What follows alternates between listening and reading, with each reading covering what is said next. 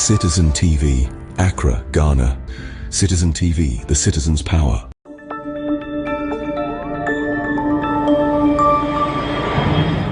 Citizen TV, Accra, Ghana. Citizen TV, the citizen's power.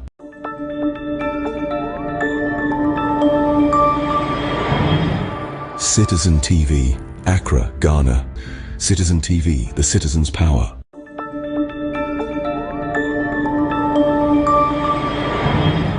Citizen TV, Accra, Ghana. Citizen TV, the citizen's power. Atankasem odi abwa koto kraba yabeto abama no a wo se meme se yabeto abama koto yenya ajabamia na bamia koto very well. So Kwame, let me come back home na yenni nkomo. Me sure say there be a lot of calls, so my trying to maybe I want to touch on this one just briefly. So the point I'm making is say sa delegate system no abusua eya dia ya kan wasem, in fact Fitimi Light TV version 1F, in fact from Radio Universe days, because there are a lot of wise people who were born into homes with humble beginnings. They can run the affairs of this nation. Unfortunately, by virtue of the fact that they were born into poverty, they have never been given chance. So I was saying, sir, delegate system, like we're talking system, Obia or yet part of that delegate, you know, as you say, Sabi politician in the kwa one time, it means to me social ni, me ko fu ni, me ko season when I mean to me galam say site. It ye do elections, and ye baba to about ya. So one mommy say 5,000 Ghana cedis, abandonment wet yaw. So one chemi television, abandonment to mouth. So one chemi fridge, abandonment to mouth. And this nonsense cut across all political parties. MPP in any case, but I'm not sure, say, even in my own party, we can deny, say, a being coso. Eti, a keep here, and a phone be bregufie. Justice Yabua, my home sort to. Cratch where shall say D and this position bed where you people like this should run for office. Come for position.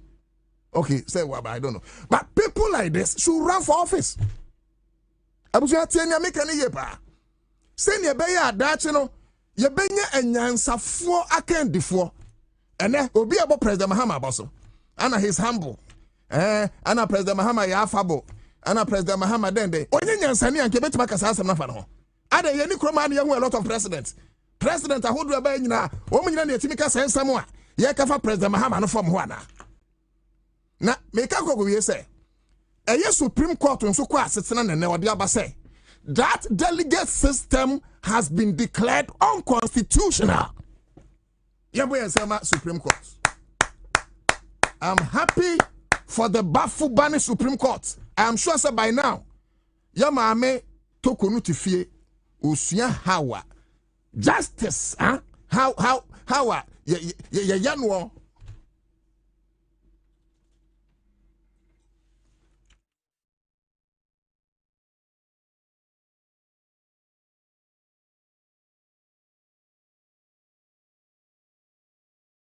iti osha adwuma Supreme Court aya Kwame.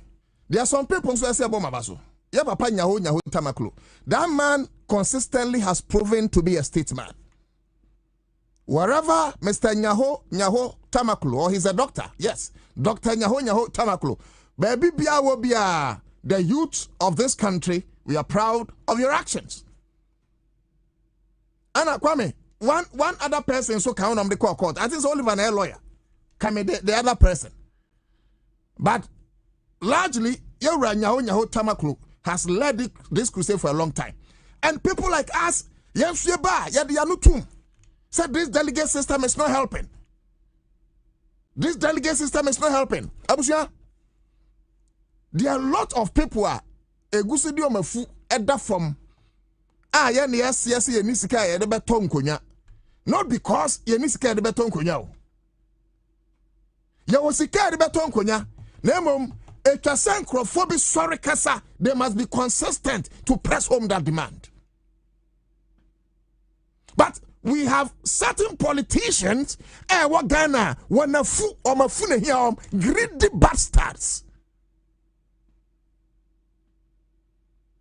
And most of them, we saw them in MPP. In the last 8 years of Nana Akufo-Addo's administration, we saw most of those greedy bastards in MPP.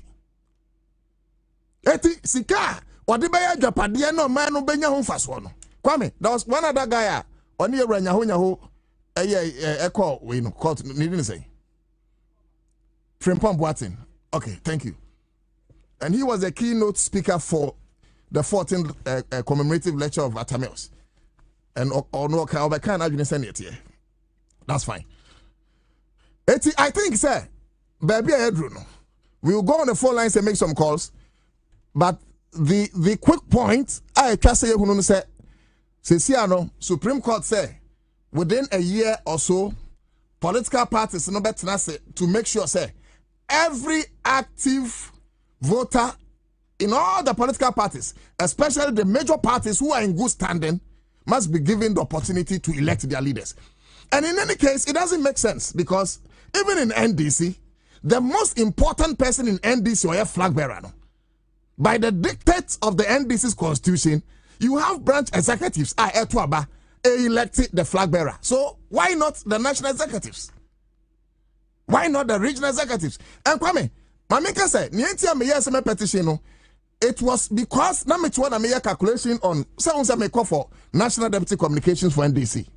Na Kwame, me calculation we no na me twam 1 million, me twam 2 million, me twam 3 million. Hey Kwame, oh here ni ba, me twam 4 million. Dabi o, a me cover scan way, abusue. Eti me nyansa nyina ka be kam tirim, ka be kam tirim. Enso bia na nkrofo bi peme.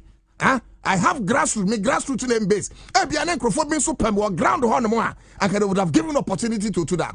But as I said, no to that any cash into no. Ebian ko ntimi nya sika to control the delegate system. You understand what I'm saying? Eti we India ya biam anyansa fo ne Jimmy fo nyina contest. And here for neska fo nyina be contest. I understand. So we are there.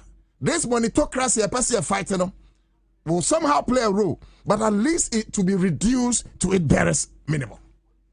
I don't know what you make of the decision of the Supreme Court, but if you ask me, it's the best thing. And Kwame,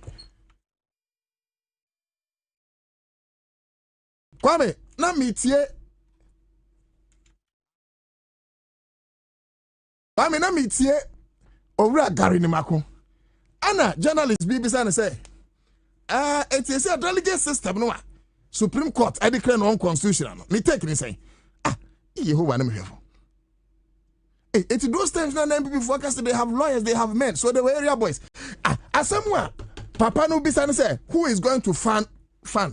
One of the fund the sa cost no.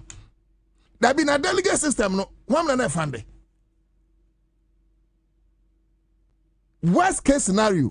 Said you so no 5 cities yeah the back 10 cities. At least those people will have the opportunity to choose their people. Say I did use back 50 Ghana. Me yet me atu abani to elect our leaders. Better since you bet to use 5 Ghana cities. Then for kuma back elect leaders. At least there will be participatory democracy. At least democracy will be brought to the doorstep of the kingmakers. One more a kura party nankasa. Enya suru ofo no abusia eya suru asia ofo no the grassroots etiene send this yen hye wi a eni je ba say wa we branch executive wa we branch member in good standing hono na no almost na be chere good standing no say court dey good standing nti party for no ana ba be chere almost dey ayi ba be chere say wo dey no good standing. But I think that it's a good thing that we must all applaud the court. Now, Act text non-verbal, or say MPP, that useless party, is a parasite on public purse. Emmanuel Do is here. Or say, no, too, even if you say that you've not committed any crime, Bamia says he's not against anyone who insults him. Nobody has his time to insult him, bro. You'll not score any point with this. I don't have those times. And we speak to issues, we speak to facts. Sebi. Bible cry say Sabi kwasi asa ne fence no ba nya ha no ye ba be no nti ye ni sa time no John Akwete say good afternoon no too me ba over Facebook and wash my that's it Bamia is more than Koko or is it what's Bamia is more than Koto Dabi please Wafake also no to that you're a young man in politician so try to take your words wisely because in future if you want to position okay yeah it's a good thing that's why me buy make clear say me frɛ uraba me ase koto me ntimi frɛ ne sa Wafake I say you lied I know to you said that hey Wafake o de onya me ade measure tankuru so no problem papaya I said that OSP is a set time for Ghana Yehowa okay Isaac okay is here I say good work Nana more fire Derek Nana mo akodi love I say greetings to my mom Dr. Mary Osi the incoming vice presidential candidate of the great NDC very well hey nkabe fatano hey na Mary Osi abeye incoming vice president and some come EP baby amami will be enchiano Richland Smart I say what the man said is true testing the sun for gold into what they want to me Papaya I say no to the champion it's me Ebenezer Mokhtar tomorrow is my birthday bro let's join the rest of the world and let's wish you a happy birthday in advance Nyakopo Nshirao my brother and my friend Mokhtar happy birthday in advance good afternoon watching you from Ansah Square that's it okay so messages coming bring the messages but what do you make of the decision of the Supreme Court for USPDN crowd the enemy dija Supreme Court say yimbim agbelimi koni mo fiamo ano ewo won ba wo gbelimi benye nushi yes yibiem entiane ho de abra but it doesn't make sense how why do you say the party belongs to the grassroots and yet you deny them voting rights? Not just say they are not kekeneka. If indeed the party belongs to the grassroots, then it should be given a fair opportunity. And we know the two big political parties are media and this, strictly you must adhere to the position of the court. But I know say court no so moratorium be except say American no correct.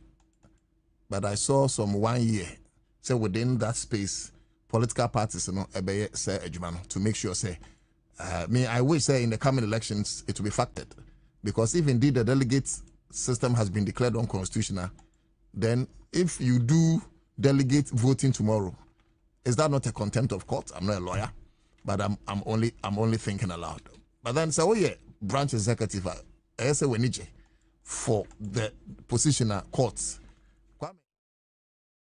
eso mo waniji for the positional court the abase afedie yebetimi abiem na mosumanya opportunity atu abanebe ade ba ko a yenim ne se development eba esan say you can for papa development can never come if we have bad or lousy leaders wherever across the globe say ye Lee Kuan Yew Singapore ana Abdul Rahman Malaysia ana say ye George Washington, USA, wherever you go across the globe, leaders are one year good leaders. They made their nations. And until over President Mohammed Dino. Yeah, because he is proven to be a good leader. Now, some leaders, they are not only born to fit the office of presidency, but they are even born to start the cradle of development. And it should start as early as so nipa akonokra a class rep or class prefect. So whilst choosing class prefect, the monitocracy no asay impanyimfo adwenma se kwame unimwa it had entered into the student fraternity. And even those times so be per class prefect krampa or toto fecheche say krono agene no ye swane ye nyini eto school prefect ye toto fe na ya teacher because na me contest one of the Osino secondary of course me ko Osino secondary school the best school in Africa na me thought of fear me teacher say krono adwen no eno na ye de atete a e wait him at the time na e mu bedwene say o thought of no teacher you are convincing them. Little did we know says how you want to buy their vote. It's all along most of the times, the things we have been doing during elections, is to buy the conscience of voters. And not because they want to vote for us at will. You're talking. So many 2,000 Ghana cedis now. 2 more because you are competent to. 2 more because what penagene. And Abushafo, especially here at Tuabano. And Nuntina also offer MP na on Fano. One fine thing. That's what you are. And Nuntina offer minister no also on Fano. And Nuntina offer president na also on Fano. But I cannot say because these people come to you. And unfortunately, Kwame, Omukrampo kind of Kranian to Abane Momo. Your problem will be try and throw. That is the kind of a system we have created for ourselves. The politicians they try and throw no. Omuna vote no. A taikos ropa. Or per politician back and say, a real yesterday, Motu Abamamia, a real every part of the sky made the air condition, Babo. One him say no crow, but Obetu Abanaman. One per politician back say, a quite way the agent of development. Largely, the MC or DC is supposed to be the agent of development. But as an MP, me a facilitator of law. However, there's one quality of an MP. Then they say MP must have a lobbying skills. So when I go to Parliament, I'll make sure I lobby through the ministers in charge, through the president, whatever. In making sure I will deliver the development on my 20 years. Open your data no. One district, one factory, and so factory be any hot. One village, one dam, and so dam be any hot. Ma min kan komo so na me ne bra panin komo Oliver Baka Vomawa Esquire, one of the few guys in our country that I love so much. I love him because such few guys I imagine say Ombeko Amagana, and I think that people like this must be commended. Mira, me yama wakwaba na yamwa ha Emra Accra 100.5 FM. Bobie me Joso na opa masam sana ya mfa me mabio no ade my ode. Interestingly, anka minya anka Bobie na agi short we na no to dako. Na no to dako na wo ho. Me na mo ho but Bobie de ne ka kire no fa wo no obete fa wo no. Na bibia bakọ de mira. Na mi adom bibia bakọ na ozo hu ye. Ya mi adom say unim say me feel pa. Oh me that's be brave. Yo. Me patrol lawyer Ansah remember file law forms but egusu of them. See mrade me nyade. Bomodi afako. And you bet my overview of the whole story. Okay, any beji on the fallout of the Supreme Court. Wait to me. But your boy. Na me fee Supreme Court, me sambe sin ko another court in Zafena me work kwans into obi ti the debut work kwans so na ka mu na metin tia. Asema ye the Supreme Court ne say so wo hwe Ghana se ne yeto yaba ye di yi omampanyin ye di MP for na yaba ye ma ho kwan ma obia to bi wo hwe tamana ayi abrofo bone be di so numpo no tama ye the elections ba Ghana no na first when to poll tax ye ma ho kwan ma wo nto aba ba ye na na mo ko ho ama e ba ye se Ghana ni bia o ye Ghana ni ubetumi ato aba na ye de 1992 constitution ne ba ya constitution ne say ye betumi ate political party na political party no parliament any kwan bia say obetumi ahemra say Ghana party country sani ye no wo Kwame Nkrumah bless no say na multi party democracy the party ahodro etimi hihye ho na omopre abato ma yi mampanyi na say yi MP the constitution council say party so no say no organize ho afa no as I say internal organization so no actually democracy just fa democratic means and as kemi mamin kebi amamu na yedi bu oman so no enedi e political parties so internal processes ye no now since 92 as show mo na achichere processes ne say okoyi ebinum nkwa no mo find somebody ebia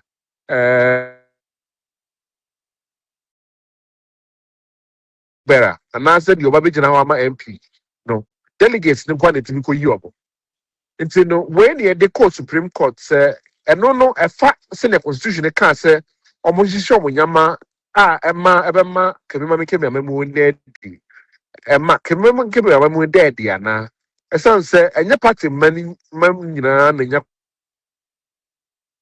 eto abani bi ene de ko dan supreme court yewra Professor Frimpong Boateng nyaho tamaklo yewra Professor Boateng former minister MPP abreso Dr. nyaho tamaklo founding member of the MPP and Dr. Christine Amwakunyama council of elders of the NDC and omo plaintiffs like represent your Supreme Court now sure if Ghana for mpanyinfo yi a chisomo abobo brebi no mo hwe Ghana senior delegate system ne se kona na ha mo asefem kakra eno no mo come ho bom se yen fa party ensi yenim se ne be ye akoama Ghana no ye be ye ho be bom ade asem na ko Supreme Court ene ye dan Supreme Court ene abeka se parties no person mo yi flag bearer ana se MP obi obeko MP dia ena obi a o party no mu bia we train dues ne dia se ko owo ho kwan so no so betimi to abani bi okay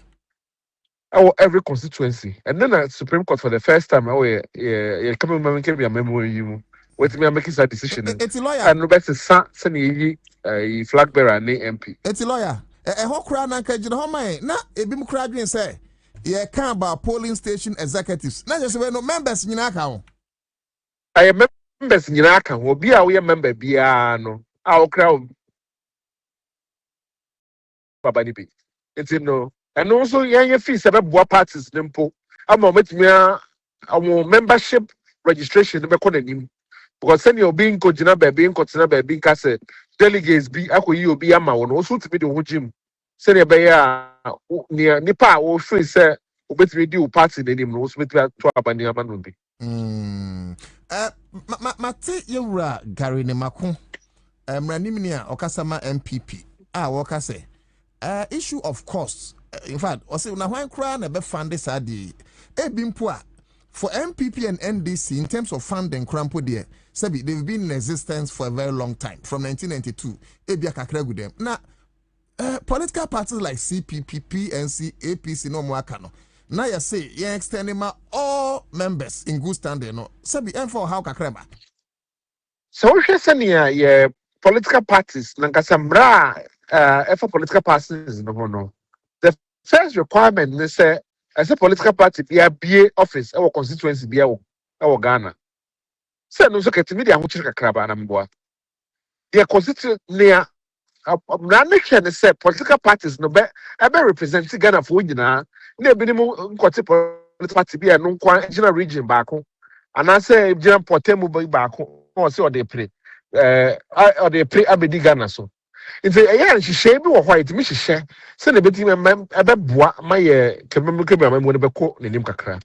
Na ni first time political party be a try say pen. Say NDC say no 2015, almost try be a crime party ni be a to aba. Am I yin confirm my ne a majority chief whip or yet the femme or no more on the badge no more parliament and man be new people.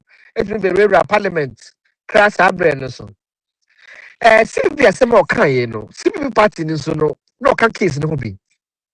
Although I said by no, Omoka say ampa, I had your mum fee seven bois, can mamma cable, my moon never bore more party so because the best show crying, Mama recruitment drive up more members. Then my party in goody and Grofumi and Sabin Sam Grofua to say almost time cry as pine poor mum best on the court. Into the BMO be a babu mum. No more cats there. Court the mom like a crack. Send a bay almost a bit of show me. Then no court this year, 1 year. Send a bit of show when your man's by 1 year time, no dear. No much should be here. But in Comono about say parties no bet me a funding.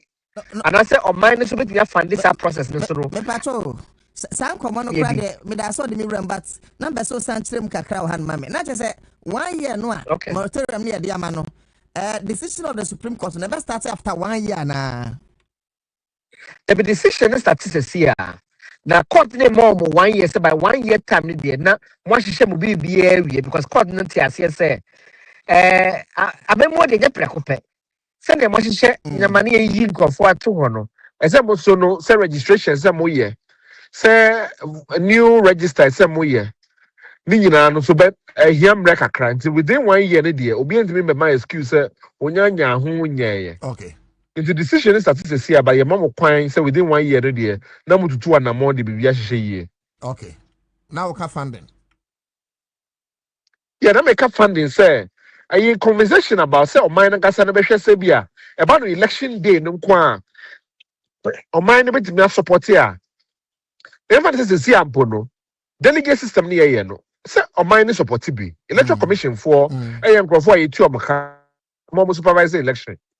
Yes sir. No correct. Into no voter registration process na ebia na wo register as a voter nimpo no obetimi indicate say ebia be person me join PC na MPP na registration na ko no wano near the details ama political party no na say ye hodi a primary election na electoral commission e ba or the same register number or the same police stations nso aba now or the on police station executives nso aba aban no bi so betnya so omu nyina parties ni nyina no so beba ne say nyina ebeje atum say bia one day dey be yi ahihye say Saturday we the political parties nyina yi omo flag bearer ni omo candidates so a say dey betnya ahihye no ama course number fam so dey betnya ye but the most important thing is say ma obi aho kwan na ono so ntiminya kwan eto abani bi na mracho hanom so sambo enkakra ye credit na ye ka asanka all forms of elections and ye koto region normal to be ye koto national executive elections normal to be and so as ye tete say limited me pacho enkrofo ben so sana ye beto mo so aba only you can say delegate system no unconstitutional ye case I the call no gina MP any presidential candidates nkwan so and party chair any party executives internal say I don't know you focus on the main president name MP. Man, show the NTR. Okay. I want to say answer now the best Udi Assembly than the Supreme Court. I say which Supreme Court is a constitution no. Then the chance delegate system the Tiamra. What you say? The constitution in country in far party internal delegate system ho. But the work can be a fan only yet saying you see MP. They say you see ye president. We say you gonna ye to about ye president ni MP. Ye ma obia ho kwan ma no koto bia na meboa. I don't know the constitution so. It's a no so near share can say okay. So our constitution and country and fa party chair ni internal executives ni mpo at least a band of president ni MP the constitution no actually kwan so a yemfa yi omo. In that kwan no so na say party for no so far. No mo fa yi MP any president. There no dear, and yes, I just say yeah, but senior any constitution the Muntini and the Minion so can be a any. What am I saying? But okay, Mintia Siemono, a China say no, Attorney General Ebema press conference, constitution review process na Yasha seeing him. And no, yeah, the process I shall say, best is a constitution, no baby. It's the idea not Supreme Court can. It's me extending the whole election system for party for you now. Send your baby, said no, I'm gonna for swap. You bet me, you be a fire constitution, who I bet me money. I dare declare, say, the for party, no, you know, man, your seven, no, so no. Say, you to me, my party for men, to be election. Council. Mutri mo popotin etia na mo pese when it comes to the flag bearership any MPship no you declare the delegate system unconstitutional. Mutri mo what were the main factors why you know even though you fair no anko dani court because when me go catch the court say because delegate system no e ma corruption e konanim the court me catch us ma say o minor shebra say bribery no etia efomra ya fan facts akwan so even though say eni ne yetim popotin eni che ye call court no ye kan ye case no kwan so bit ye court ne de a yɛbɛtumi akyerɛ constitution nim sɛ wohwɛ sɛ ne yɛyi MP na wohwɛ sɛ ne yɛyi president na constitution no ma ho kwan ma Ghanafoɔ nyinaa to aba nti ɛno nti partyfoɔ nso ma ho kwan ma obi anto saa aba no bi nti ɛno ne yɛgyina so wɔ court but nokora nim yɛayɛ nim sɛnea koko season ho ama party delegate system na akɔyɛ deɛ akɔyɛ na court no mpo no their court no readi ɛnɛ no ɔmo agye to mu sɛ corruption agye delegate system na afa so ama na atete apansan ne nti no ɛno koraa hyɛ ɔmo nkuran ama ɔmo fa kwan na ɔmo fa so ɛnɛ no. Adeɛ baako a na mahwehwɛ maso kakra has to do with what we call monetocracy, or others call it monocracy in Ghana's politics. And I think that idea and then of a VA crana make us say Sabi Mimum Penny but you here money ritualists, cocaine dealers, any Sabi arm robbers will take over the reins of leadership. Yes, and say and Ansah yeah, sure say that. Now make us say flag bearership, no, any MPs, no, say the same circumstances and a government woman say. You extend the electoral college, nearly declare the delegate system unconstitutional. Then what about electing a national chairman of a political party? So no, so I know you are dream, pa. Me know you are dream. It's the first thing is say when you into an amount, who send your coin chere. Say the Supreme Court a chair say a idea ye katashi say no so between jina so akasem ye two.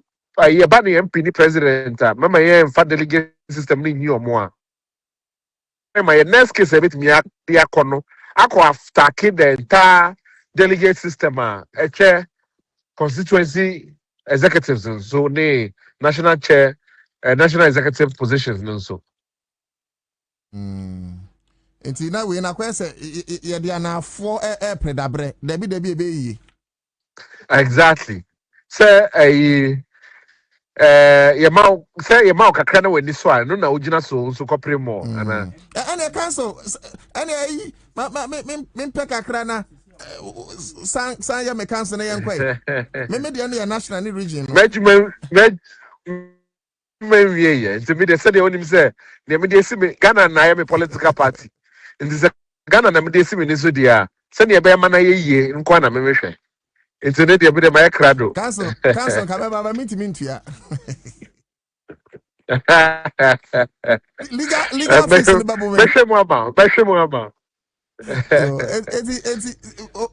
last words on this and let's say sir what does it do to Ghana's democracy in fact dear ben and a brain now are there other negative a year a bit many free months one when him say by next year say na Ghana did 70 years. Me feel say decisions Supreme Court after you know. Ebe boa magana fa into my afra. Na ye boni ye ni die e bia na we aba no so no na ono so hihye no different. Say bia seni ankrofo so befa anase kwan am be person mo fa so asai we so nye hu ye. But me hope ni se kwan ya kire no so no e be hye ye nkuran na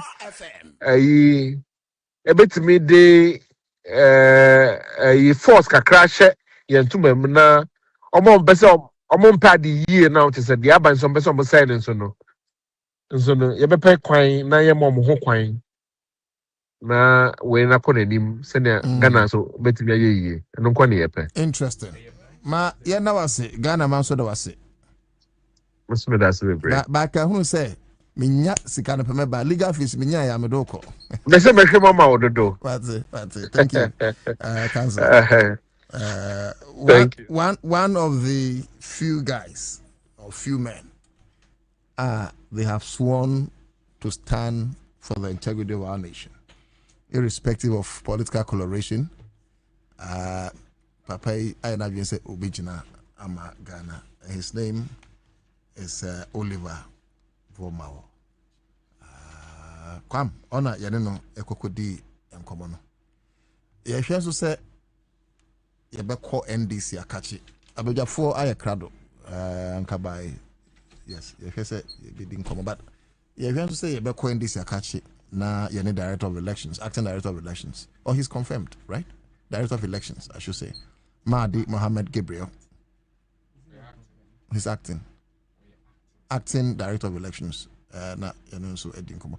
Me no can say there. Me bra Justice Yeboah. Eufia, President, Progressive Youth Federation Ghana. Sanso ana aye Buachi Jan Kweku. And so Eufia. You relate with Buachi Jan? Oh no. Oh, okay, all right. So Buachi Jan Kweku, and so a member, and this National Communications Team member. Me hear him say, me chairman, national chairman, Samson Asaki Awingobet. The car chairman, what can the car chairman say doing Ketia? Or no, super. Samson Asaki Awingobet, national chairman of PNC, and so Babe can't hear home. Ma Minchia Miura, sorry, Willie Mens, right? My Minchia baby, I will be Michelle Nyakopo in Strapa. Kwame, Greco, dear, fair na bana. Because Miss Ase me a semeka. Dano say me frère Yewra Jina Poppy Macintosh. Say on person mugu minister ni mwase. Inti yenfe district director. I don't know about Momo area. But don't know. No, they are national. No. Na sada no de omudu no maso. Omudu no but me friend na nche no mfre district. Who some friend district director no area no. Wanum biem. Inti say forta. I don't know.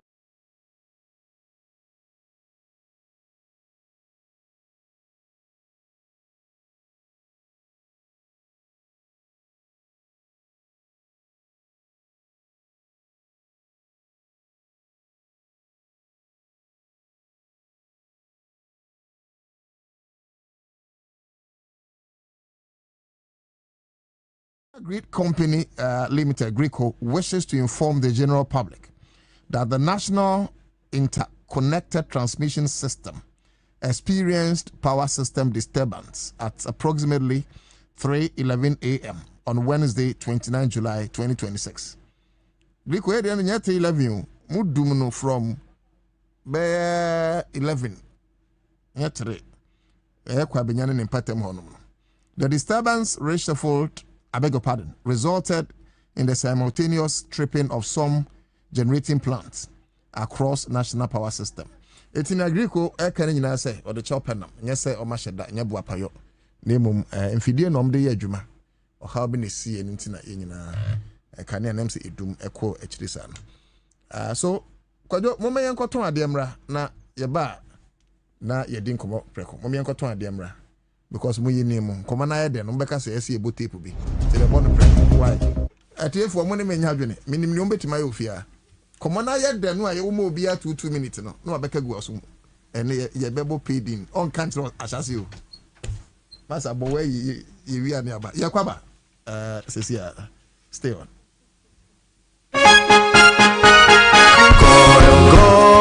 Good energy powers the things that people do to empower themselves. It fuels families, communities, businesses. Good energy fuels nations. It gets things going and keeps them moving. Good energy isn't just what we do, it's who we are. Goyle, good energy.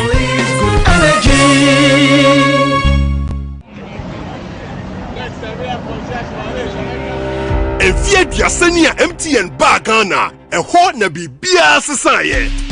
Afi say ye di infiedia santi ye cha dia big time. Ye di MTN at 30 promo na beja. Toyota Land Cruiser Prados makuma konkron. Ena sika pebro 10 million Ghana cedis. Ni ye keka humpi. Ena ye di chiche. Connect with data bravo MTN so. Ye video calls, browse internet, fire business. When you now for no ebus ye ninkita hu. Connect to MTN fiber wo fie. Masika sam no koso wo momoso. Na ko wenim. Isansa na mombia ubetu no hunya. Ghana Muma for MTN at 30 promo in the MTN via dia Sanfish Adano for MTN services a hutwo dijuma nya points be ne dia chedia kese wo benchechemu a for star 530 hash ana combine MTN app no so kaisan hihye wo hu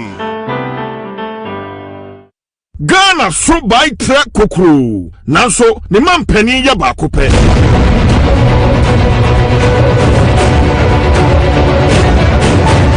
One big Ghana, only one president.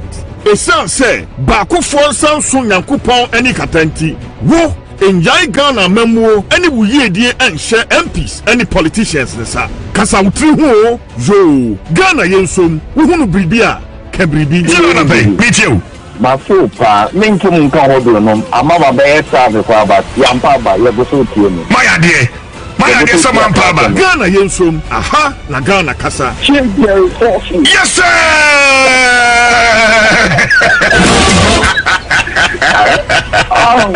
oya timan ka oya ba ko na kagum onu bo no kwa kasa kagum ma o ba ke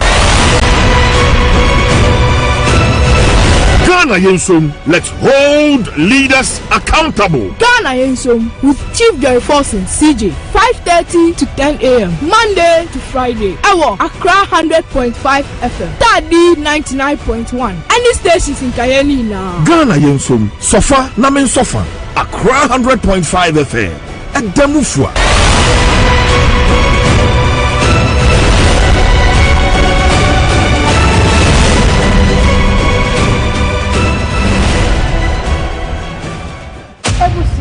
Debianko ena debianso eni dia eba watu asase udane wo ho ayasan ato asase no amanipa foforo ukwa asase no so no na langas edi kontimba eni etuo edi wechi ana wodie woni beema bi abobra abre aye japade esi ni yie waka wasi abonten ema woni enkwala no ebre woye beema enuonyamfo a woni oba bia wo hwe enkwala ne pa etua wo mu school fees ehwe wo mo nenso oba ne se wodi wani nkosua ebehu nkwala ne die ompene na nka wo ye wodi hie bi ba wawofuo ewu eja wejapade nanso ebusua panikin agye japade no atena so ama wo bre ana wonti ena CTV yede masamuni edumedie aba 85 production numbers 0276 338675 na freye na yenshow ye chikwan e wala bone ase na bra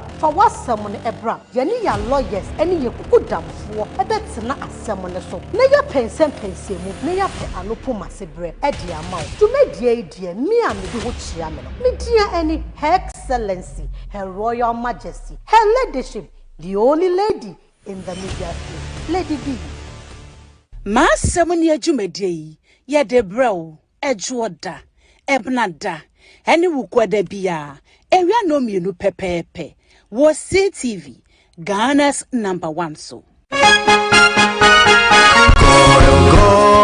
Good energy powers the things that people do to empower themselves. It fuels families, communities, businesses. Good energy fuels nations. It gets things going and keeps them moving. Good energy isn't just what we do, it's who we are. Goyle, good energy. All right, so that's it live here on Accra 100.5 FM. Time to get engaged. Bobie Dinkomo. And some who here, more mind Ghana and Chichiri. Yebeboama Ghana fan to my prefer. And na ABC Nikoso Apaso na Ejana Basanistre. Two gentlemen here in the studios already. My brother, Hunacha, Justice Yabua. And interestingly, he's looking too dapper. I mean, how are you? Anyways. No, so when it was I mean, just be happy. I mean, Justice Yabua. But Ope and Yasa he's one of the guys in with Mako Ninja. So Justice Yabua Ufia Buatijan Nana and Sufia Empanifo saying near that a punity a Supreme Court dear no. But OSP dear the minimum send to me I can be up. And I mean say won't to me as no no be catch him say won't to me plead. Is that true? Me but say will be say on the way free a year but prison but say or pap president how much ready yesterday I don't know catch now okay or no say what you say already and the AI in sense internet makes sense internet maybe someone because AI but who dia me who AI in fact me who obi na kama mete na wo chassis Babuach. Yeah, chassis and we dey say akwaba na mema mo initial commentary. Wa my kwa me anchia what. Oh, munchia kra nsa na ye. Say ha mo mu fie. Yeah, what tiefo nyina. That's right. Na said your kind, say ye drew bra ye de ebeto aba internal election enti Supreme Court ruling ni ye beka ho asemi key ingredients and I think say mama fa kwanya we so na menchia watiefo nyina. Okay. Na obia o tie bia nso no bechia no o mechia o nyina mentimi mu bodi enti eno ne de wo ho Mr. Nana enchia bi ho na woni enim nsem ansa na concept na nkasa ye be ko so achia atifo ne adofo a wonya brani adaje de ma Accra FM na mensa fa kwenye sunchia mi a mepeni ba kwa onsi mi from kra na susu mi muka kra Peter Mensa hey Peter CEO tema shipia obo ejuma gidigidi betene nkache obo ejuma mi kwa me don kra be ma chia no ba bi obi a me fa kwenye sunchia no na senia mi nua penika about 12 na we no ti ma menchia o yes ma menchia o udi edu echi kakra ti ma menchia o na all the contestants nso a o ma twetwe o muti me akasa nso ma me call constituency communications officer for Jama South so do we know yes enti o de nye case enti me so Jama South in the Bono region ti Jama South for hwe wanim adwuma o ye e won kran yes sabi me ye ho hosan ye wo ha no apart from that nko ha yikroti yes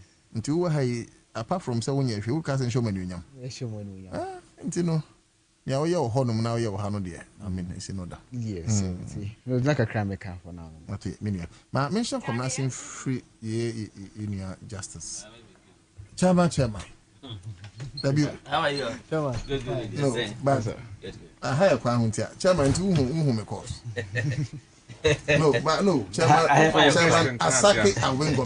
Wala. Bambenjia no. The chairman no make couple. See. Chairman second August now, yeah launch you know. And then they won't come Maka, oh. Yeah launch Makawa. Oh, but come on. Makawa. Chairman mami be come up. 2nd August Sunday here coming. Sunday. Coming Sunday yeah. After church service. Atade kakwan. Still wa onim. Akwara di watu. Soda. Akwara. Me say me bo me hu musu ko chairman. Pass wa baba hu. Na we dancing. But MC ya ho no.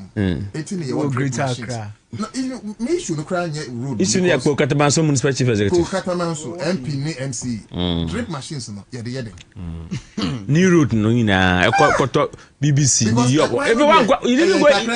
One go inside. Yeah, but drip machines ayo atadeka wallahi o se me ma no bi o se atadeka de se o ntia ya obi o se atadeka de se o de ontua ya o mutimi nana ye juma ma ye pa ye bre sa kwa no de ye bre from 22 na kwali na me kasa me sia this no ada mo president mama be bekati so wasentiu no ene me kachi on ma drip machine mbra on fa lateral on obetwa na on fa lateral or say engineers they say in Suyoto and I say this is the right time. This is the right time you should come and do so the cars are faster than the better much, you know. We say engineers no so but I don't know what happened. Oh, but it's very terrible. If you see terrible. Mahama make I can't say or making room for with the operation of the drip machines and let me borrow your words. They see and drip machines so sanka drip machines be amponi hwa and give it me aka with a different name. But wait there we have advantage of drip machines and it's not like under the MPP where the machines were there but secure the better fuel. We credit 80% allocation of the ECF. It's gone. And MC back Ukraine Kruma complaining in some cancer allocation. Now say Elikuma Krugu, what be tried on the Kwabina. Exactly. Miss Opia, Mamma Fadis and number one of friend. Met my friend. Oh, met my friend. Met my friend. Number one friend say 22 new road no so no. Echo Ataraka call BBC. Nina no. New York no. Oh, you saying it's very bad. That is serious. I just say Ukra. Kakesi. And a senior to Kakesi. Oh, you can't say Basu. So you should have that's a hombre. Oh, you should have Basu. Anyway, that's just bad. But, Chairman, I think say Rebecca wants a brab. Say MC, you know, so. Oh, yeah, very nice gentleman. It should be also. That is a critical reason. I was saying English or no, catch up in English say. No, do it now. We should do it now. Why not see the missing me? No pity. No, me and you pity. 80 Atadika BBC Quino, Punkataman. I got to the two, no honor. MP for duty. Oh, duty constituency. Oh, senior with the Wadama. And may more President Mohammed. In use to dream machines. That's just by the way. Chairman Akwaba. Yes, my mission say in common free Brad justice or justice directing into your okay Akwaba I love this guy. Oh yes here with the near who are Supreme Court decisions. Oh yeah. You see a good news. Na mamenfa akwanya we so na menka say NDC as a political party is not against it. Okay. So bekaya. That is why me personally, that's my personal view. Me political decision ever since me joining party. General Sidun Ketiye pushy. Wrong. From 2015 till how many years? 2016. 11. Say or 2026. 10 years. 10 years. Okay. 2015 till 11 years. 11 years ni decision ni the position ni. 11 years ago. 11 years ago. Now the position ni. Okay. Reason being that one, we are all talking about monocracy in our democratic dispensation. Like you rightly said, say, yeah, and you're careful. A time will come where drug barons will take over our political space. That's right. Because call election, what it entails. And some people think, say, because of the delegate system now you use, and until ma sa and so he was of the opinion, say, and a sad tear, Yama party member bia quine na on twa baby. Na enona Dr. Nyahau Tamaklo, Professor Frimpong Boateng, and a Dr. Christian Namwakuniama, we so from constituency. Yes, so from constituency, Asante Achem South. In fact, he was one time parliamentary candidate, I think 1996. Or 1996, 2000, Cheramatin Bai, and she became Deputy Minister of Agric under President Rollis. Sam Pennyformi and Sanway, and they call Supreme Court, second interpretation of Article 55.5. Article 55.5, what does it say? Article 55.5 say.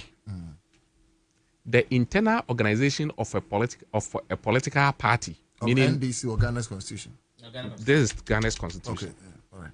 Or say the internal organization to say of a political party, in this case PNC, CPP, NDC, whatever, shall conform, and this is shall. The emphasis is on shall conform to democratic principle. And Obi Bisa say, what are the democratic principles? Democratic principle, they say, the first core democratic principle, and they say there should be popular sovereignty. Now, popular sovereignty, nature say, Ubia all inclusive. all inclusive in deciding who leads us. Okay. 55. What's the difference? Yes. It is a sign constitution that can now koye mrase there be no bia be deciding who leads us. Name some of them there. Okay. And yet the political parties were acting unconstitutionally. And all the constitution also say any law subsidiary to this constitution when you supreme. Any law like political parties law, enactment in parliament and all that say inconsistent to say we with the constitution, that law is null and void.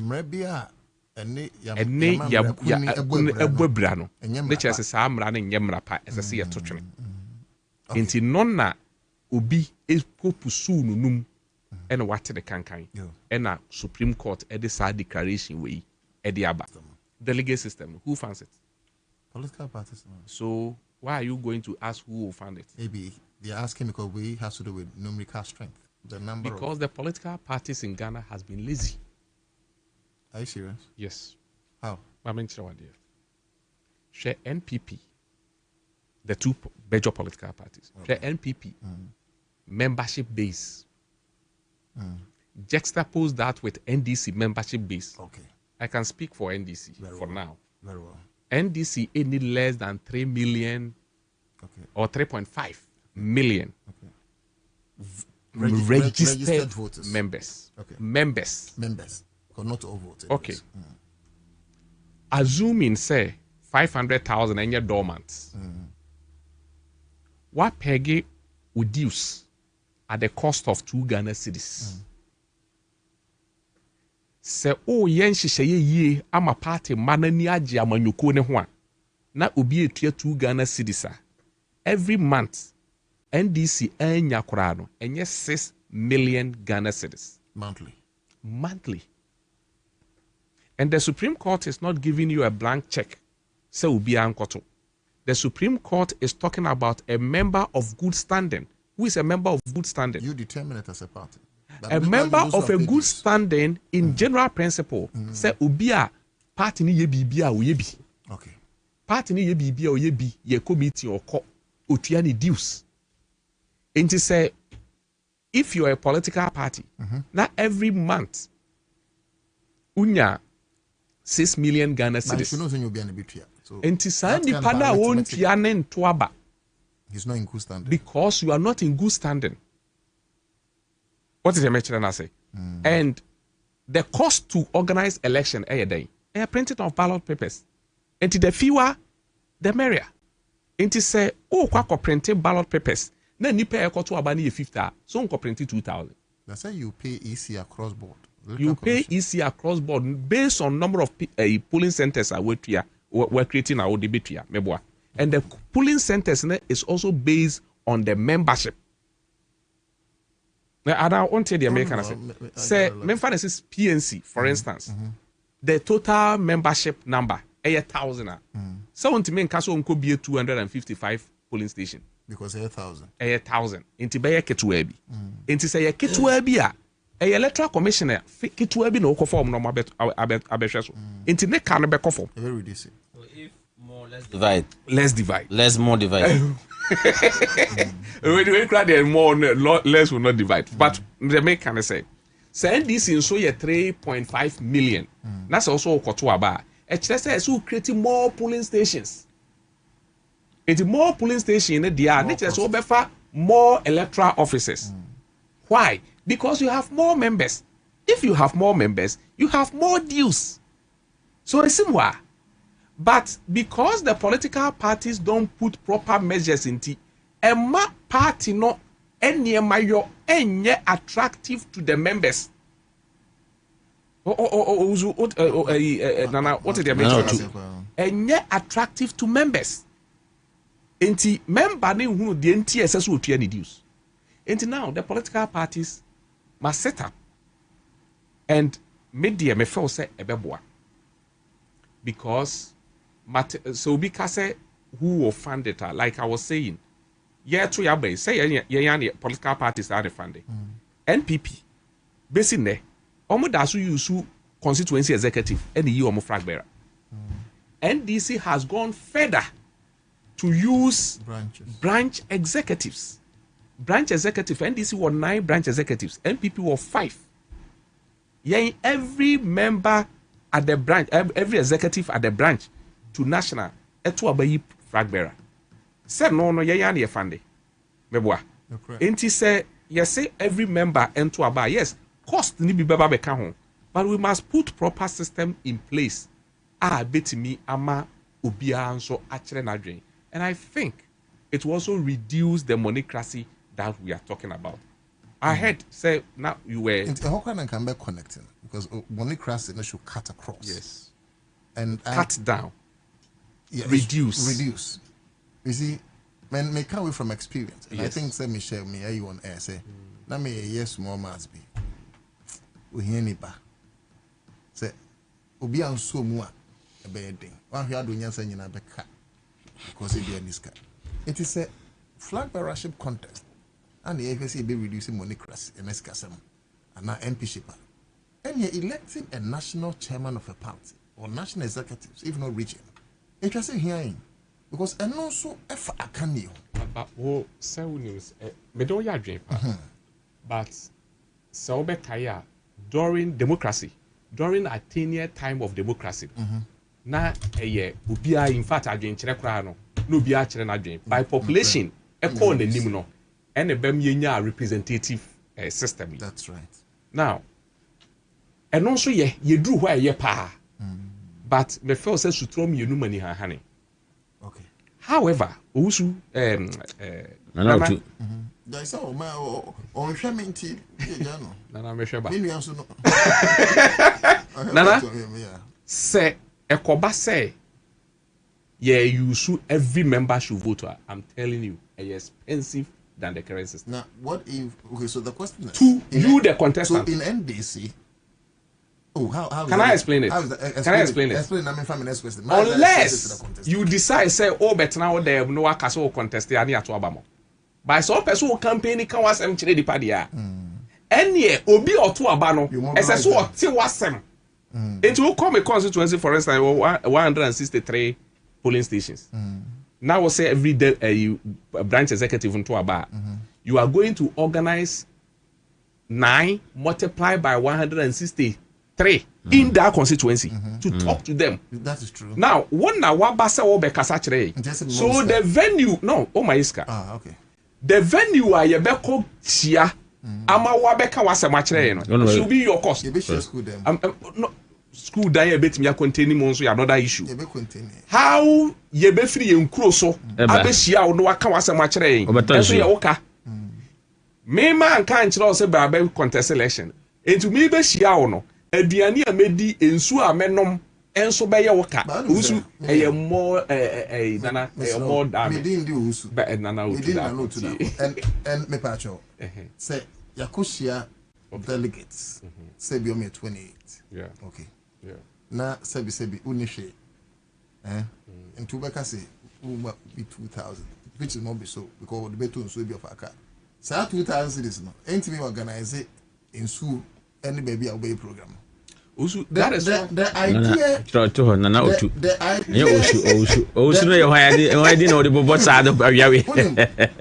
The idea no is to reduce that monocracy debt and give participatory democracy to the people. Article 1+1. Or see, to me, if from Amphone, power emanates from the people. Yes, that's it. And even in NDC, you just said, say, your branch executives crying Momutuaba, a flag bearer. If the most important person of NDC, a year branch executives, and a two abay you why not national executives? Oh, I also mean, can't say what's no. And why not do Usui? Nana, too. Mimia, Shamanim. Me sure I do my back. Men can't say what's up now, what can in. Okay. Men can't say. But democracy grow. Say, Osha first, and the in NDC, near collection. Acclamation. The acclamation. Yet, Miko, she has said, ye per se, a watching giant. Echo. Nana also be call organizer. I won't go back. You be call you be koshia. You page monsa. Hey, you so press or so press with you. And yes, you call ya you better aba. I feel the entrim. That is why NDC, as we speak, every branch constituency, there were 28 members. Okay. At least. Sisi I work power there about 29. Okay. Constituency bia presenting the pakura na 29. Okay. Because DC ka ho. Say our former DC wo ho a o ka ho. Your former MP wo ho a o to aba. Current MP eto aba. Enti constituency bia nipa mfiri mu amare kura no enye 29. To multiply by 276. I think said the party has moved further to certain level based on preparation our party na ye. Because also say okay say nana say okay say enko organizing ma every polling station executive enko to aba one sure the political party cannot organize the election. But that is happening. Polling station for to aba flag bearer. How do you do it?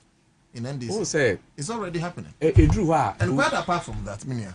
Say delegate no senior. Delegate no say aha Ansah no mu a. Metima to TV amobia.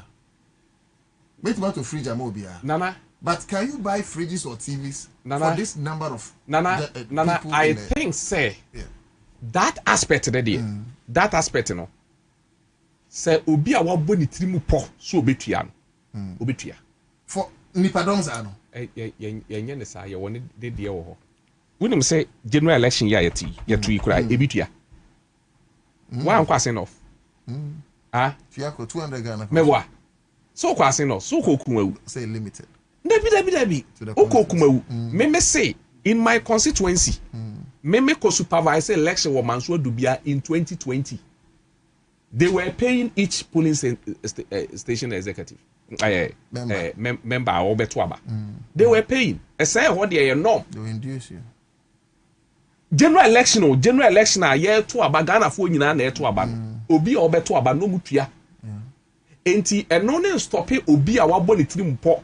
Ese obedi bone but ye betimi aye mra sa mra ne be prevent wo and I'm happy and among NDC as a political party 2 year ebra ye koto ayawa so east election na ne de be ko by election e kire say party na nwene yesen hwe ye be ko 2022 election party ni issue communicate say ma aspirant bia anye billboard kese okay ni nyina ya namon wa ye to the prevented that ozu Nana sorry me no ka say don't worry for the moment don't worry Nana me no ka say say political parties be ko election me ma contest national election yeah ukoshia constituency a yetimi tua 2000 edema constituency Okobe constituency will be my vice chairman if you're Fonse. Okay. From Fonse to Jaso, in and out, be 50 Ghana cedis. I agree beside me. What's the WW? Make of Fonse as Santiago. Okay, okay. Up me secretary if you genuine say. Me chairman if you bogu. And I will question your money now with Jaso. Acquire campaign. It is a now more 2000 now. Ye depa 28. So almost check as transportation part. Yes. Yes,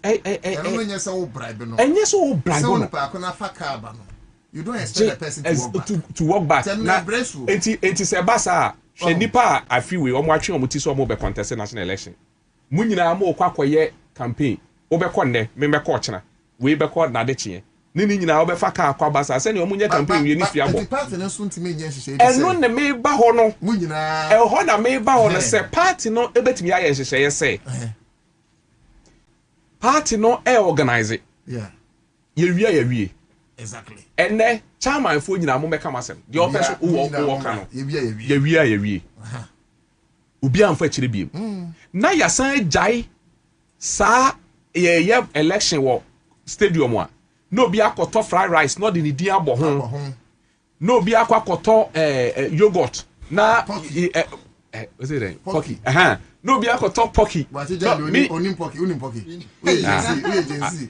we pocky there be pocky they say ba e point che onim pocky there I don't pocky oh who pocky That be pocket. Put him Pocky pocket.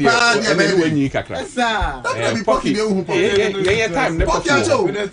Yeah, but was come on, you chucha farmer kumuno. And I stop you ho. A farmer. Yeah, but what was car? Yeah, you got to farmer can I trade ya. Now we don't feel na ni di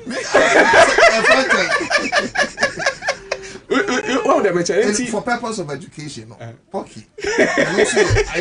Ice cream near one the colors. Didn't hear the second trap. Now you try to be a person. We try now finish. That's what hobby tongue. But enti Nana, maybe I feel say ye bedru ho yen kakran kakra. Ye shall see free baby. And ye aba bedru ha. And I ye ko. Nim say ye bedru ho. I ain't chebiano. Say political party ne NDC, ye pay setters. And ne semi fa phone. Make me a direct code. I'm going to say what you dues. And I soon to dues. And the dues now is collected at the center. The aka SSA ye say, ye ma dues need to ya kono. Ma party need to dues wa. On ye won't say adentina me to dues. Me kai brand ye better about 20-24 years. Near Chair President Mahama T-shirt. Okay. And the Amma branch executive said in a budget here. The first place was in Sawam. When we say all this far, say a fair party executives. So mumble meeting, omo pese wow free meeting. Bibi. That is the notion. And I asked. Yes. At your branch chairman. We a branch chairman who a treasurer, maybe who a secretary, treasurer here. So no Kreska. Or Kreska. Now all branch only one city. Oh, the yen so ye can hold now massa de ne koso. A sorry a ye. Say a fresh software free a sorry branch. Now oba secute and our district name money sikanko. Yes, branch na unit now free. Omone sumano. Into the lorry fair back why a branch in a secute no. Well, but Oba bedrew political party. I say my branch for the what because of political statement. And your political statement, a crocro. Yes, a boss, a crocro. Now, pressure in now could go constituency for so. I'm telling you. Pressure what constituency executive so. I wish say what you will be in their shoes. Also, Nana, so sorry, I pa. Ubekwe ye weekends. Member bia wa ebibi wa. Opeso invite you. Opeso ba. Obianso monska ni nyina obebo nsawa. Constituency executive o. Mewa party ni ntuadeka.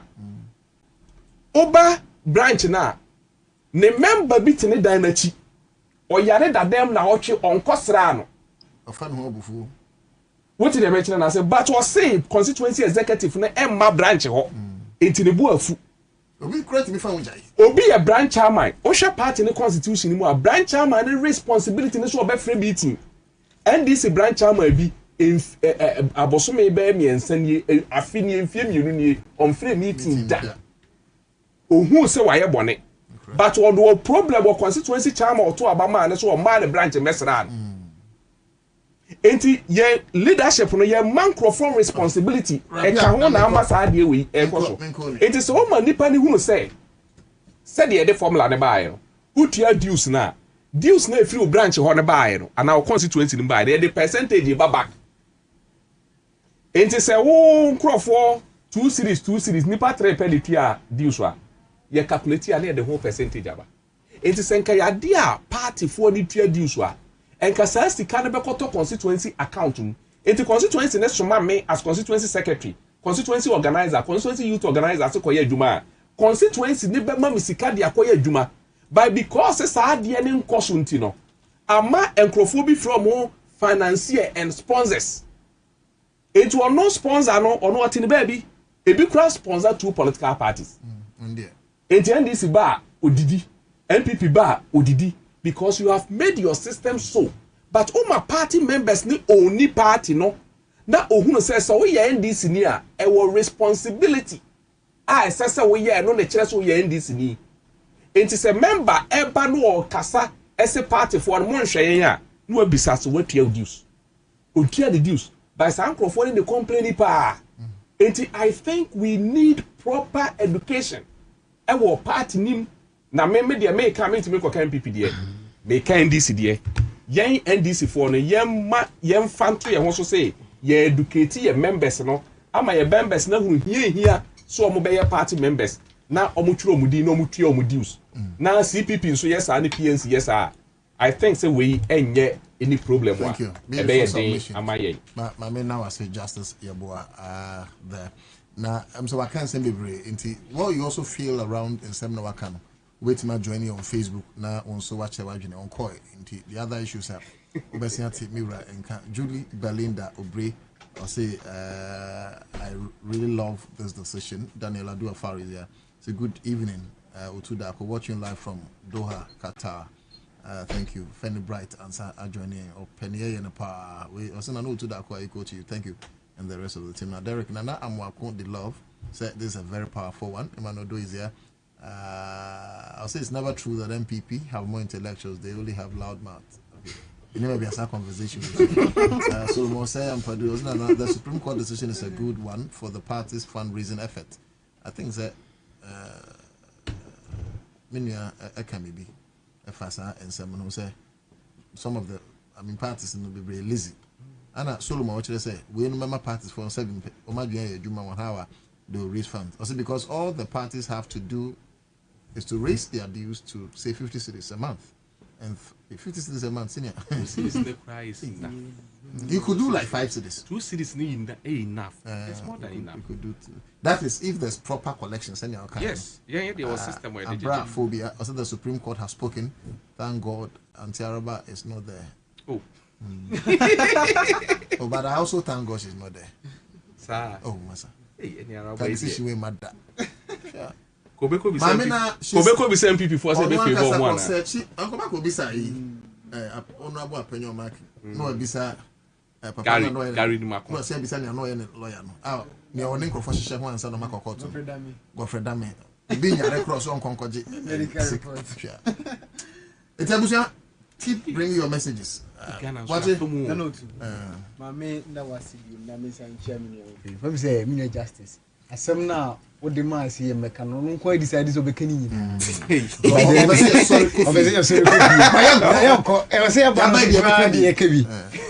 no to say me nu na ene Supreme Court ho asem aba ye but is say what first one mu yie pa no mame ka something briefly about the other one na me go table no so far na no to asem a ye nua bi di koda na Supreme Court efa OSP special prosecutor oman kwa dubofo bi e se ono de ye no special one de esi ho asem a owura bi efre no wa de koda na Supreme Court Supreme Court asem na wa de aba ma hu new super headlines be brain some of the media house they are reporting it as if they were not in the courts. Okay. As if they didn't have reporters from the court. Okay. But asem a koda na Supreme Court and say ye nyina ati o mamu ha na ye kotintim mmra ye mamra article 88. Okay. And no kire say attorney general no pe o na won ho kwan say otumi say obo obi kwadu ewo oman ye bibia ho. However, that attorney general no betumi aponi ni tumi no bi e di amana no otu e di bia ma justice chairman and as me bu achi jamti and am sa kwan no so amana me no wo kasa yi narcotic control omo wasa tumi bi charge omo wasa tumi bi even social welfare omo obi yoko obi Ghana Police Service and so many other agencies attorney general na police tumi no bi e di amount. But then there is something that we should all know about that power or authorization that has been given to some of these agencies. The fact that some agency know what to me be say or not to me initiative prosecution does not mean that agency does not draw any powers from Attorney General. Your main source. So your mouth quite say to me prosecution crown puna. It doesn't take away the source because the source is a constitutional one. Okay. It's not one created by an act of parliament. Okay. There can say act and nullify the first one. because it is a constitutional provision unless we have amended that part and have taken it out. How the audience say we agree and now you ECG can who say kusumbu and a buidan do baby and no matter what you do you draw your power from that angle, from that source. And no na you rakisia jabe no ntene ho ase wo ho. Okay. And no na current office of special prosecutor and the entire the office na kasa na omunye omunti ase say once they start a case there shouldn't be anything they called it interference from the attorney general. Okay. Which cannot be so. And I don't know ebi amami araba court na nkebetumi agrant saade no. But this current court cannot, because I know too say you can say your mass special prosecutor no nko answer to me now. Then we are creating another article or we are rewriting our constitution. Which the Supreme Court is not there to rewrite the constitution anyway. They are there just to interpret. Okay, yeah. Time we just say shasiano. And I don't know. Or say amamre bia ene yemre kunu ne bo bia to the extent of the inconsistency. Yes. Your new act, whatever law is null and void. And the Supreme Court now shall say yes. So we can say OSP need powers to prosecute. I no correct. Some powers no ho. And I was saying I shall say section 4(2) of Act 959 OSP Act no. Section 4(2) number OSP no ho kwan so to me prosecute on behalf of the Attorney General. Okay. And we are valid and constitutional. And it conforms to the dictates of the Constitution. Okay. However, because Section 4(2) no making it clear say you are drawing the powers from the Attorney General. No? Attorney General no powers are or to me exercise will be or draw power from no Attorney General, including CID4, including police, narcotic control, and all the agencies I mentioned. Say omo case Attorney General to me kwakwa internally prosecute. And now say any other orders are to me come yes, sir no money nyina o to me ye wo. O to me call it docket in some of docket na me hwe. Sir to me now Attorney General no wa or exercise over all agencies that draw their powers from the office no. Or to me exercise that same supervisory rule on the office of special prosecutor, because that would draw to me free ho. Enti you be an fan court say see idea Yama Attorney General who quite so interfere in the activities of OSP. No, any juma dada. Any time I will be an or quite say or to me chill at the same or be our neighbor. Now what Tian at Tiano over Tian ground, Eka and Tiano. It be Chiremo, Madame Mary will see issue on Pentecost. Madame Mary is kind and I'm saying, what's that? Men come welcome because what's that? Attorney General at Tia. Men can't and I'm going to make say. Sebi se obi won ba na se o si akwala o nruhwe yemma so much autonomy. You are disturbing the child.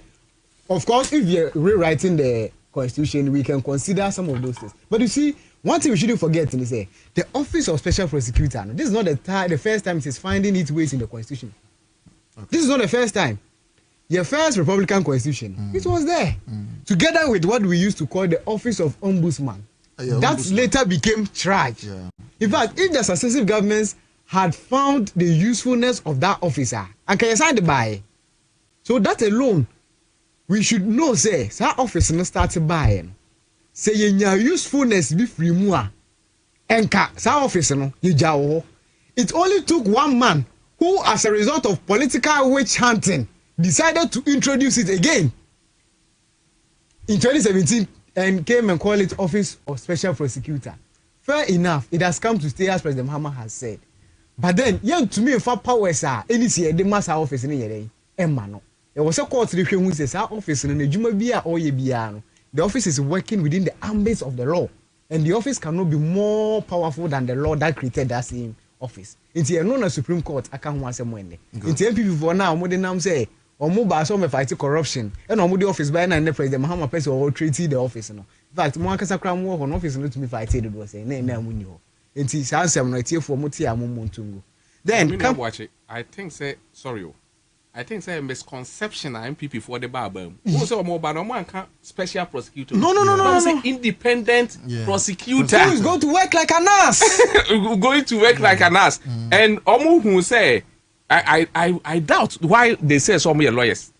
Because some independent prosecutor could have been inconsistent with the constitution. No, it could have been. It is. Unless, of course, the independent prosecutor, and the Tom independent. So now. I'm getting your answer. Yes.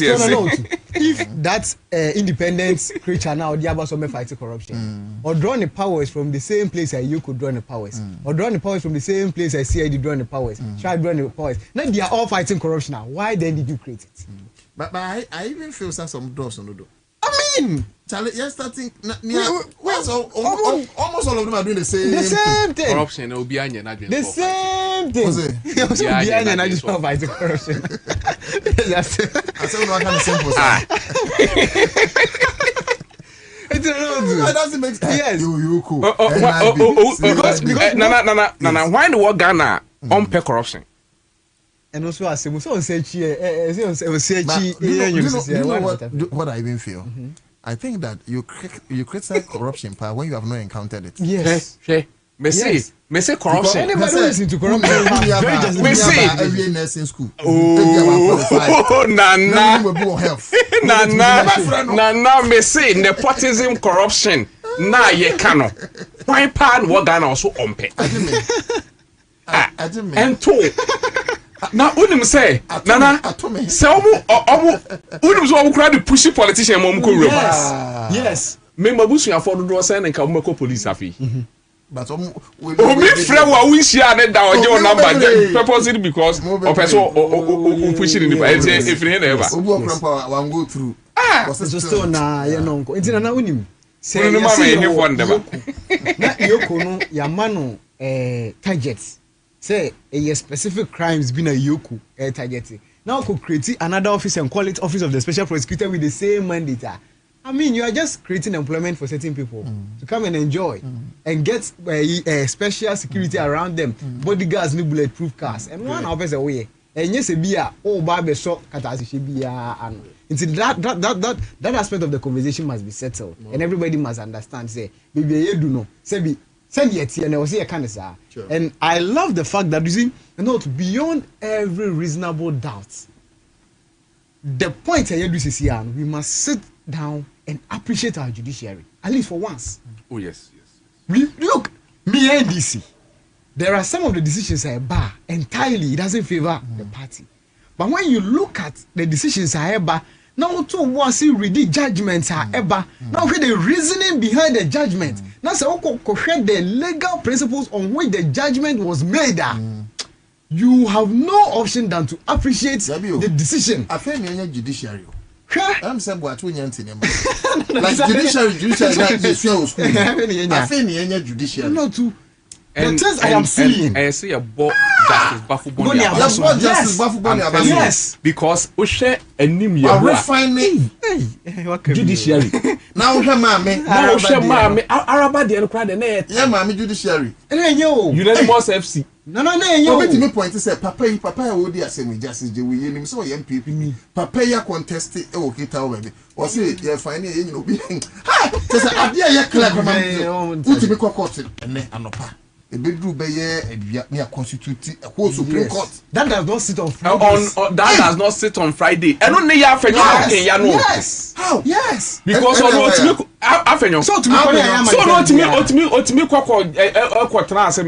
judgment.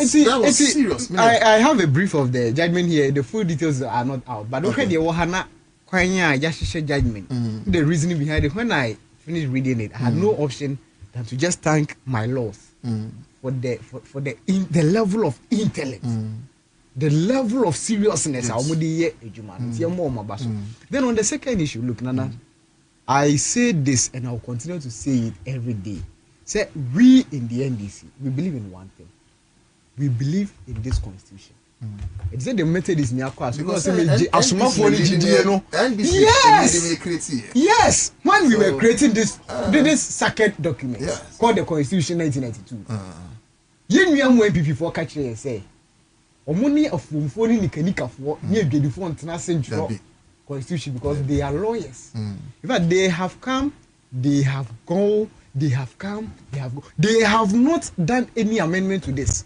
It tells us if there's anything bad with it, and come why then, who baby. They keep doing things that we say they be the papa.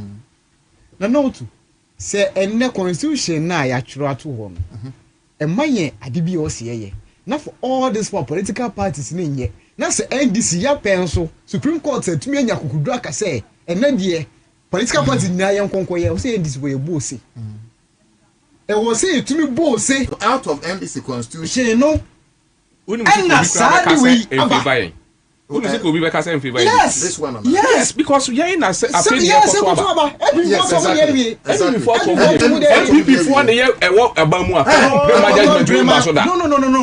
But you see, I don't know. It be fresh re-echo. Now, see, MPP for the Wabamua, judgment woman prima. MPP for the Wabam Araba and Araba. Omunim santi no mo ama bafo ni aye okay say when registration judgment in the Bible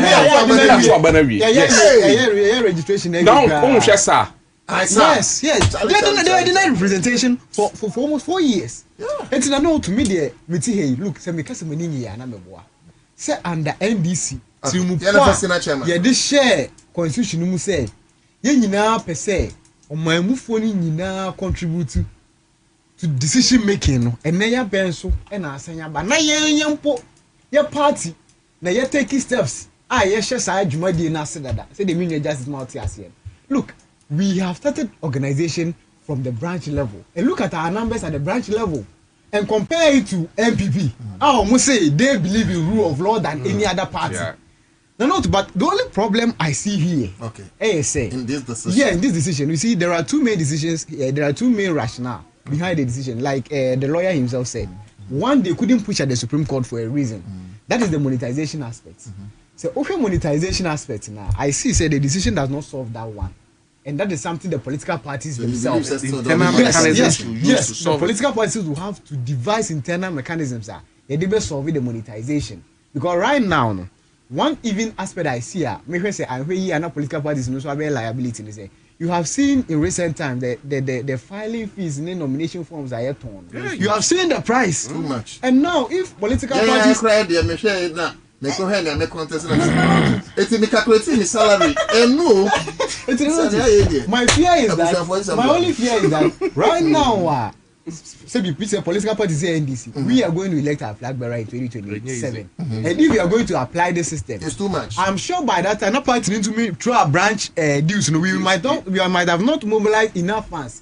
Say we will conduct elections. If the party is going to conduct the elections, the party is going to depend on the aspirants to conduct the elections.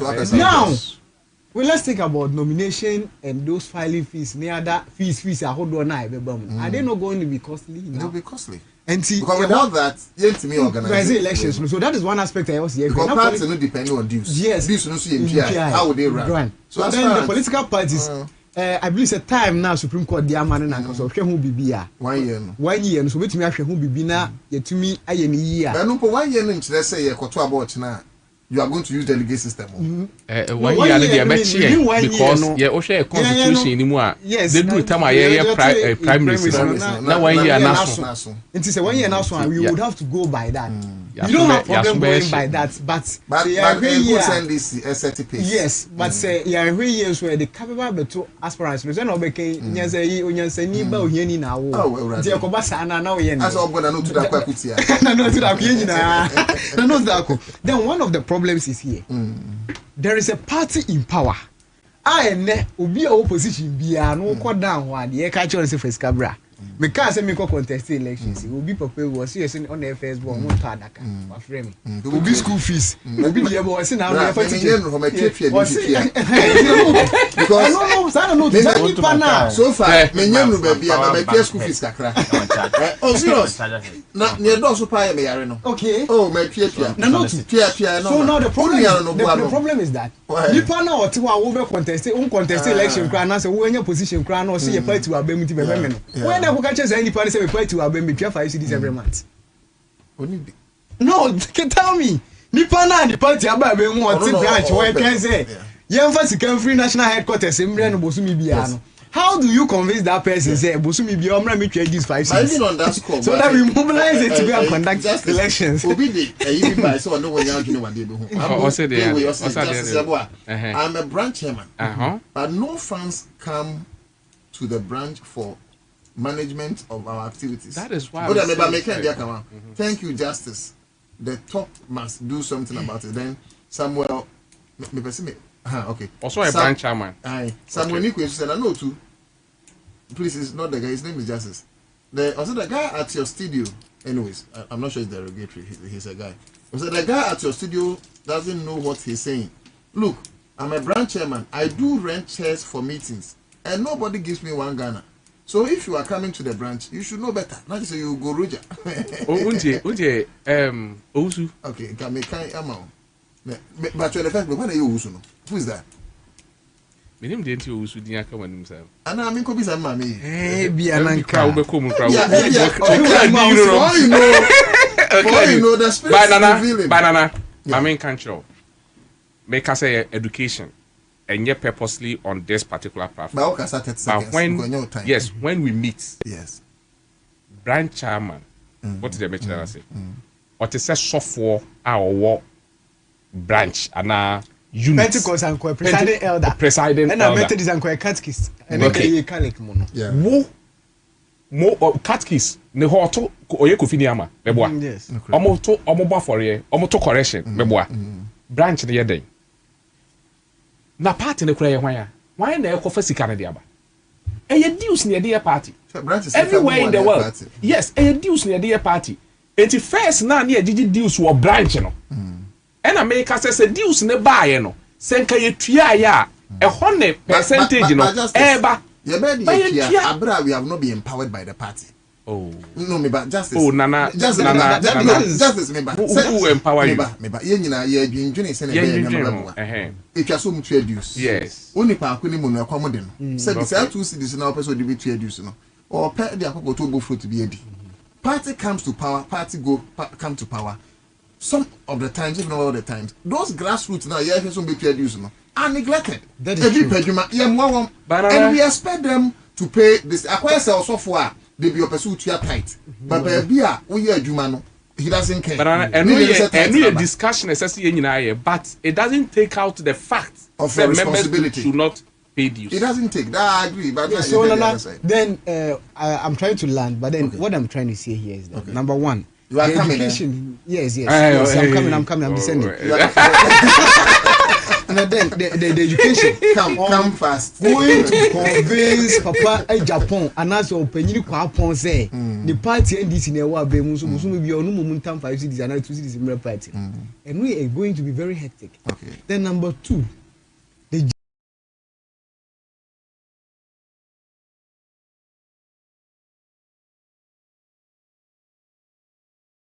general decision say president once we are all members of the party, if somebody is a member of parliament, yes, if somebody is a member of parliament, the day or starting say all filing forms from the party level, and one or declare intent to become a parliamentary candidate, right?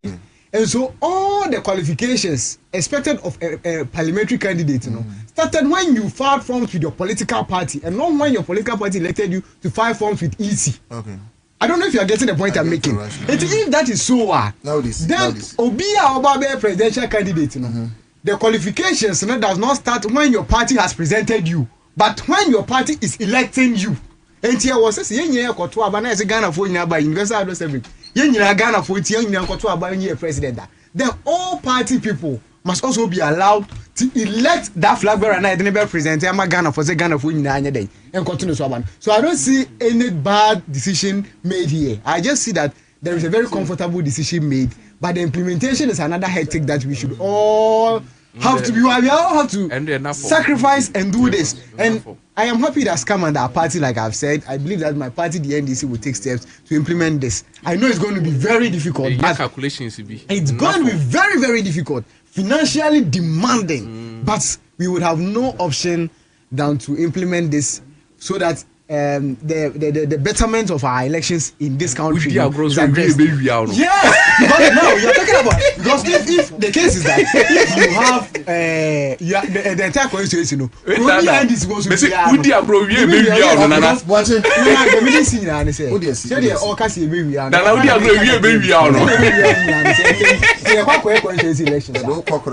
parliamentary elections because one police station now if all the members of NDC in one constituency say and so too they come back all of them to one place there was a police station will be now you're pulling you are not resourceful enough. It's a good way to know.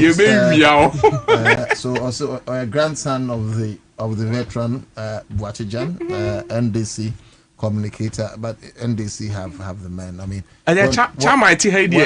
young considering but national chairman. And me say chairman, so no there. For the record, we have chairman, but national chairman. I beg you. We chairman say don't get no ba. I beg you. National chairman. Chairman it you. Oh, patronize your simple cry. Yes, it's on you. Me chair I have for any for and the two young men now, maybe I have to more studio here. They've shown that they've learned the things that they are talking about. And which yeah, Boatijan. Yeah, Boatijan, yes, that's my grandfather's friend. Former national organizer. Yes.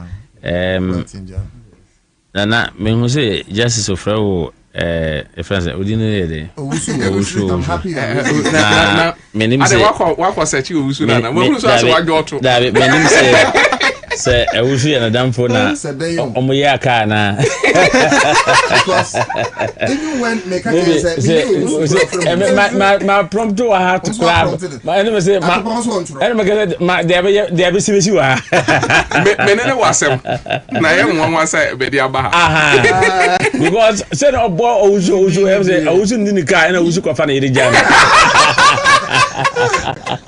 onye ozo dia so kana na so dia me ne nyina wo parliament ensu mai pa o the agenda say me say Supreme Court ma judgment ene concerning the political parties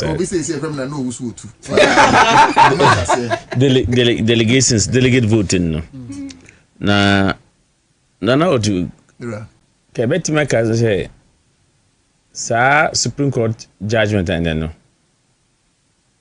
can we reactivate say is it time for state funding of the political parties? We are national chairman of PNC.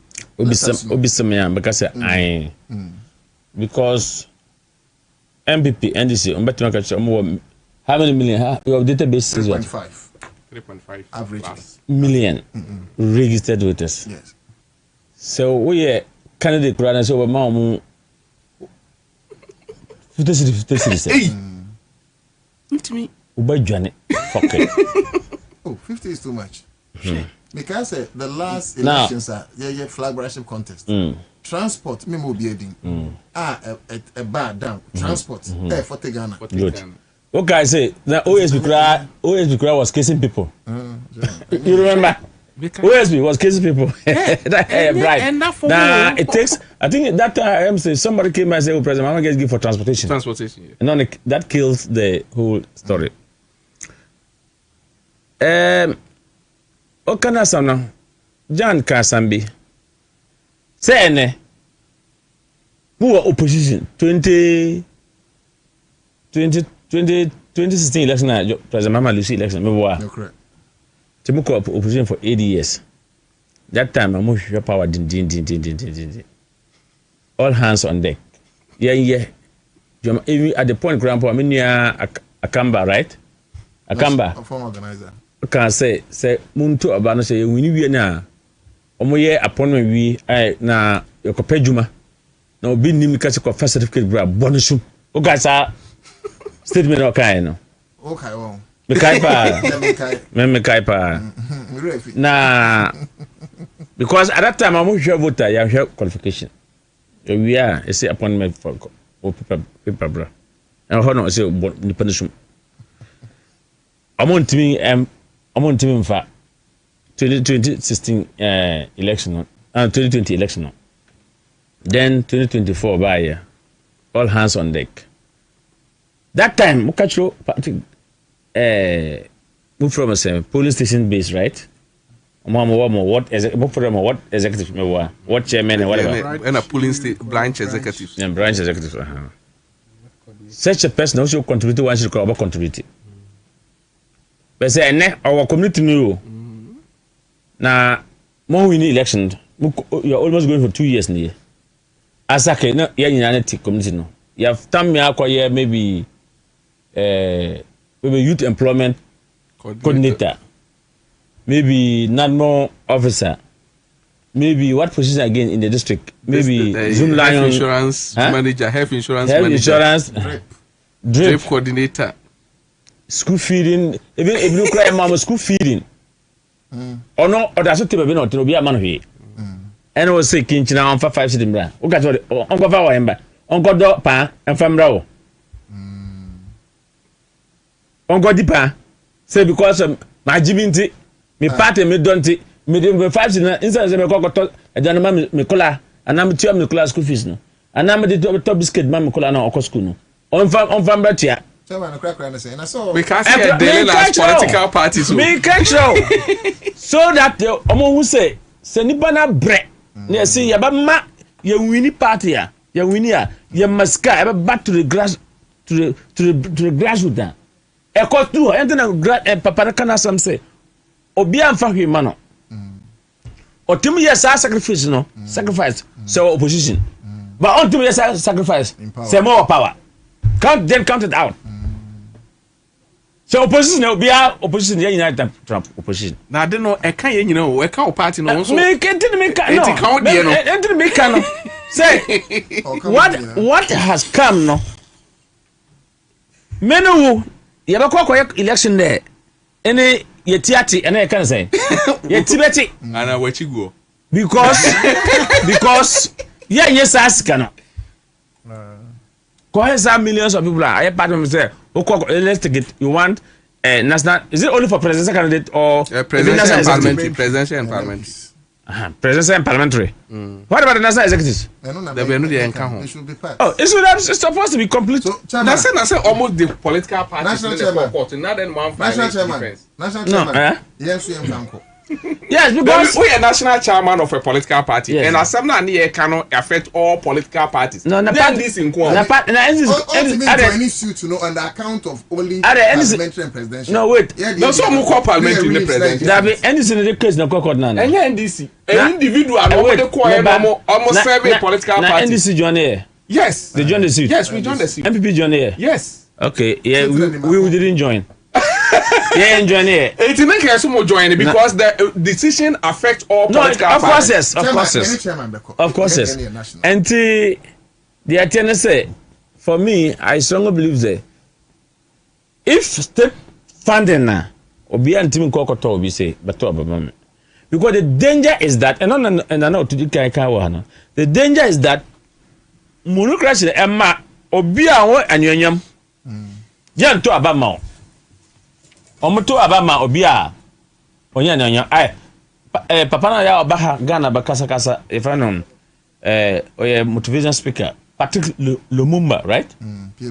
P.O. Lumumba ozi oye campaign nesa 2 weeks dabi ozi 2 weeks papa bi ba na ho yes sir only 2 weeks yes and I also 1 month and 2 months chairman kwa na oti odi skabaye na ye to abantia Patrick Lumumba oh no say on contest bi omni o ye tutia no ye pe onyanza by all and chance ye yen so say as o mo eto abama o mo nso nim nyansa o say and say ye yen say o mo eto abana nso mo nim nyansa no but one man him say you are coming from constituency, you are coming from a party office, you know say most at times not the higher bidder win the election. It's not always the case. Example witness election at the UTR highest Elusuye. And on the message. As such as Chasopoku paid 200 Ghana cedis, but he lost. Oh, for primaries or for primaries?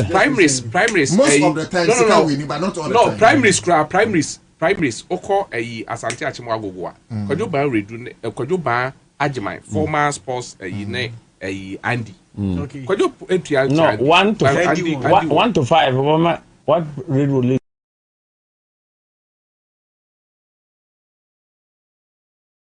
Oh, me research my percentage. And do 2% grandpa. But me say it is not always the case. My brother, just that is what I say. And do 2%.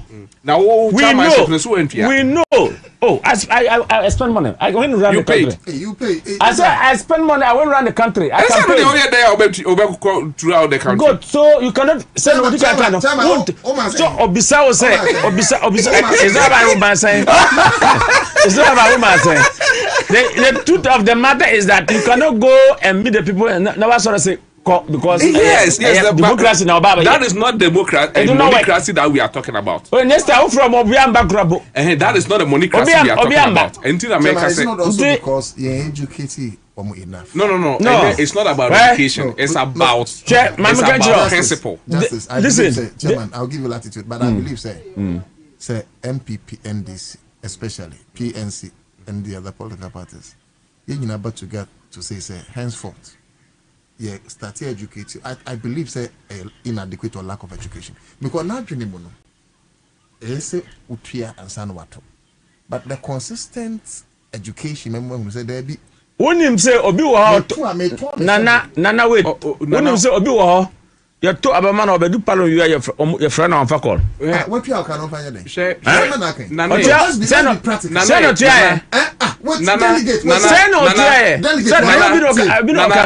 I think say a far assembly from 2 angles. Okay. Ye wo uko campaign. Wako share constituency executives. Now we say mumra na men kama asem nkyeremo.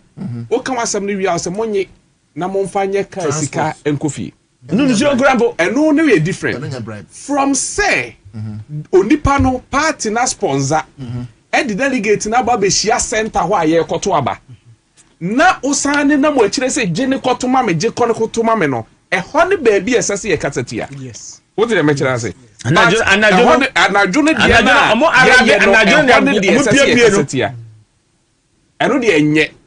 but say wako share constituency for now we must carry there and me I don't see anything wrong with that.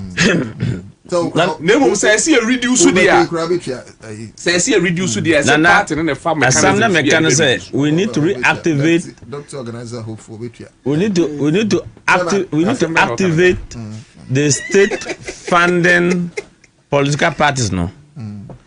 We need to activate that conversation. Based on that there will be rules of the game. There will be restrictions of the game. And on that note, they will say, okay, all registered party members can vote. So you don't even bring in the fee. What is the reason for taking dues? Is because of Justice Zadika can say they will be printing party paraphernalia, they will be printing ballot papers, you will be printing it's an internal rank. So even though easy will print it to supervise the printing, but because when you are doing internal election, it's not easy who pays for those ballots. So prepare that as you are contesting the communication officer, if deputy communication officer, when the time comes, that is why you pay filing fees. That's why you are my friend. You think no? Why I'm my friend? I'm being strategic. And they come and join my party. I'm the national chairman because I don't give you money to go to party that has already swallowed my party members or any hour invited that you come and join my party because you have the voice. So I tell you the only thing that we can do this monocracy, corruption and bribery. I mean surrounding internal party election, and it's if we begin to have state funding that will come with stiffer laws, because even I think in America do you think it will solve the problem? To some extent, yes. In the absence of nothing, sometimes bad is good. At least to some extent, yes. Baby. Now because you know your institution now mutimi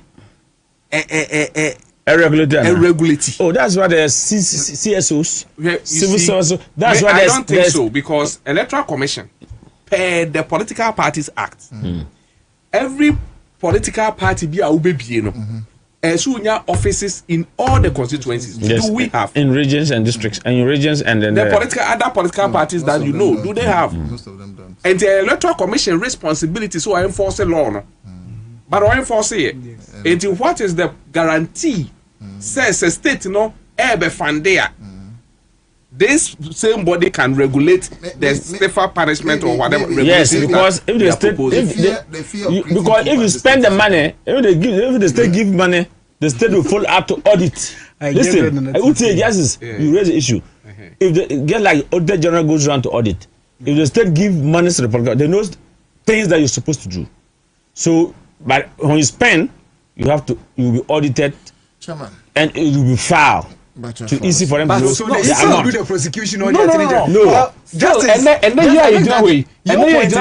Political Parties Act mandates the political parties to submit their annual report to the audited accounts after election. Yes, every year. After election, have they done that? No, after election, yes. That is what's supposed to be done every election. Yes, after every election. Read the Political Parties Act. That's not what the Constitution says. After every election, you have to file. Not every election. One after the other. Chairman, read. Because you don't file. No, it's not every year. It is why? Is it? Are you doing what is it? After, it is every election. After every election. Open the bench, say you have the Constitution there. Chairman, conclude on the matter. All of us are the truth of the matter. What I know is that after election, every political parties need to file their financial audited account to EC. Then EC2, there's a period. I think 3 months after election or whatever. There's a period. The EC2 also have a duty to go around the country to audit your offices and come back to satisfy or not satisfy. Article saying, Mama here. You are a law student, eh? Read there. You can read it to you. 5540. Article 50. Nana wo manon kai ono ne law student. Nana wo hadwe. May a pocket lawyer. A member of an organization. Also a member of an organization or interest group shall not be required. No, 14. Say magaje wo. Also political parties shall be required by law A to declare to the public their revenues and assets and the sources of those revenues and assets. And B to publish to the public annually their audited accounts. Yes. And annually. You don't do that. Annually is yearly, yes. But also after election. Now we end this grab publish election 4 years. I will not this our party say more publish annually. I want I publish my demographic by. Gentlemen, at this point, my email mic's near FM. So live on Accra 100.5 FM Citizen Show. Your chairman forget about it. Citizen Show meeting na no to that kwa beja fire crowd wa egu so ye din komo it's quite unfortunate say PNC phone file annually but my friend, you can make that statement. I'm sorry. Please, I would rather say that PNC have been filing every year. No, in fact, if they want to follow, say, listen, hold on. You have been hold on. Even if easy. Electoral Commission want to follow that vividly. You have. And PNC go on. Everything nature or say. So I cannot guarantee the state funding aspect with us. Maybe say just say. Or say annual even on day in. They say annually. Are they be filing every and now what government and also filing. Did the Constitution state say? Easy have written to all the political parties to bring the audited financial audited. National chairman. National chairman. Yes, national chairman. For you to tell me say you have been publishing your annual account every yearly. Okay, chairman. National chairman. National chairman. Maybe a question. Have you been doing yours every year? We do. That's what I know we do. No, they don't submit to electoral commission. They do it after election. No, but B says that to publish to the public annually the audit, you must publish. Look, including him sitting in NDC. So they all send it to EC head office. Nobody have never seen any of them. NDC or MPP. My do my can answer. Hi did Owusu no be the baby by my main kind. Osan friend no na makai. Owusu ni by. I say Owusu no ye na kunta. Do you have any akunta call Owusu? Do you have any akunta call Owusu? Oh boy. But Nanotu. Yes. Unsa someone sorry. 1 minute. 1 minute. Unsa someone American. I say a call other matters. As someone American, I've never say political parties no yet do essential moye. My issues ne say state be funded say state the regulation be bad. It's not true.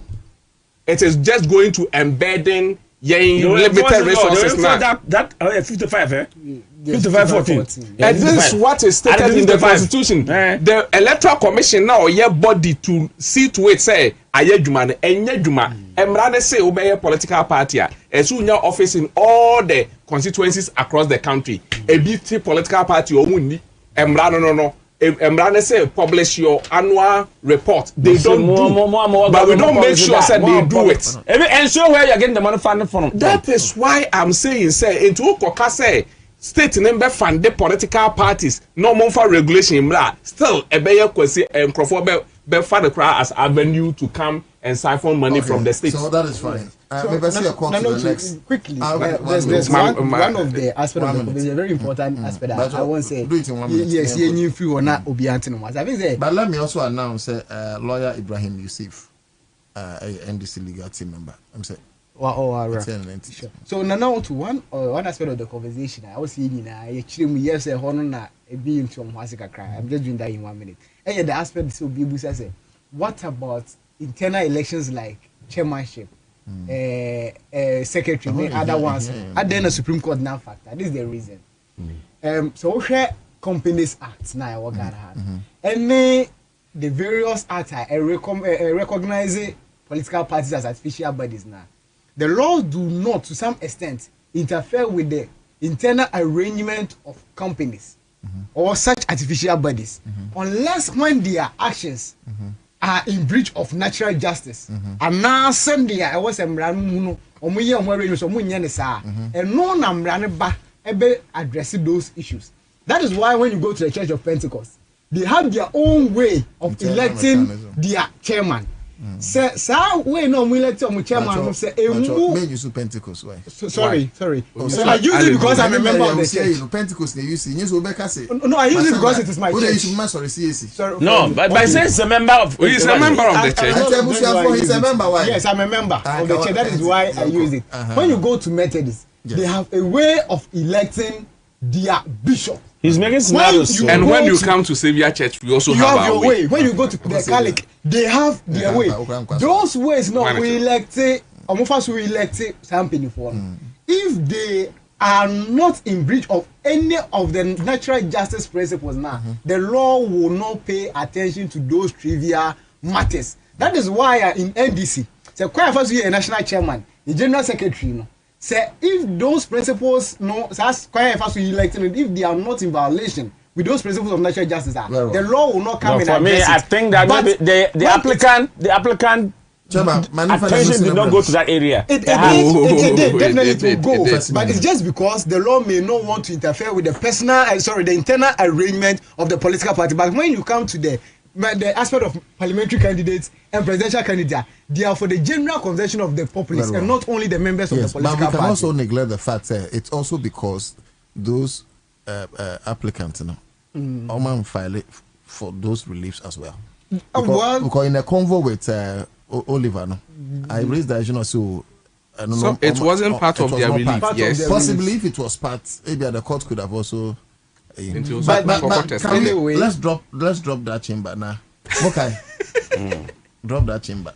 Nice to see. I know Yemra. So two other issues, and one me producers who are verified. I'm hesitant to do, but also verified. So maybe we can do it. But I'm so shocked. Say in Poho, I see Galamsey happening in front of Empoho police station. I do not have, but the producer said we'll verify this. But granted, it's true, which I don't know. But if we can do 5 minutes on this, then maybe we can come to a main center on Empoho. Okay. Yenkan Galamsey ase. Okay. Then let's do. We can do 8. Send everybody enough time now. Nana. Yeah. Galamsey no. Me kofa be free baby ani eba anadwi. Eyare ho semo. Almost say nsu a na ye wo kane ni nyina, say ni nyina say yo. Nana na me dwen ho ebra me call me na Japan ekura. Nsu a na ye kwafu mu a na ye sanom. Ene nsu ni ho. Asay. Oh, I could me. Ewo your friend was saying. I'm friend ho a inch side ho. That I have. No. I hear Western North. Western North. Inch yeah, Western North. Okay, so in so de make a chapa de yon kwala no. And then so na say. But men and I akura no. Na nya ne quantity ho. Obi esi ni koko odo ni koko fu a na akọgba kura na otim de hwe koko na o de hwe koko no san krase do so ano yes okay ntuo ne de do so a e wanche side ho na yetete saa nsuo ne ho nyina eno a bi no bia esanom e we kura na se saa nsuo ne nyina se enti nana aban betimi anya sika atubo ho aman nkurase fo na obi wo ha ne nko akote yem friend cottages no it how would they survive and then obi tu kwan no akoto pure water no dia kokura na se akonom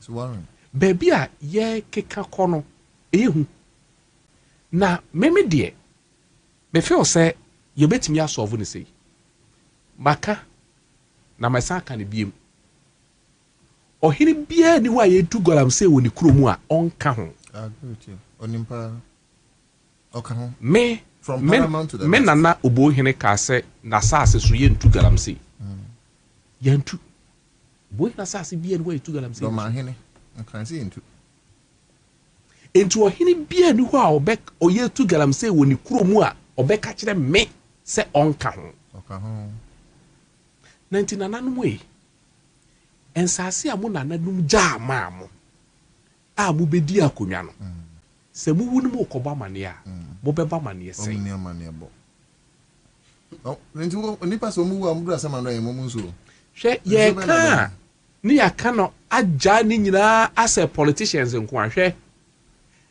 baby ani wa ye tu Galamsey a district police commander enka ho ana onko jeje kakra me se onka ho okay ho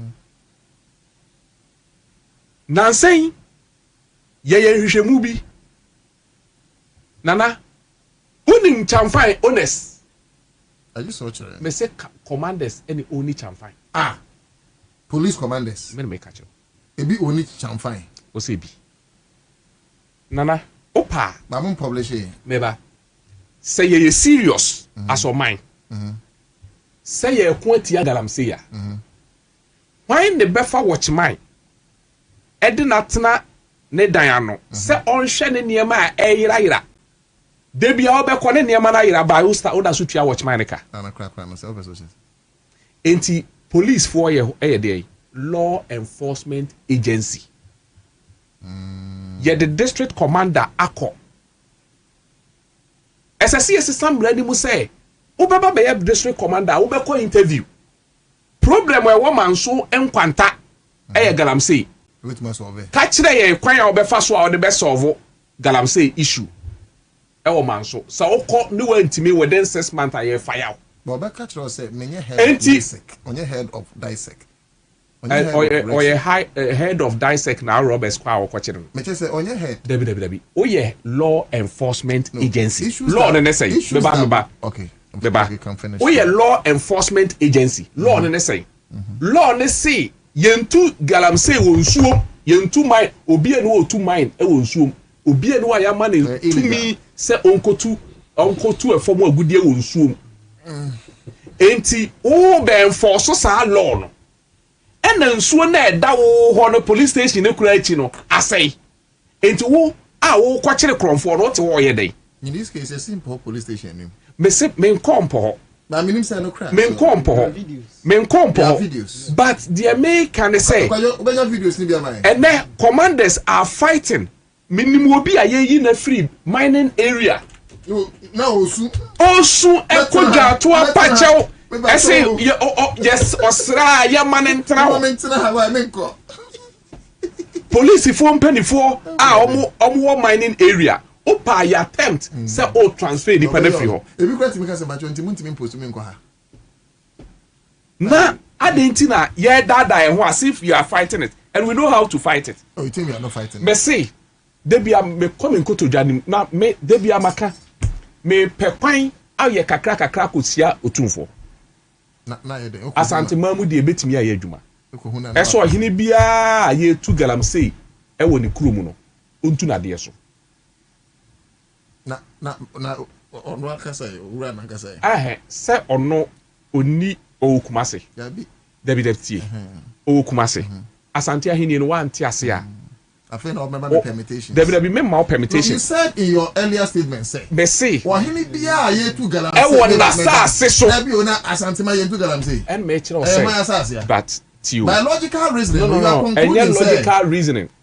Logical. No, hold on. Hold on. Mama nchira wase. Ohini bia wo kura ode amano a oye o man hene. Enti meba no meba ye tua royalties a ye de masa o man hene no. I hope so what the American say o man hene ni sign krata na yakotu ye mfa nko otumfo ho. Justice, we must tell ourselves as a people and youths that are taking over the reins of government. Say, see a person who galamsey, may you knew what you nyadwa. Or Hemi Biara, you made a very fantastic statement. Yes, it doesn't matter if said you are your paramount chief. Yes, from paramount chief to Dikru, you two go to assassin. So I wouldn't movie. And yes, I know the. That is the only way we can fight. I know the. I said a drew as something in a while. I feel the other crown. A drew in a while. I feel the other crown. A drew. Then we can never fight a galamsey. No. Onte the American as no person me frefra bibia ntoma me see ohiri bia ye tu on asase so no etu asante ne ka ho ana o che ne ka ho ana ohiri bia ye tu on asase so no enim ho bi my dirty ni eno na won person ote ase no debra min chirechirem me chiro on ye tie no wate ase yi if he says say ye tua royalties na e ho no be hunu say ye betu gold wa ha o ye the royalties ne brew unim ba bia ye tu gold no wo aye tua royalties na ma ona wo ni akro ni kotu gold na onim say e ho ne ye wunsu e da wo dan achi no a wo matumi si ye nkotu no a o mo say nsuo na onka hwe no wo na sese ye de sa sobo ne bo at the point I swear by the mic I used to say if Nana Sante Hene should say from today mo bi en tu galamsey wa santimam it ends eno e ho ne ba mi a me be ka kire wo no mi krom hene mira ka say from today mo bi en tu galamsey wo timam it end from today eno ne ba bi a me be ka kire wo no eno ti me say e ho na me say me pese yes over last 2 weeks Otumfo Satini make his statement been very fantastic statement with regards to KNUST Asina family be file say omo koje compensation because abine the certainly the map but a family land. You 2 said something. Say no family under Asante man has a loadia title. Any land. Yes, but you said this. What you say? Enunti na me say obetumi make sa pronouncement no. Me dia me hwehwe firi no ye pronouncement. O person so some American no. Esa ka wo hia na na. Musimi wura na Asante Hene. Mi wura eto ne edin a mi wura na ye frɛw. Ye tu galamsey awa Asante ma mi wura ese wudin.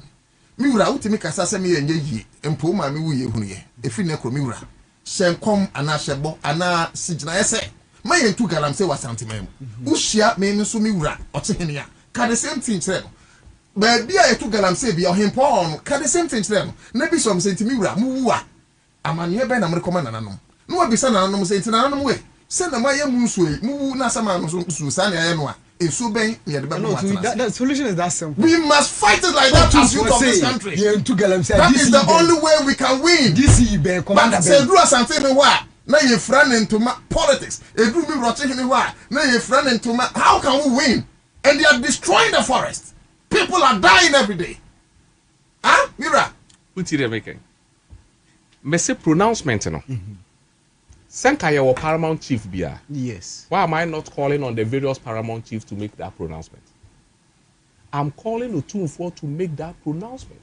The old Kano, you are saying the same thing with me. Now, Ohinibi, a question krumu ya, a such a bang or no debate me a castle your mind and sumber two. Yes. That is why I'm making that appeal. Okay. And me the NSA or no yet just pronouncement. No, yes, I can say.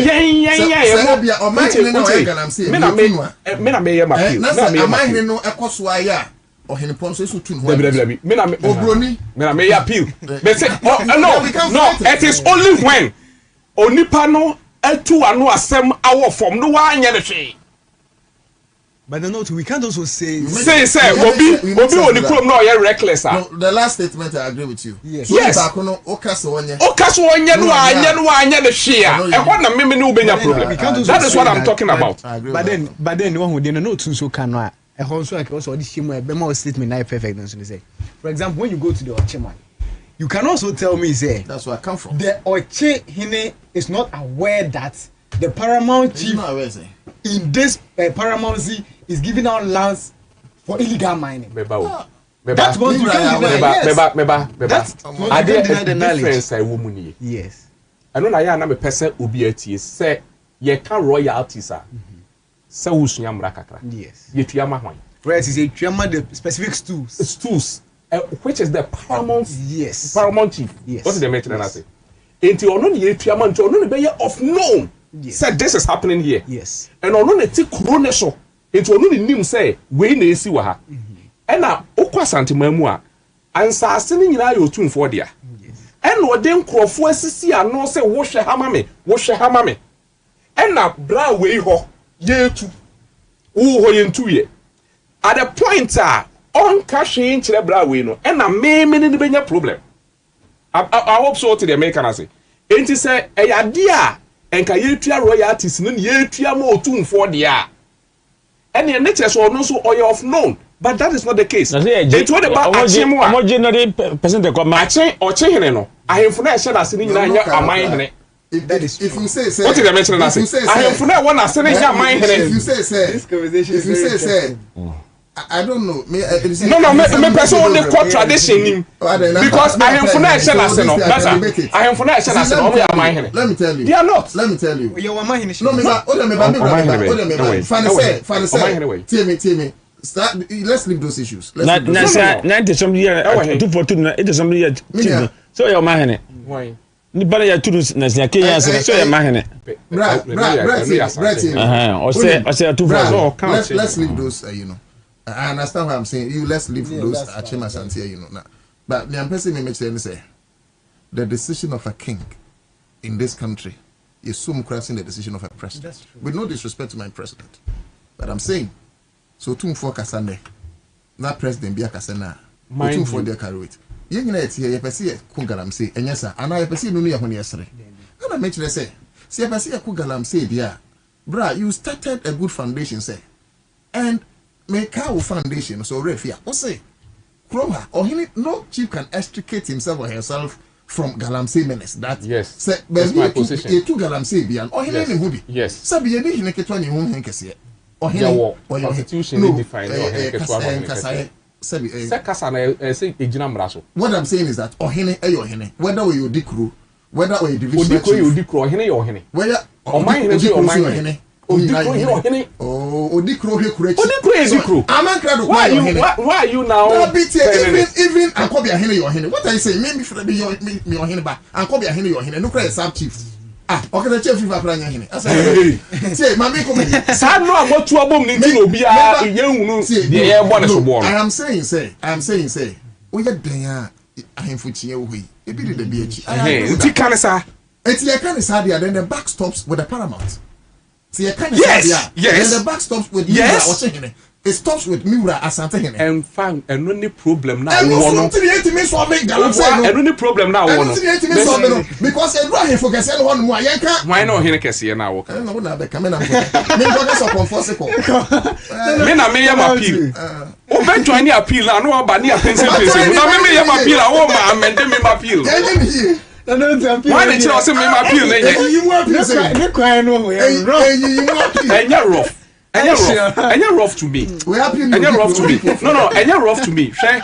Unim said, Yenti, I can't say, na yent me ya solution. And they say, ye can't. Ye shen na cano, and ya can't. As something ya baku, and your wholesale. A beard baby, I cano. Okokua. Your mind in a baku pet, a woko. And on a benehene. O mind in a baku pet. O more can ya him for Ketua or Machanasi. What did I mention? I say? Oko baby to say achim wa wokan ya achim wo man hene baako enokra no achim bosome achim abu akwa ene ayi mo odan edi ayi achim odan omo achim bosome ena achim abu akwa ne baako ka ho ena achim kutuku ni nyina ya man hene what did I mention na say enti se oko asante mamu dia ye wa man hene omo san hye ohene bi ase enya pe enti ohun so no ka Kenya ase number 2 ni o man hene but o san show hene bi ase but other jurisdiction o man hene ne o man hene obi a share ase on show obi ase enti say o kasam na enya pe that is why I make person o draw that distinction it is so you appeal no you appeal ni year then you have a case yes your point is understood. But let me put it on record say Bibia galamse koso ohene bia nim eno de ndo no frɛ eno de se de yentimi mfra ne ntoma bi omahene achim oforo panyi o yana na otikoko otumfo o ni hene kirikiri no mbre tiri no omo report ma no so mo report ochi hene mo hene a ohye ni nice otumfo ho hene a ohye ni nice omo ina the report sometimes so oka o de hene bi ba no pa no ka no say the course wo ho no uka say minti ni so wa fom. He has people who report to him what happens. Yes. Timamo 40 ho. Say otumfo kra nda ho kra ba. Timamo na muti da area na ya tu galam say na nsu ni say no mu bre no. Muntimi nka bi. To mu nso a unim so mo ya chichiro mo nsa go mo achi o. Me see timamo no. Unim say oba o say the krata abra me ko na say me ko ba bi. Obi see amane krata. Unim oba company certificate. I'm telling you, what the company certificate. A friend will register mining and one kwase wo kita krata fra ba mo de betu mining. Or the company certificate ya man to me krata say sometimes Buachida mines. And I register general. I man the position and or the kokro ne so say. Ya man to me krata say so omra metu gold no. Illegal. But what they tell me obi say, "Yeah, o kita krata me say." Obi anu ama ne krata so nko tu garam say wonso. Mto onfa krata ne mra. Copy a odi akoto ahemfie no. Copy odi akoto ahemfie no. Eye register general. Document commission or land commission. Yeah, somewhere there. Timon for the danger of it is that Nana Uti. The danger of it is that whether Uti Krao, Uti Kumasu, Uti Ochini Few, Uti Otufo Palzu, wherever you are, and you are never banning many dinu, a free money it is never. We are all in danger. And there's a danger. We are all in danger. Even Jubila as Daniel Shao Grandpa, we are all in danger. Unless I am body free. Unless one kwadi ampesi na free. Unless one kwadi kotembre free. Unless one kwadi nkra ankai na free. Anabofre. Jani bia no a eye from there Firstness of Obuasi anka wo. Enani ho. Enti TV3 for year eco pick aduane wo mikrumo. Wo se mikrumo de omutu galamse papa. Papa. Osino. Osino yes. Kwan no a. Orgasm abusu afon kan say. Kwan no a. I full on count they are part. They cannot take themselves out. Me papa say my catch they are all part. Obi anka so nka. I am saying say one. The man fan nto.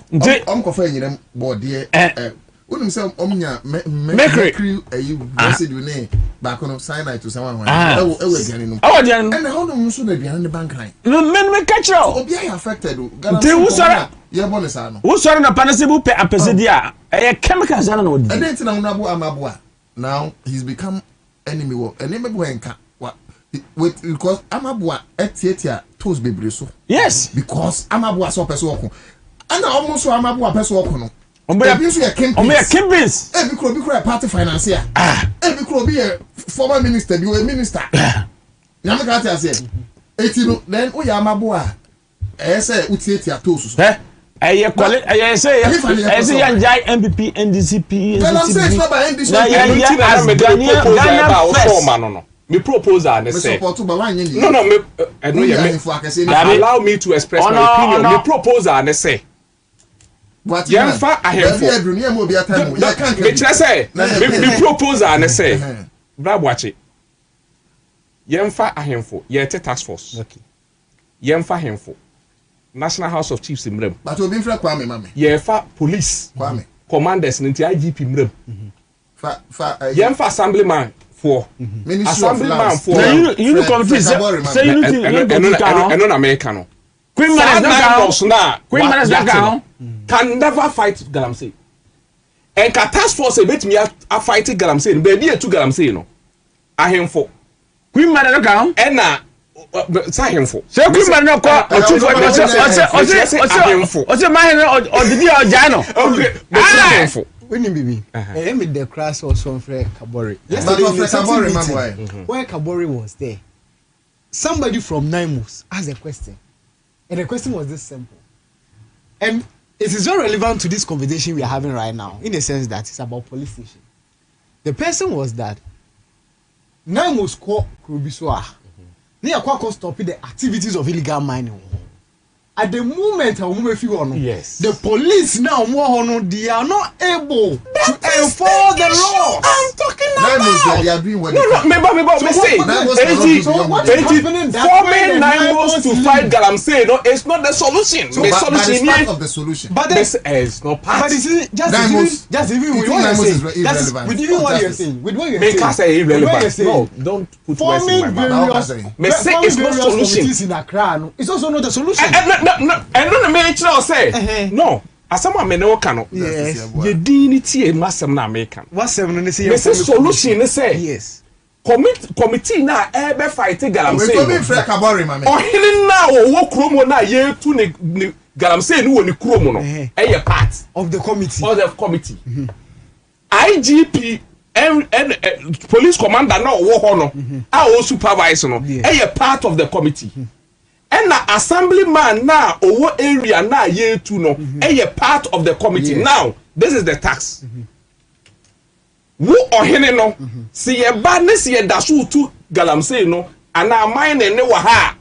That is why I was calling for that or hene no says ye two na dear so a one. Police commander no yet that's what in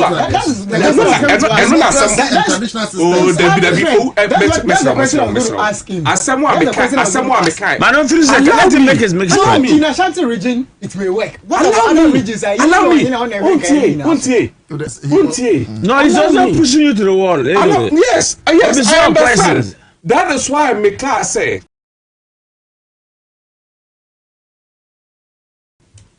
Ashanti region Otumfo make that pronouncement. Sa hemfo na wo ka na omo omu krom no. Yes, they will come. Omo adikrofo.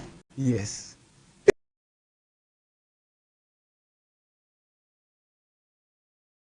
Enti say yes say ohene no ye betu Adia ye gyina so ni tu wa ye e wo man nim na straight away. It won't mean fight. I don't go there. Police they better transfer the way they can do it. Transfer. Yeah, you wedi. Abu akotena fie. Because who say abanduma no. Yeah, you wedi. Assemblyman no ye do ye to abama o se bra na be hwe mpotemo amamuo ne man. What fail ye into wo ye ntwen 4 years. Also ye you. You know saying. Now this ye impeachment. Impeachment. And impeachment. And I vote of no competence. You pass vote of no competence. Area ha ya tete na saa wo ho because now no score bank crime already ote ho just the same thing about responsible cooperative mining and you no make the fight responsible cooperative mining and say obi kokotu a won kita krata justice man you know what I think I think say ba committees and some of these setups and kwadi and enough what we haven't done enough is the commitment of those setups to fighting the galamsey. We have enough of institutions are put in place to fight galamsey. But what we haven't done enough is the commitment of those institutions. No, but what you say, what just said is no, this is the commitment. This commitment because we hear numbers, the major challenge of numbers, and they say, so if they go and they live there, they do go in the night. They go in the night. Police for now, you see, it's not. Make your statement a second, man. Make your statement. Yes, it is not as if say it is so easy waking up tomorrow to amend all our laws and say that causes affecting chieftaincy. Yeah, the illegal mining. That is why you have seen people. You have seen the police arresting people and prosecuting for illegal mining by Yankochi or Hinibia. Traditional routes and some democratic routes. Yes, but I'll come back so that. I wish justice can come. That's the traditional route, you know. That is why I was calling certain people. Just a minute, Kabari, name come up briefly. Hello, Kabari. Nana. Bra, me pacho, ya call to what file say over join the suit. Nana, my memo, I do not memo penny for studio about so many. Yo, na kind so say, nienti a friend so say, ya te say empoho, police. O manimpe and the two gala na much the money saying. Nana did the kind of friend. Yes, sir, they what you try to when you are paying justice, say not relevant to the fight against legal mining. Nana, I walk into a ministry as a minister for the first day. Now, internal security reports will say why you why a diabo so illegal armed men, most of which are not Ghanaians but foreigners, armed to the teeth.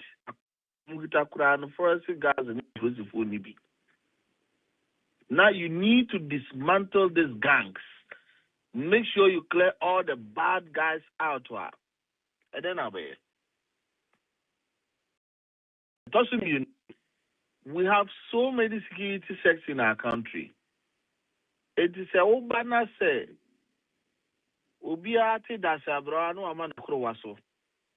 Now you need a coordinated approach towards the fighter.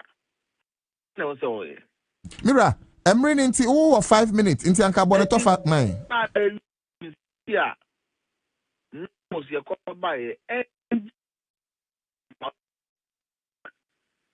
Boa and then can KS a piano. I'm said the only the successes of 9 Mosono, maybe an friend and common with. Let us you know. Per the laws of this country, just the president, by extension the minister of minerals committee in their own right. So when you will be bedian. Your friend is say Tema. I'm just hoping. Say me who deal with because me share no one. And I am say be through. Okay, so I have it here. Pacho, obey me abeje, and you can give me. Ye na so only waiting in Paracasa. So ne uncle. Let's get from Power Broker. Our cry FM is firing and attractive. more than MPP. Suleiman Kweno is here. Sasa Kwabena says, time to link the show to Kumasi FM and all your affiliates. Yes. I think they will do it. Daniel Ade says, over this time, why the video got so yeah, man, for Mr. Pate, when I'm not sumu, your friend say, and about for so sumu telescope, I see so. A grandma, you agree? And you, what my chance I can. Oh, okay. But I think, sir, it has to do with some issues within Tema Tor and other enclave no more. Therefore, and then komono, we'll talk about trending issues, but then me person me no dim komo busao. Say, yam far by 10 minutes. Any komo, we are gonna ni ye show and area. Let's engage the citizens. So the first 10 minutes, me person ye dim komo from your community. What is happening within your community? What is happening? Whether good or bad, we are ready to talk about it. Whether good or bad, we are ready to talk about it. If you are na a gates, if you are in Sunema, if you are a akronfona amo, let's have community conversation. Hey, and idea why you dear. Here, friend of mame, Enkroma. And idea why you dear. Tina don't sell left a castle, no more casse. And then the way I did Jiraso and Tina don't sell left.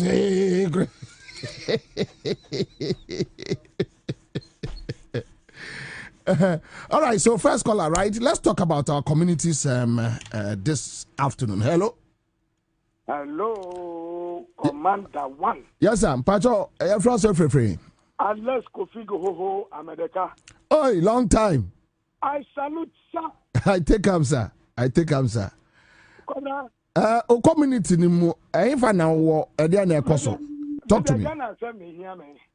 We are talking about community issues. But Ghana community. Yes, I know say community. We want to zoom down. We want to be specific. And that is why Ghana community be see anything here. No worries. Maybe you don't have any problem in your community. That is fine. So let's have a community conversation.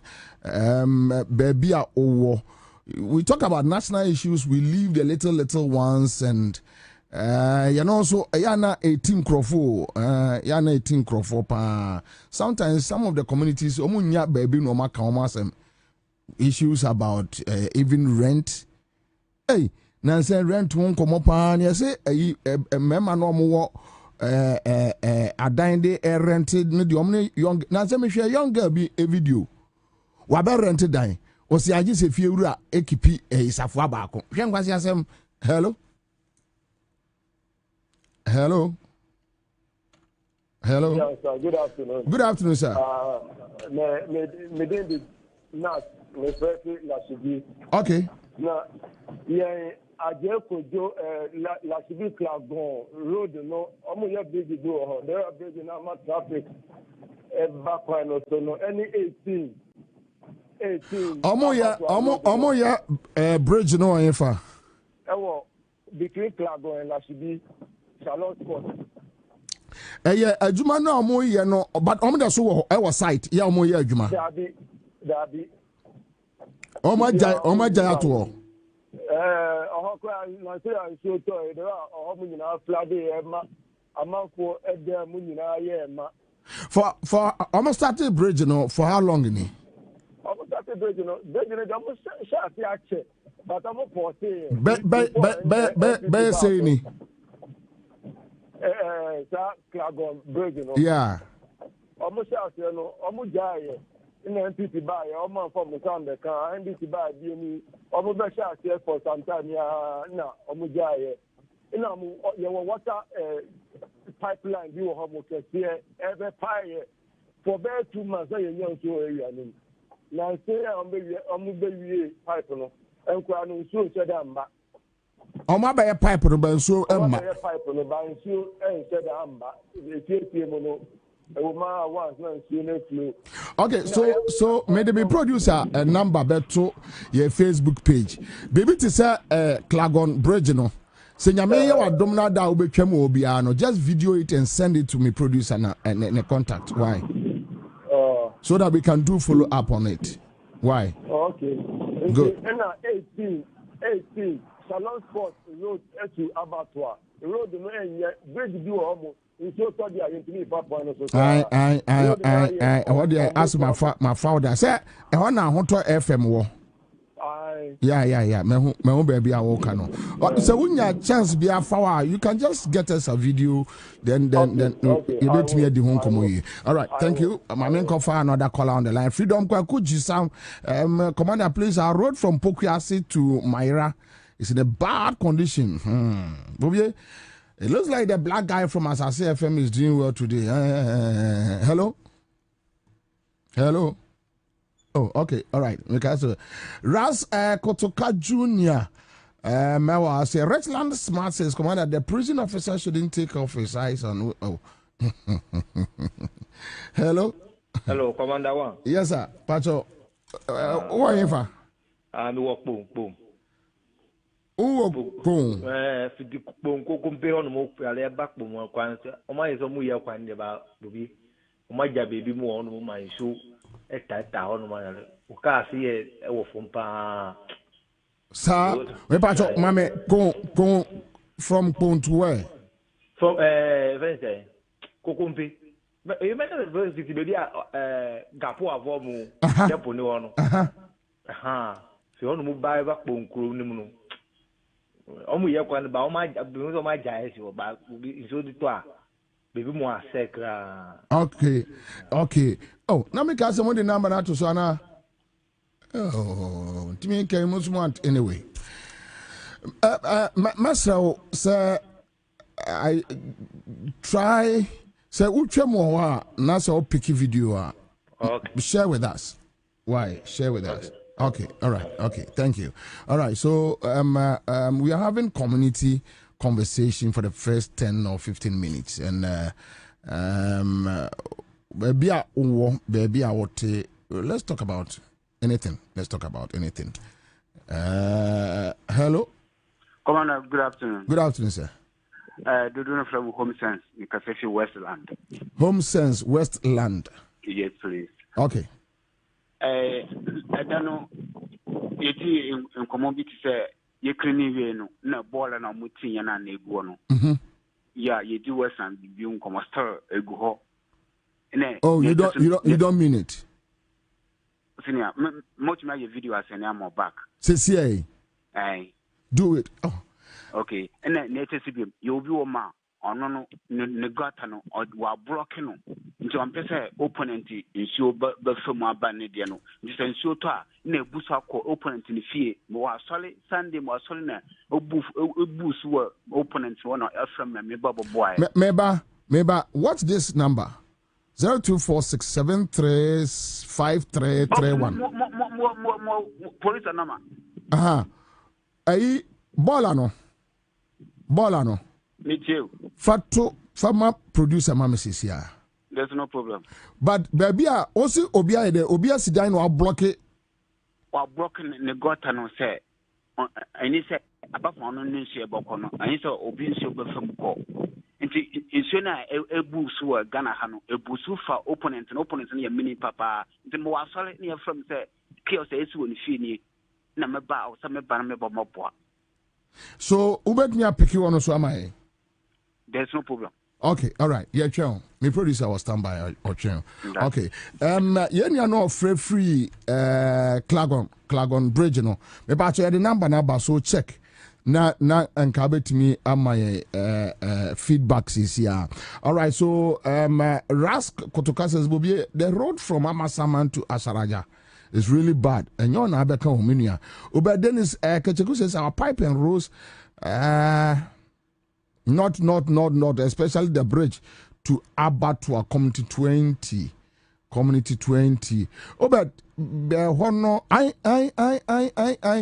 bridge me no de dadeɛ na ayɛ no ofa abato ho na de akwa fro yeah very bad hello boy yes sir ebato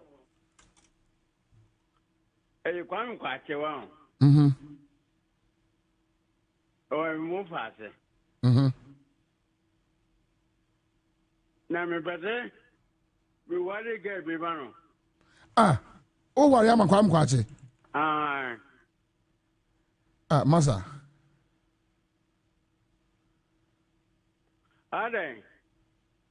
Aden say so mo fa me bade wale mano kwam kwa che o wo fa so person wari mano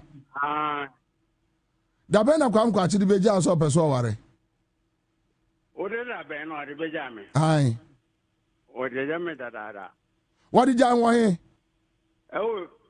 me jo be me o ai kire me wa denta wa denta na kwam kwa che ba denta o ka me fu do ka ja me de me wala abrama no ebrenya akwa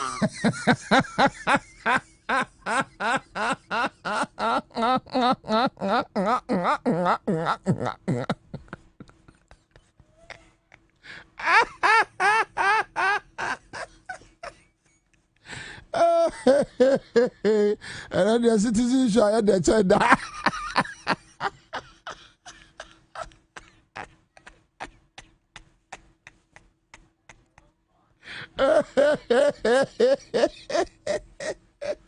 Where you watch you go? What you go? Abraham,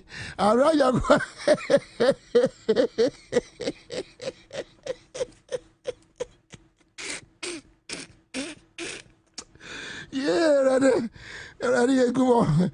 Where you going to carry a TV series?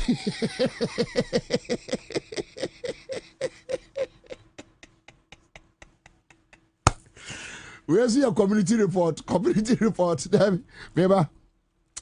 Anyway, that's it. Okay, so Obed, yeah. About to come to 20, I'm aware. Assignment rules. Francis is talking about assignment rules and Professor Kwame aristocrat. Hey, Professor, a tala between the Black Factory and Kasua Old Barrier. When is the government going to pull down the structures just to release stress on the Kasua Accra Road? Yeah. Legitimate question. And Kwame Sai, you will say your fan as a project. Yeah. Hello, Bobie. Yes, sir. Me did Nana or Jadu you, AK Nana Pepe Sevabuni Unkruma. Once I didn't know better.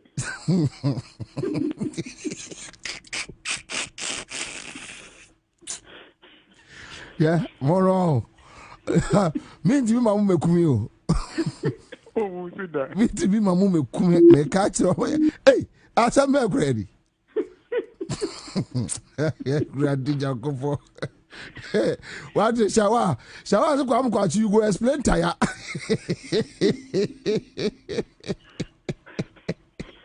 Hey, mum kumio.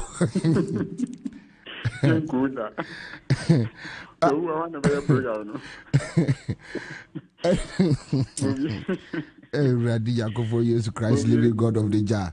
Hey, you are all community. Who are you? All right, so what is happening there? Empire Katamansu Kwano say, oh, for a call a fence school junction Kwano. Ye free baby a fence sample, whether junction. Bobie. Missing should be pan, ye be pa da one more muda who Philip and what Casmo reduces. Minya, hold on. Also, in so be down. You say, I say, a fence, minimum the young but mechanical trimopo. A why to say, a Shimika say, you shall say. So it's in a mecha. I like waterlock. Yes. That one, must fill. Indeed, they yet see a crowd for her mobile say, a tip no about to put to that's so homo filio. Almost be go on ma. On me try to say 3 days, 4 days, 5 days, to do 1 week. Almost for say you know my filly. Hold on. Why not a failure assembly room a failure na? But dear me, no me dem in shed and bear on me wakataman so better one and a fa sakwa na so near fa ko bet de bia metum ho bia me hu say mu fi o ma si da atwa ho o ma si dan na kwa ka si bi so da ho ma sako bet o mu fi lo kwa no ho no so ada nyame de obefa ho no obetumi asend a video shot. Okay, this and they say me see o honom na me ka say ada nyame de obefa ho bia na o ye free no. No problem. So, what me send a video shot abema your conversation because you be compiling the yedi hun komo then we discuss it. All right. Okay. All right. Thank you. All right. Okay. That's it. What I can say, Bobie from Abokobi. Teman to Abokobi. Yeah, Teman to Abokobi. And yeah, crack. That one I agree with you. Somewhat. Tete, I tell this commander, kindly talk about Bechele main rules, very bad. So you realize that most of the conversations, community rules, community rules. Mofori is here. Okay, yeah, I'll come. Labi says, the uncle do or Kwame Kwashi should do what is needful. Na uncle Hesidia, Hobebwa Kwame Kwashi. Awa Kwame Kwashi Yamwa. How did you to anam? Say naturally go. Ebenezer as a cabra, you are laughing in alphabet. I swear. It no be easy. Okay. My man Picky, hello. Hello. Yes, sir. Pacho, your friend said, Ufrefree. I'm calling Fefi Dansuman. Dansuman. Okay, you need Dansuman, come on. Bobie. Sir. I mean, from greffé to Pambros. Reverend area hall. In fact, a hard drink, papa, young Kwani near back. From greffé, the base greffé to. Unfortunately, me deficiency kakra because yana minim areas be a mobile bono. So me producer number at that ye Facebook page. Nyame ya wadom na senka utimi for you pick a shot and you send it to us. Okay. From laptop to griffey and crap. I see. Mate.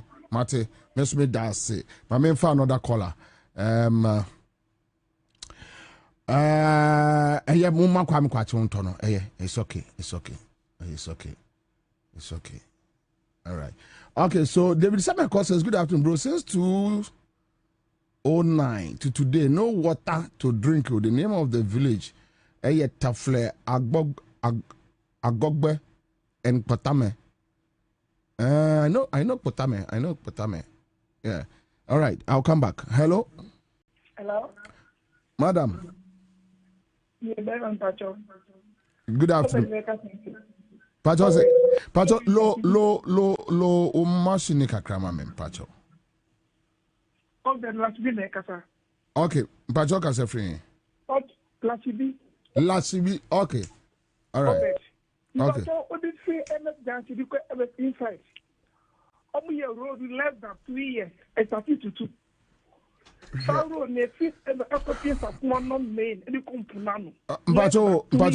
Nyabote, also if Lasibi road if in echo. What you call Emmet because PS at one village one. Only a road less than 2 years. I started to do Namsana Dua and why. The new concept of where is at Dimanoa less than 2 years now. I started to do. In less than 2 years. Less than 2 years. We did football field, Charlotte for Emmet Junction. On my road, because PS Sapona village. Mehuo. I started to do less than 2 years. Oh, okay. And then yes to Tema, Lasibi to Nema. And then they have a community worry. Mate. But maybe so. Say, I check a Facebook page. Me producer contact Eldaho. A radio I don't know the offer will be annual. Pick a video shot and send it to us. Okay, my WhatsApp number. And that your Facebook page is here 02467353331. Okay, all right, thank you. My member, my last caller, na me. me community conversation. Hello. Okay. All right. So hey, we'll be with our girls. How do you know Patana? Now I chrome kwaswa. Patana nyami chrome kwaswa. And I Friday ni kura me call a friend say dapa. Me fa Patame. Na me ko yusu adidome adaklu. Na me wura ho. Na me hete better road no to dapa. Oh, Anyola. Hello. Hello, Commander. Yes, sir. Yeah, Boko. Boko Minia. Oh, community be mu. Me wo Nana Krum Estate. Nana Krum Santo area ho. Santo area ho. Na me di justice.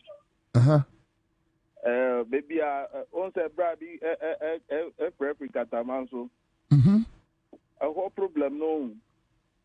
Baby a coin down. Coin no high. And I will baby I was in Siofa. Every hospital just baby a cancer hospital no.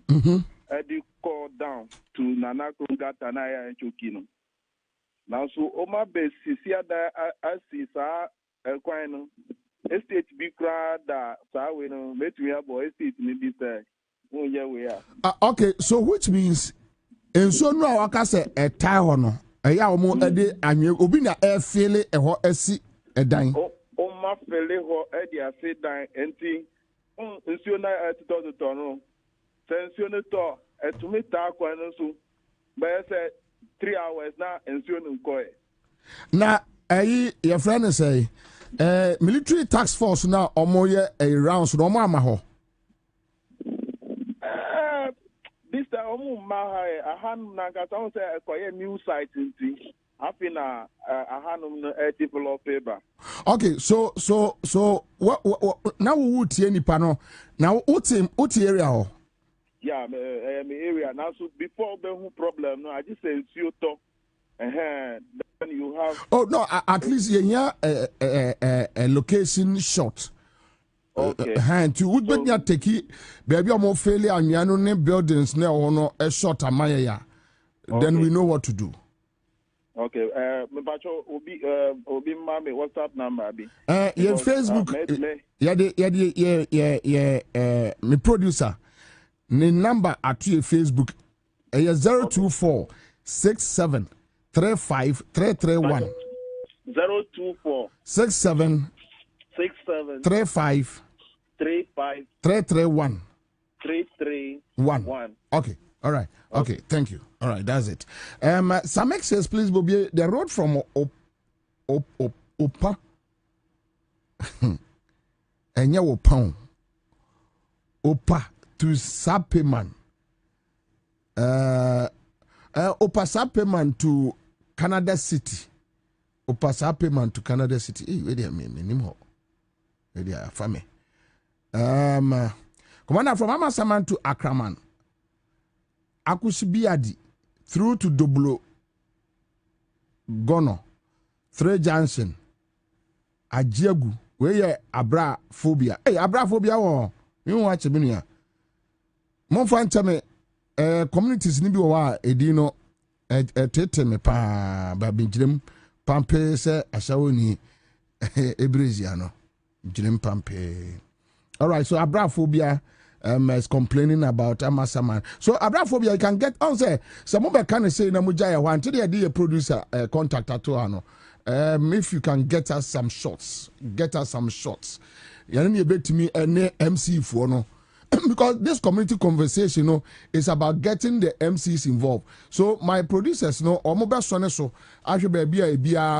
then we deal with the MCs, we talk to them, we ask them questions. We don't live within those communities. So unless community conversation or engage now my good info.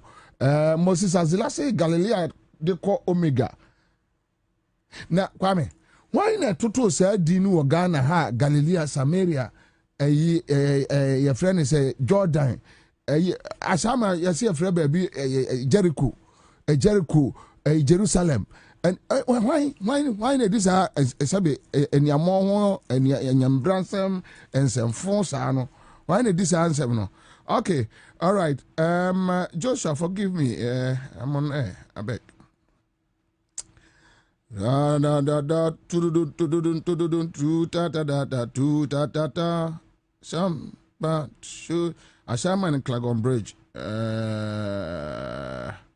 Okay. Ashaman Clagon Bridge. Ashaman Clagon Bridge. All right. So that's it live in Accra 100.5 Citizen Show Tuesday afternoon.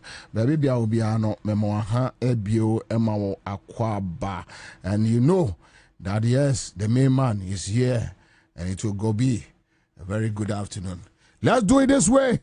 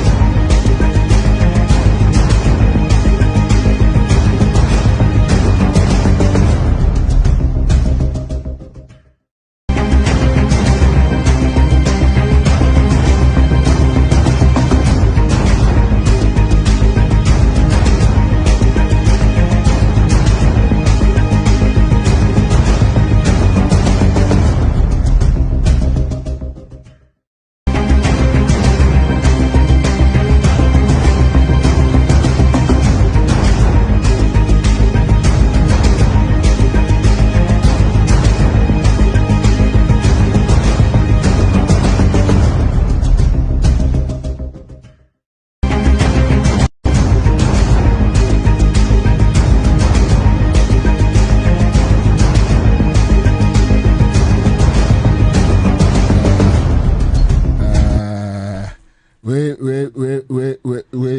nansen ya your friend say ne abasubo kakra ya bo ye hunti no mo asa yitwitwa adisi asiane say. All right, so Dansoman Johnson to Kaneshi first light. Okay, you know there. Okay, all right. Okay, Dansoman to Kaneshi first light. Dansoman 2 in hour. Okay, Dansoman Johnson to Kaneshi first light. Huh? Ewo. Quite no. That's my junction.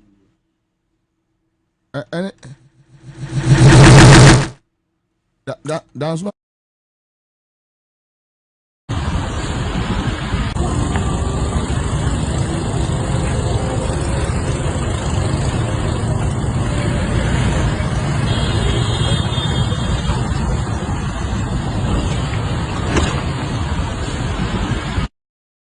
So, when I rode here from so if you Odoko now so over Kanesia, the outer lane, Udu Dakuma Junction, from Dakuma Junction to Dansoma Junction, and what Southpine outer lane, Southpine na say ya they call first light academy into free Dakuma Junction. We taken off office building ke CBC honum. From Honum to Dansoma Junction, outer lane, Southpine na saying 90 Udu Dansoma Junction. And nona, any warner, car, free Dansoma, eba, ede ko Kaneshi, Quaning in our say. Inti say, name you outer lane, Intema, even on a normal day, any traffic, no. Traffic to me see your main road, no. But they say obia trotro taxi me fa the outer lane no yes I condemn into any outer lane no into when no crampon here inner lane no outer lane they say inner lane no so come yes inner lane no oh and nka onya outer no be kan ho my ya yes and ewo why constituency ewo me sure say ewo Ablikman North because honum no sergeant you know Robin post honum okay we part of it no fall and we part of it no fall Ablikman North and part of it so fall Ablikman Central and I say omo infinity yes but I think we need to find out MC no fall unim pakro yes minimum pa kono ba minimum personal. Oh yes. Say you kobusa one. You meet my friend. Oh, well, let's compile it. Sure. Because anyone say yes is here. Yeah. Okay. All right. That's good. And Dansoma Johnson to Kaneshi first light. And if you have these kind of rules, traffic to be a P or kwa juma. Juma no nipa na kono free be 5:30 5:45. Ebebo 7:38 na odeso enenam na onru office kwame problems we be na MPP ejama NDC no because kwame sa kwai we ese ya che ATS omonye say na esovia sanga wudi ATS no ka solve you. Wow, say Ghana for dim komo na MPP ni be can be pe. Mimi say na menya problem pa serious. Say Ghana for kan sema ye ni abre kan sem na MPP ni ya wabodam e de na no betumbia. E ya na me paite me wo how kase pa because say wuni mi ya enka wo ye wa anya Obatra nchenwa 2 years na obusa John Mahama say adan na onyeye na wutumi ya enka 8 years wuka say MPP ni abodam a ontiase Sharon Stone says Bobie anya NIC in a road so horrible terrible uyeni bibi enye yi MPP ni ye di enkomo say na me MPP ni be di bi pe enti na omukwa TikToker na enkwala ni didi wo matem no wode se miracles abuaji anase omumu bi e posti e person nke kan kwase asema eya na nya this for the mom response o enkwala no deal with them well because mimi hu de entia se ye pese ye catch and this aban se ade we ye maye na MPP ni baba be kan bi ya na mentia se ya na mentia se o mentia se se ye kan asem na MPP ni baba kan bi me pate ade ama me bufu o wiase ni esi bobie nye no me pese meti MPP ni voice e wo masum me time me nwono e bon me hwe na nsan kwase asem bia na omudi ai ukra sika na de kwa ye eyi ye friend say almost say ukra sika na de kwa ye a big push sika ozu kotwa kwan foforo da ben expressway abra enkran kumase ne nkran ena da hoi adan na afa sa sika ne nkoye ofui adan na mudi sika ekotu cathedral mna mo afa nkoye sa kwan no wow chese mi ambi ye din komo Ghana na MPP ni kabia na ha me pa jai ma genuine people ye nim komo no jai na ye nim komo no Kumasi Accra to Kumasi road ejire guy ye enyene munya sika na mudi kobu adan gu ye na mukotu amna e ka kire hese mo besi asore de amenyame ena mudi sika ne half ena de aka no muja ho owie ya no adane no ho aba e ba be ka kire wo se jai mahama adenti da mahama ediska ekoye expressway no mfanye eye Accra Kumasi road na wuni mi ya sesa ye ne saa ena de offers kan bi na enkomo bi ombedi bia no obeka se eye omo headquarters wona asa abodamfo ne abobo omo ano eguo na omo di nkomo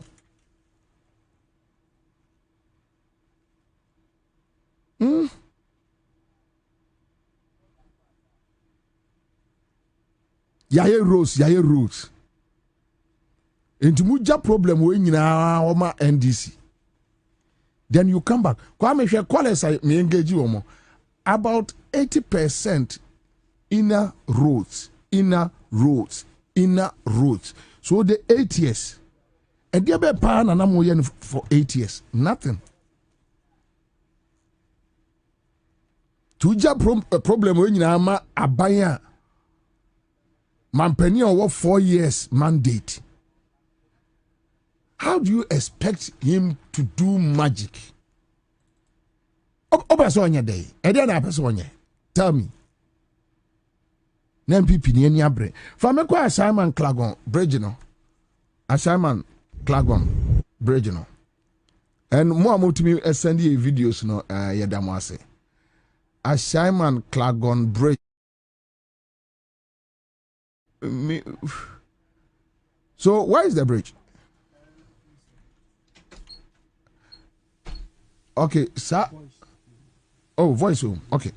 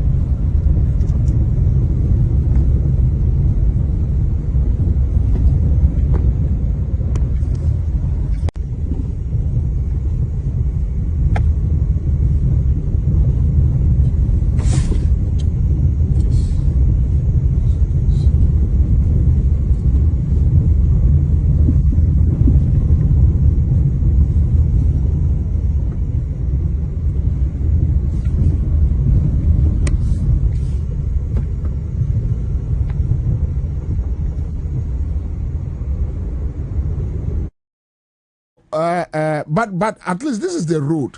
Nanke pese ehunu the actual bridge no baby a omo aye e dia kodrunti nipa no de send ye no say a ye panichewa on check MIA. Kwame Apia Benyi says Commander Ganoff municipality has the worst road networks in Greater Accra. I don't know what the MC and MP Gloria also doing to help fix the problem. Kwame Apia Benyi. Kwame eya no amaye ehwo videos no ebi because we need to start dealing with the MCs. MP when you're quiet. So sometimes, we know the assembly, the municipal assemblies, and you see a busa or more questions. Because you say Yamiadum, say you release this car. And I know at all force in bar a parliament, yet wasam more GG in Tokuato, more GG taxes, and yadi. And this idea we also just say a your friend is a finance minister no release this car the akwa your friends Abuja now. I mean sometimes, but yes, we will find out the process. We will find out all these things. It's our inner rules no ne day. Sa inner rules no ne day. And let me come back to my conversation. I have just 10 minutes to deal with it. Me see ka asem ewo Ghana ha na MPP ni beka bia. Eya na eye bufusem. Eye bufusem say ye 57% for no ya dwene mu da ho no eya ye mo bo adam no ye di o man we hu nkomo na abodamfo ebeka bia. Onti ase Sima chere omo edam ne bi. Onu diska oka se enye MPP ni bodam ni na MPP ni ya.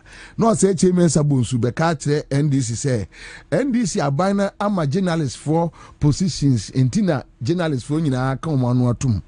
Na ayi osabute ene na se for no anu omo Joy FM no a ayi your friend say MPP kwa be se fa kan no nyina Paula Dom watch no de omo yibiri Paula Dom watch ni kwa me se fa kan no ne osabute no ne your friend say yakwa no BBC ya MPP mi ma wo mo position no omo yibiri ebini no omo yi omo de omo nyansa ntwerefo omo yibiri kwa me se fa kan no yibiri enti omo de ye ma omo position eye wa nkwa me kasa nipa MPP ni abodam agimi a wahu ose chairman sabonsu no kura wanyini no papa pani no hwenkwase asema okeka di ono wanyini no na gosi omo nkola anu a edam complete yatia mumtam ATS mutam kwa mesifa kan to mutam ya friend say minuen ya oso okopa adwoso MP Poladomotre mia minuen sechire ni ba mutam no ene airport company yanka mode bronya duasem ebe so aminuen na awrade agye no free otamfo nhihye mu agboy ya na ne triwa pa no Joy FM ani osaboteni ade omodos bebre me kura me rafinka ma uyiyi ni nyina aguo sesi akura bia obehu ma hontomo a obehu honto de mansuntu owo mu nyina din no we papa panimu modam we patenye se bia na mpentokwa o na wonkrofo no asem ni bi wo mo ka nyame nim ni pa wo dwene ho a won te ase we dey MPP ni nkomo nyame de o nyame de because se nipa no wa hyeda o so akonu kolosuo se edi untimi hu how say NDC appointed journalists for ama journalists for akomano atum ena unim de ya na party ha me MPP for omo di nkomo na say all of a sudden omo free so omo di 8 years as omo refi bibia esi bia no omo refi as na omo wo wiase bi ena afa no omo ba Ghana And after the BBI, what is this? What kind of situation is this? I say, woman, baby. Yet the Croman and most journalists for more appointments, Moody be quarter to outside near the other.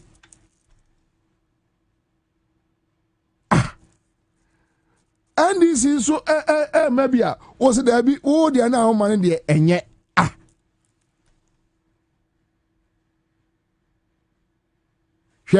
a dam uncommon barco.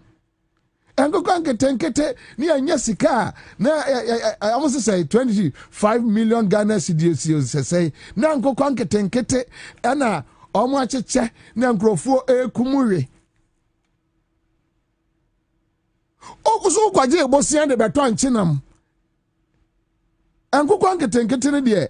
Sanya Abushafona, baby, so young this new young people new. I go and go 50 year kumgu pine.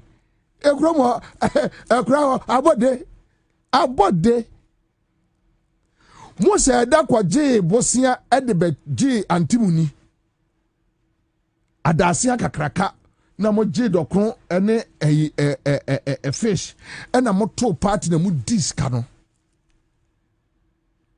Do you know the Ghana Sika Quayas? I know, said you know the Ghana Sika young conquering getting yet. Party and the nipa we won't can't chance what we are bodemini pa what bodam a dam wood trim a dam bibi one more dim comma on to mean two or massing could see you won't mean to share dam make sure a dam back no me we what jelly a year Sadinam. What jelly chachuchikata? What jelly Abudapi? What jelly Salome?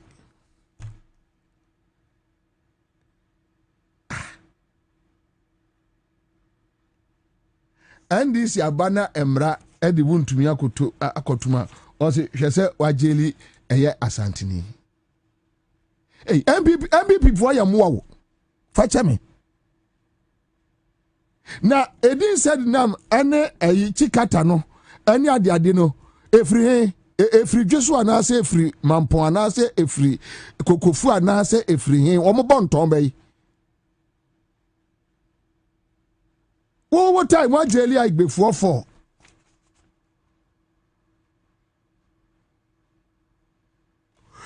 na amra the same amra no achi wuntumi na na what tears krom omo jeli asante for on MPP ni abua straight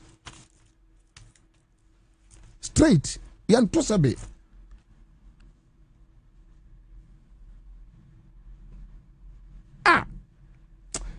sa political party kesi e ban free Ghana ni enya asumdue ka Ibrahim ama etotototo ni emenya nkwato MPP aka ho nu wagunu ne de football team yes Ibrahim ama skai konko di MPP ano na wonto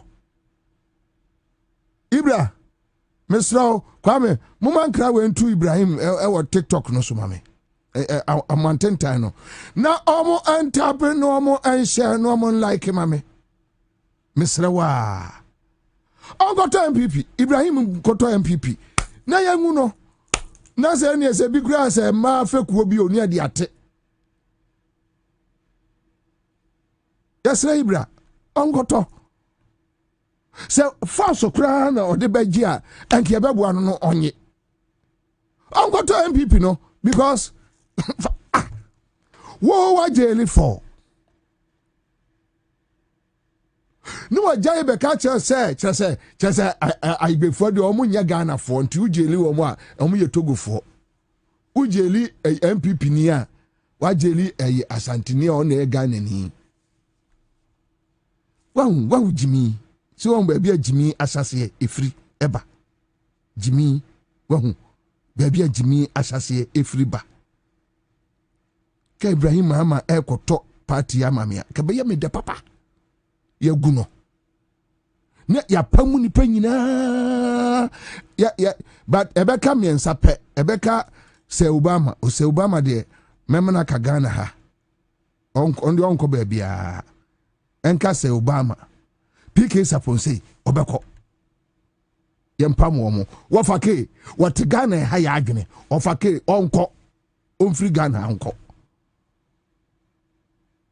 awa akura abode nije Polando de onka for yando de on de enka Ibrahim ebe man adwuma ewo new party no Daniel omudi nkoma na say who just suppose you can't get it. You're like I don't know what do say chire obi so no what this ankwasi asem no more. Then they turn back and come and ask you, see ye yentina yetu abeti aye. Who told you say yes a expressway no Ghana for here until they will vote against NDC. Beyond this expressway project, any cathedral no Fragana for 10 bejna ne busa almost omunyi bako cathedral versus express project Fragana for Nefa enkokwan ketenkete ene ye frane se enchinam ketenkete. Enchinam ketenkete kenoforiata ene erikopoku enkokwan ketenkete Fragana for 10 for mugina ho so munyi baako. Mama live akokwa live ye no nefa yemfa grow ye economy no. Na wa so beboa wo fie. So wani abrese opese odo nsa ye bibi nko ade a.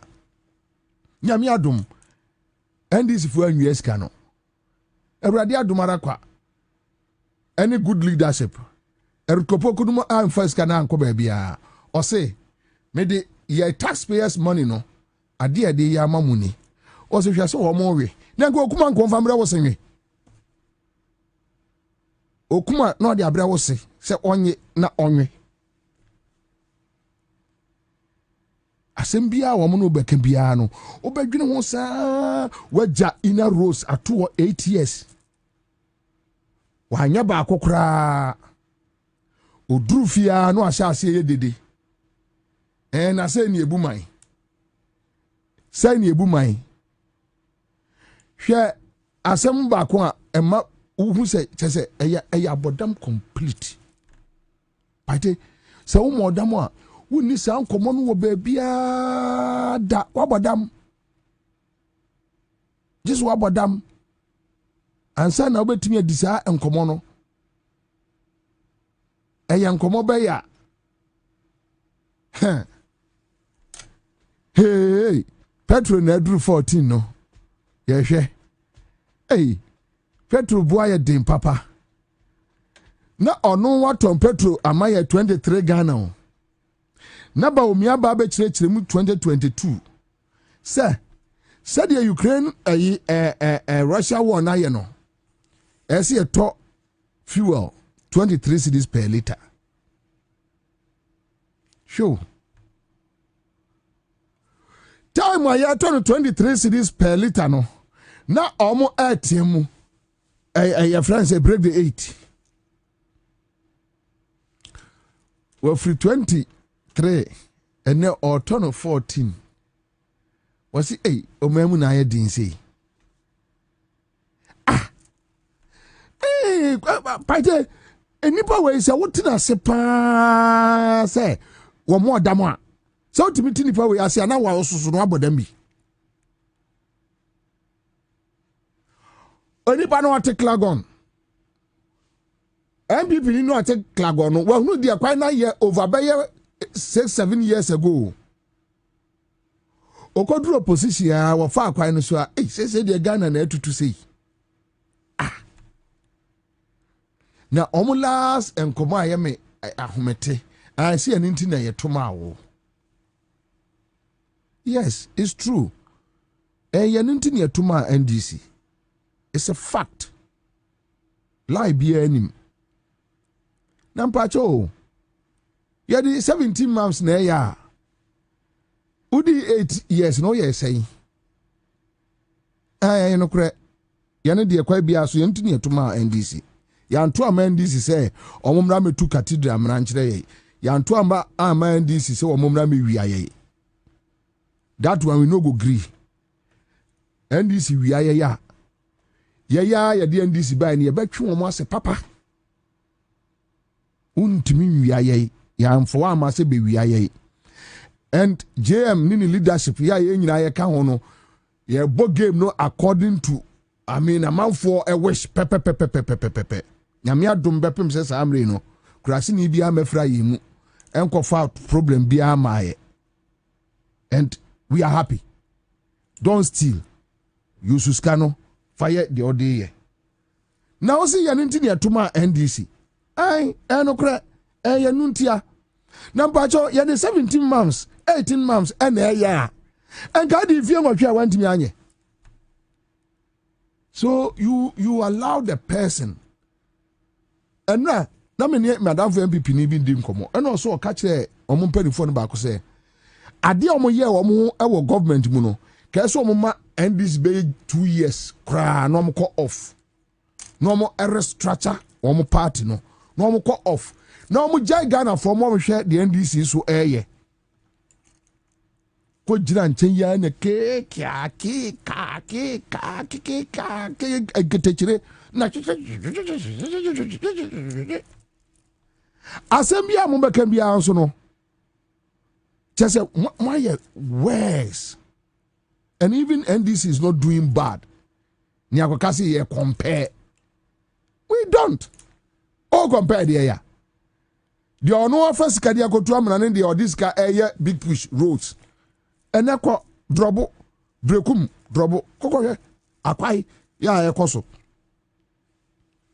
doje voter region arkodo ekoso motorway marpoma ekoso endisi aka ina roads asema na me uri man pipini enkabi man pipini enkabi ya di CMG ejawo wantimi anye adwuma wura agina adwuma wafa new management udru junction ne so a wasehwe de sound no tantan na anim sound no ya sanga amomo ye sound no ansa na wujja hɔ akɔ so wantimi anye a jai mo tie no and criticize sound no na hwɛ so ne kɔ ne yɛde ma wo no so wunim sound ya enka wo ye sound no we a simple logic MPP ni so won tiase obeke kam kwase asem to omo kasa ya na nkola ni didi wo atem because asema MPP ni beka no say chairmansa bonsu okwo 81 years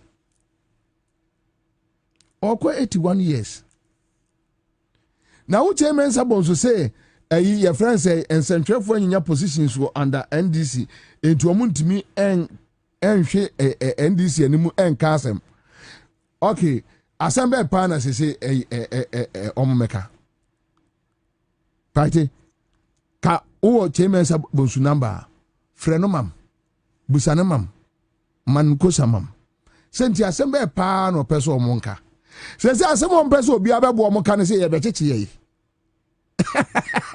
asa dabi okay omo bo omonkofo omonkrofo no onwo multimedia no Emra street mu na yan cheke say MPP okay journalist for mekasa no omo beka dollar to cedi na so mbeka de yan compare dollar to cedi no onkrofo na so omo nkasa no omo compare da ho say artificial say den yo the businessman bia wa Ghana ni enim ne say ni cedi no a ode ekokra ne ma no okwa wotimi $1 right bebre na $1 bebre otimi fa ne ma sa na businessman bi anim as simple as ABCD 2 omumra be ka de inflation 3 omumra be ka de enema bo cement na yesai 2024 na cement yesai ene yesai iron rods na yesai ene yesai oil oil na say and say rice 50 kilos no 25 5 na yɛ sɛn ɛnɛ ɛyɛ sɛn ɛyɛ so simple answer atofo se no yi ɛyɛ saa food and beverages no tax na free so 20% no kanpo ni ade ni nyina ɛbɛyɛ fu ɛbɛyɛ fu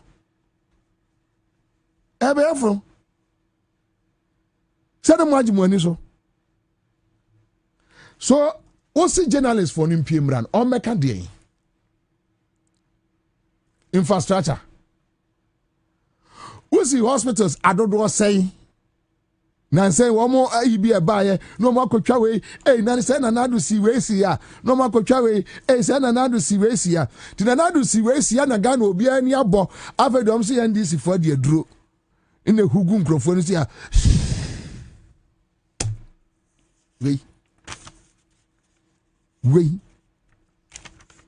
No more who ye enough. Oh, they don't. And now make a same way. And a penny be frame.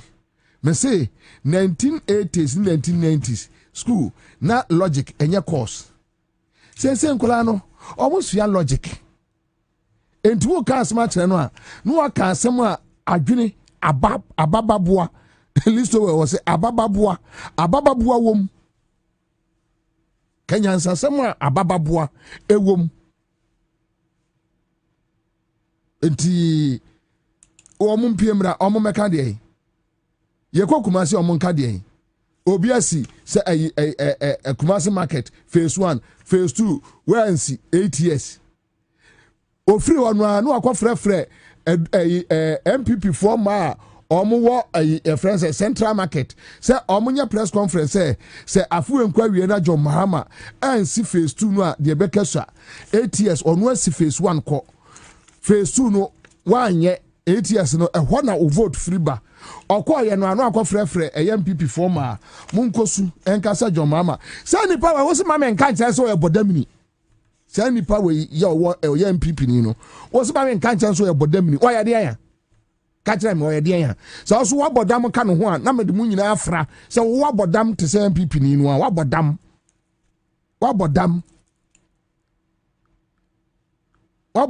wadwene mu kan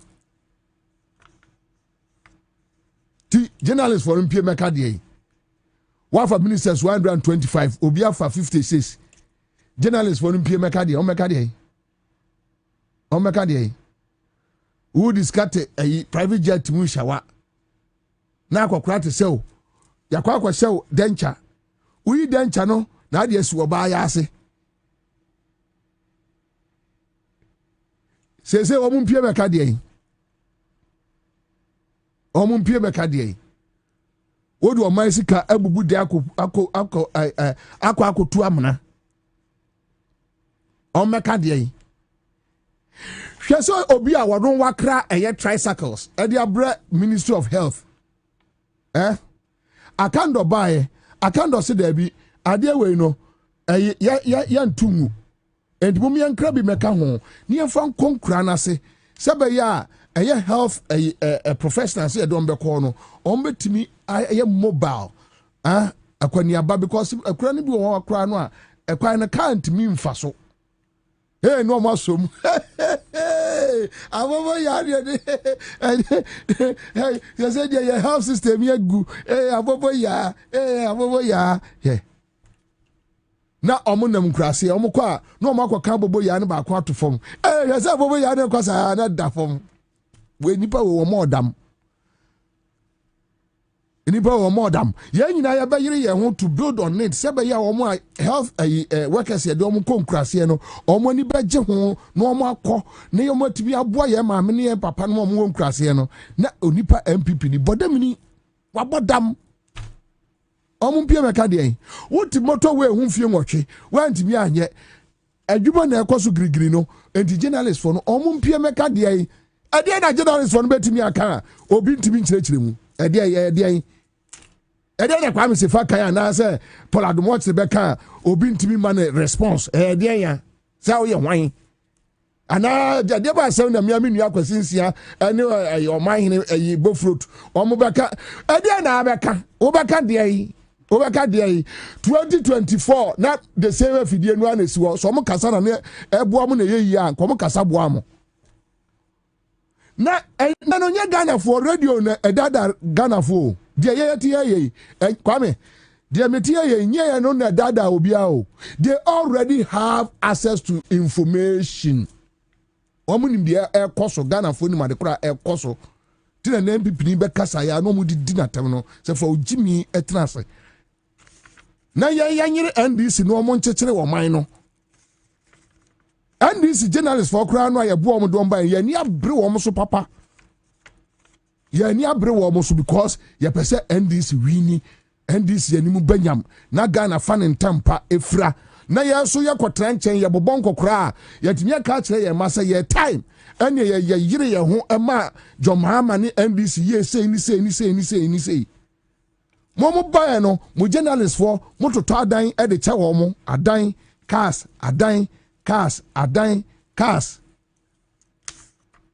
yenim eya no mo no ba besre ye Bobie no nya hwe na wana ka cho se me kwa koto aba beje mansion anase me ba beje Jubilee House adem oh Debbie me to aba se eniema ye na metimi ye business I'm a businessman na metimi run me business a me pe me tia se send this ma me contractor meje meye na won't be we grab them ni go grab jibia adia wan fanya hwe meje ni ma ya adwuma no yes meje ni ma ya adwuma no na metiwe na se ndisi obi adom me se kwabna beje adwuma bi ya me se menye meye papa na me ya Ghana ni na bi no ton shirt okoji listo we yire shirt kra wantua e ojowulu work and pay na bi okoji shirt odi organizer ya wotimi anya sika AC hospital 30 bed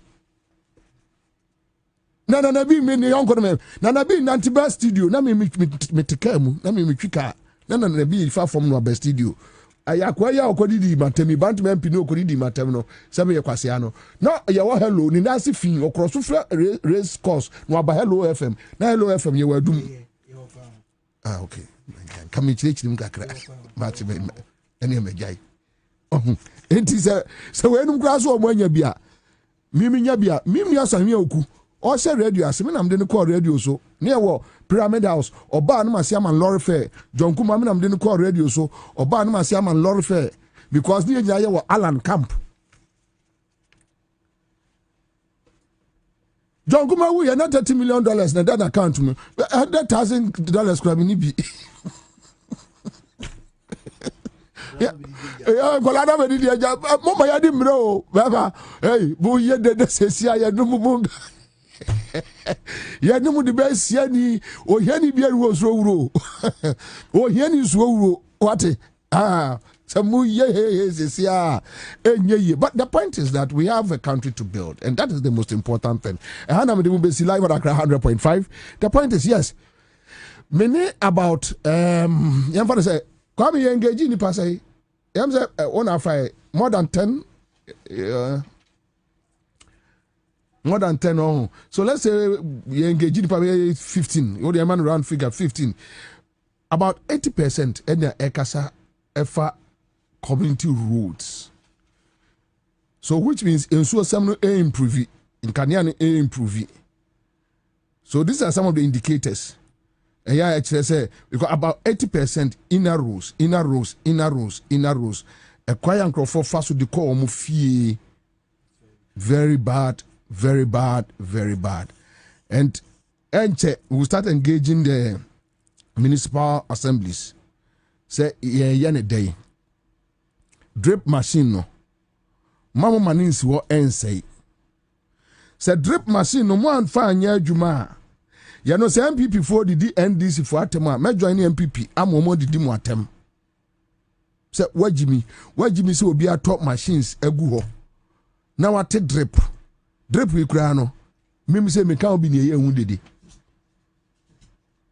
and say obi at drip na watop machines agu ho a na also won't me for machines ni anya adwuma wabodam wajimi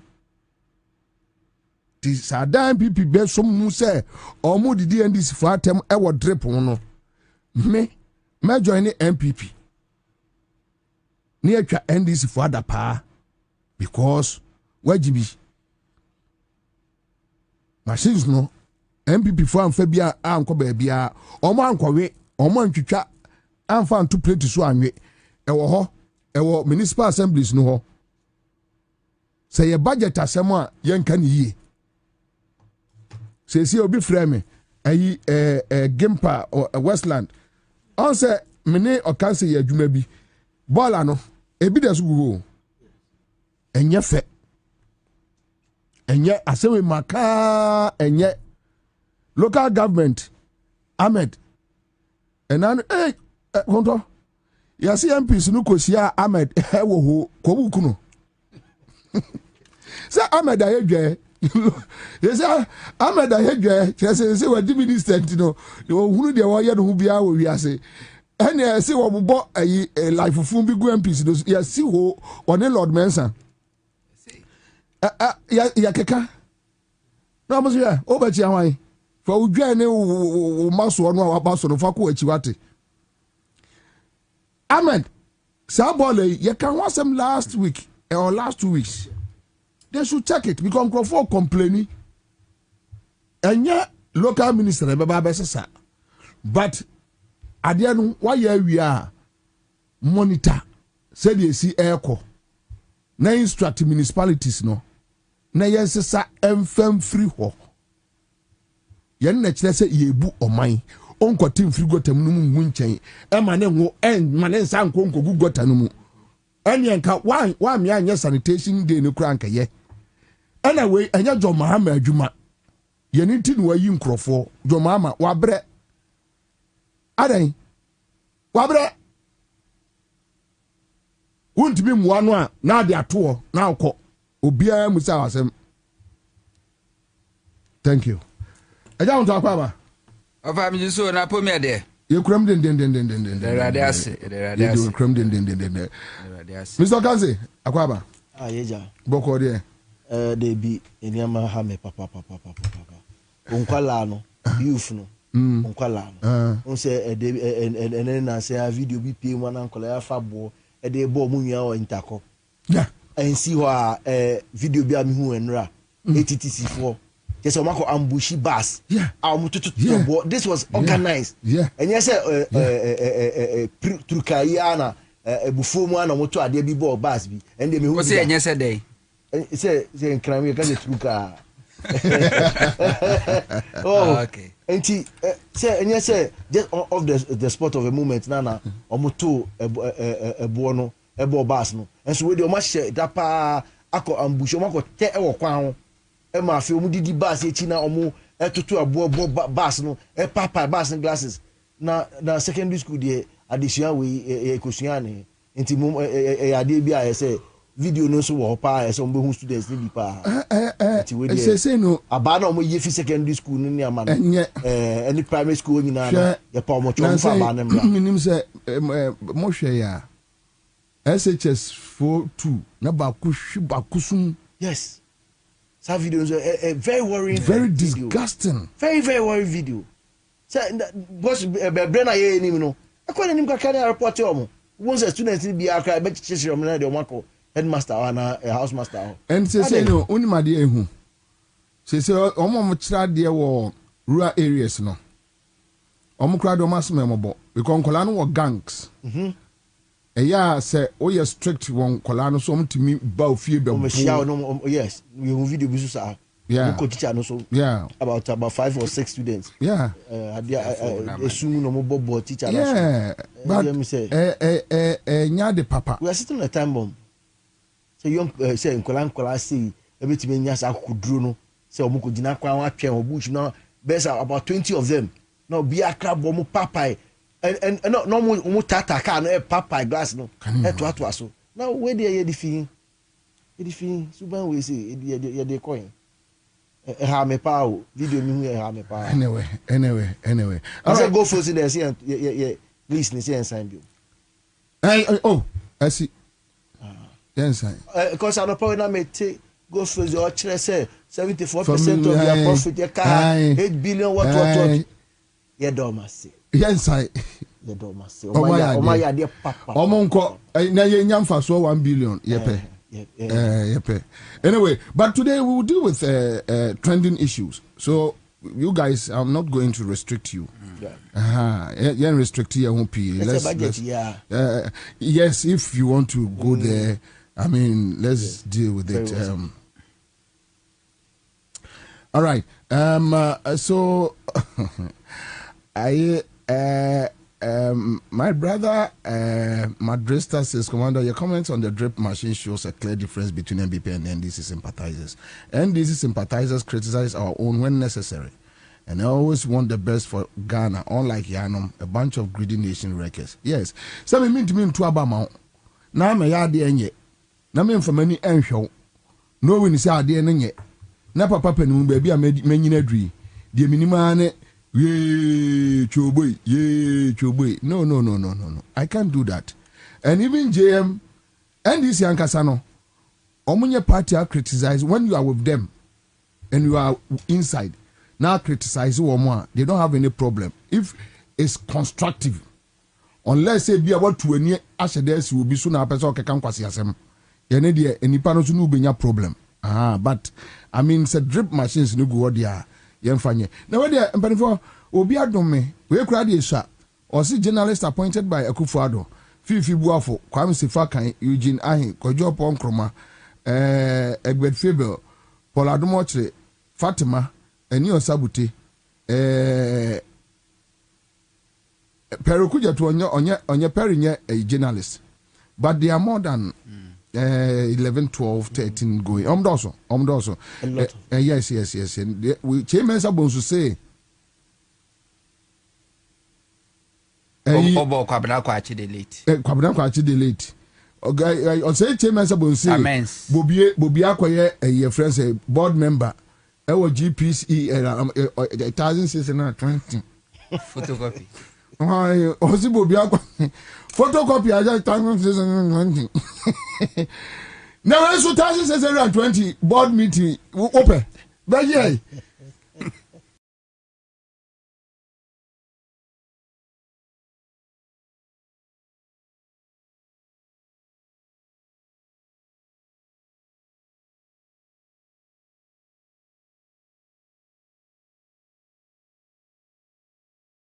But that's when I'm so Ghana Publishing Company. Chinese cars have baby no. Or my branding no. Hey, often who's a who talk or brand ya know this market ya. Hey, Chinese car. Yes, you brand the car. Hey, I don't know. That says 20 there. That's all. All the working. Okay, not just kit man. The direction. 20 cities, no. That was it. For the Scottish was from you, anyway, so that's it. Members, we'll deal with trending issues as I indicated. And let me start with my good brother, Honto. Over. Akwaba. Trending issues. Abranya kunu. Na Abranya kunu. Dini abranya kunu. Ni kunu. Yeah, ni kunu. Na me na ofa so ase. Nya ofa afo nyina na betimi ase. Be gudi peri bo ase. Ofa ase post nra o Facebook so I single. Na no. No ba so chiro ba wa ware na mano. There was what you bet to the name. Say a cownya branya kuma. Anyway. Of and somebody did go hop na. Said what kind my mention is very free baby out the way. O see Chairman Sabonsu. You see? Ghana will be a kind of cribia, including you and I. I must see a more dear. You need swad dear. You can sample you for him basa. But then the truth of the matter is say, Nipa bi o kanu kre bia nsuro bia ni se bi osu no ba na se on pempes wadu abrabom. Oko Ashanti region or say Chairman Sabonsu will remain one of the most useless politicians on my emerging from Ashanti region. Indeed, Oye the most useless MP. Oseche Mensah Bonsu in the history of MPP in Ashanti region were one of the longest serving member of parliament. Ne constituency enia krasi o ewo Kumasi Kuruman kasa Swami.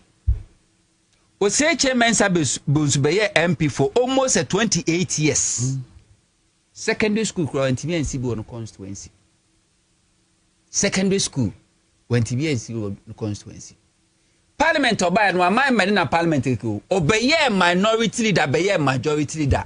One of the first minister for parliamentary affairs at the Makufuado. And so under John Dramani Mahama and your koye the constituency quite asphalt Bremai 8 years of MPP. Omo twen ya beka na Ansah MPP every power and omo de soso kobo form so omo be swame.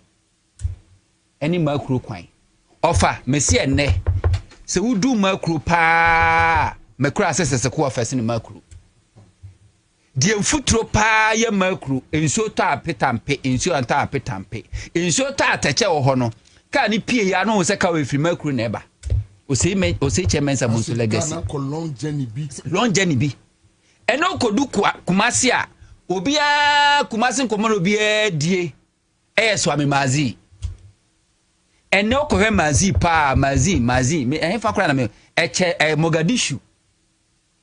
Ekon after war no eche Mogadishu. Tan Oseche Mensah Bonsu legacy no.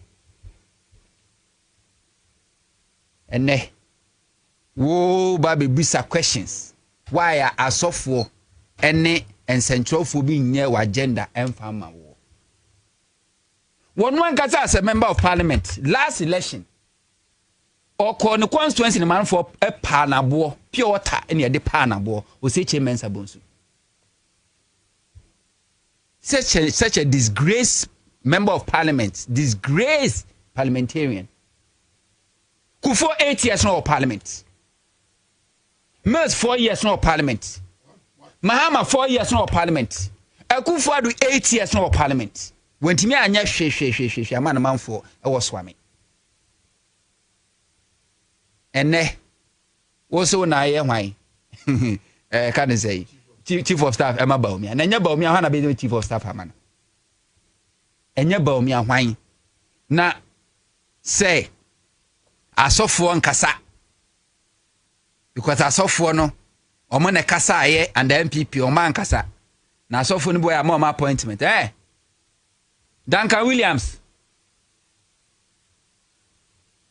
Mensa Wotabel Darky Ward Mills Itu Anaba Owusu Bempa no we Shushan boys Sankrofo nyina Akufo-Addo bo ma appointment oko National Cathedral Owusu Bempa Reverend Owusu Bempa kra de ye de no koto board or ma a breast a man no for oko a Ministry of Children and Social Protection or more department bi or mo hwe man no for me de no koto sa board no so dem no me Shushan boys say en central for na nkasa ya ma appointment na obi kro onya bi kro no osuro so obekasa o kasa ahwe a man appointment ado Oseche Mensah Bonsu ya wonti akra FM ho ano ya bo amampam ene mum bi onyi na sumini mo sounds fangum emfama no NDC ye ne a ese pro NDC media ye nya timido ye nya timid one as a member of parliament no leading MPP or parliament can ofreta edin semfon MPP MPs ni bi kura gada courage so mo be kan anim wantimi anyina se be ma Mahama haya ne tra ne fire no na appointment e fire o mo entu ntimi for mo ntoto untimi mfa MPP na ede no be kam bisa o kwa mi se faka waje adwuma ye kwa mi se faka Mahama bai wo retirement ana kwa mi se faka so Mahama bai ato no Paula do mwatre ene ofa picture no there two screens so na odi watem o hwe anim na okasa ho se de ugina anim na okasa Samens City TV ni City FM omaja adwuma na edia no mo ka wan na so onim nyansa pa sebio awareness owo sebio fede wo nani so se obetimi de MPP aban ye twa mu yi atoto aban yi a ekọ ehunu aka se me yire dade sambe wa me wan Chemobi asebi oni tisi ni konso a oba ne be ma dawo no atete no amani pa atete no se nipa no onye nimpan obetimi de Akufo-Addo 8 years atoto just 1.5 years of Mahama ban osofo no nkoka den under you na church members grant me ntua tight Emma sofo ba bontin be kan say ena omo nsori kura egu because nsori makura ntimi ntua tight ente asofo mo meka dey se cathedral na esi wonum na na amna no se jomama ne tuye jomama ne tuye na meka asembi say so bia be kandifo a ebra omanfo no betimi a measure your leadership, the quality of your leadership no enye bra ukuta tumi ebra wasuma wi a wokro no se hono ne yehu bibia sabe ne hu yetina se ada potro be wuo no ene be hu ne tenten enti Kwame Nkrumah be yo mampeni sa MPP UP fo ya omo tradition UGCC fo tu na bangu ye no omo tu na bangu ye omo twa na suma Kwame Nkrumah ko wu obi ma so omo sini funu kro omo person no be ba no kotokano a wonunu etu Kwame Nkrumah bangu ye no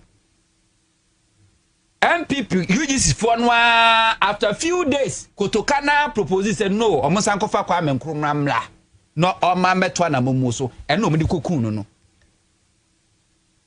ewo airport where de kotu ni di kutuka eno omo di kokun no mo ne kun because kotoka was saying say wonu no omo sankofa Kwame Nkrumah mla no medi na de because they realize that the leadership ana Kwame Nkrumah ekita no the qualities are no wono obi ani bi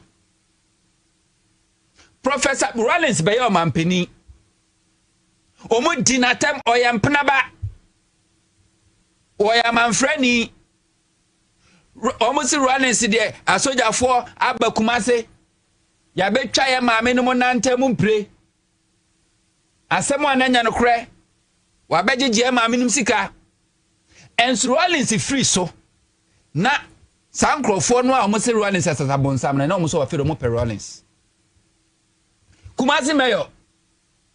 My friend is saying, the what did you know? Debbie, Nana Kwesi Ajima. Rollins time. Stress leadership ni. Waya santini de chef santini fi asanti manshia. Ye di natam nanso na mamwachi. A ofri mu no. Na asante region for airpe obi ti se wono no ababeye meya. Atamos ebe yo mampeni. For 3.5 years, MPP for Zodia no ye. Professor Doolittle, Professor Mercy Wuye na MPP for Nankasa a tribute to Mokotre no. Na omotro Professor Mercy legacy. After the big class one in the school fees. Mo set what timid inflation within short period of time, single digit. What Timia the fastest growing economy in the whole world, 2010. Within 2 years, it may eliminate over 2,000 schools under trees. Professor Mercy may eliminate double track system and work. And grand be quite upon be queer. MPP for Nankasa, including Yawasafu Mafu. They were singing praises after Professor Mercy Mamukonewe. Then Mama came. Mudi Mahama tamwa friend kronfo e friend yire se bio mamilo na dina tamiro mebia se Mahama ya kronfo en central fo bi ti se Captain Smart mo Mahama koto Dubai hotel or ship di Mahama tem Mahama free so less than 4 years na san central fo no any Ghana fo di Mahama tem no afi babia Mahama be kwakwa campaign bia no mafa Mahama bo no mde ama ne se je obo abo mo de Mahama no se Mahama so obo ano a ye betimi dia ye expressway ni amfa nkodu kuma se betimi ye halfway obia de Mahama bo kokoma no enti every leader bia no ebra wote so no ubenya nkrofobia esanse o madwi mu ha na o mo nwen kwa akire nwen konkan ni ntino wo ya de papa kra mo a o mu se nye enti Mahama esiketi market no adwadifo man no aye demonstration ebu adaja e demonstration say Mahama tu galamsey nanse na Mahama si market ni wie no say adwadifo man na time no mo ton ade a enso to a emo mo enti o madwini mu no makoma won mi say Mahama was a leader Edien na Kufuado 8 years obey ye including no such a man's legacy as a member of parliament. Ghana for betimi akaza nana no bra what is already ye bu ntanchia. Ni enim se eya de papa sa. Enti we de fa ebo ne chayen. Edien nana do be ye mesi Ghana ni bia ne tisi ni course odwen se nipa. The moment obe kan ehu Kufuado legacy bia obedi natem we ni natem amana mpie wona no a obedi na Kufuado atem wona kumam. Ghana ni na obefa National Cathedral akohu sa amana no eda ho na wabọ ne nsema na nado say there was a time when Ghana wa ho kirem Nyankopon timi yo kandifuo bi di mai abota e ma ne timi bai edimfie nwotwe ebetu amana kese donko 97 million dollars edit ho na Ghana ni timi ya ne de say am ye proud say me nya leader be she kirem Ghana ni obetimi akasa Facebook last week na akwai wa MP communicator na oni akwai bi boboso ndis ni no minim social media for him say minim ba bi owo oni no ai MPP yese na nadu yese owie na akwansi na cathedral no for him fanka ho oso so ko ene forbidden legacy. But please, would you add the cathedral to the forbidden legacy? And will be a driving now on La Trife General, La Trife, Quanoswa. Now, Uchen and even the Binkuma 95. Ubedi a Kufuado atem wanakumem. Kwame Nkrumah be see ye. Wose wo ba bibu watimi abuni nyina gu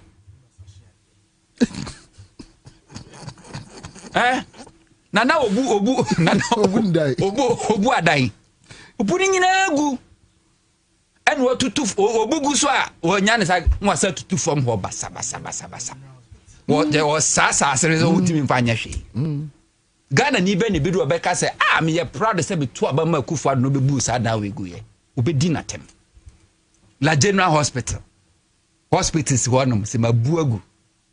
8 years went to me and see. Two free say adeshia wala. A painful moko maternity. Antenatal. Omudu ono mu hu eda Kufuado bugu honum. A went to me and see 8 years. Nana anu ya Mahama bai o mahye adwuma se ekoso a.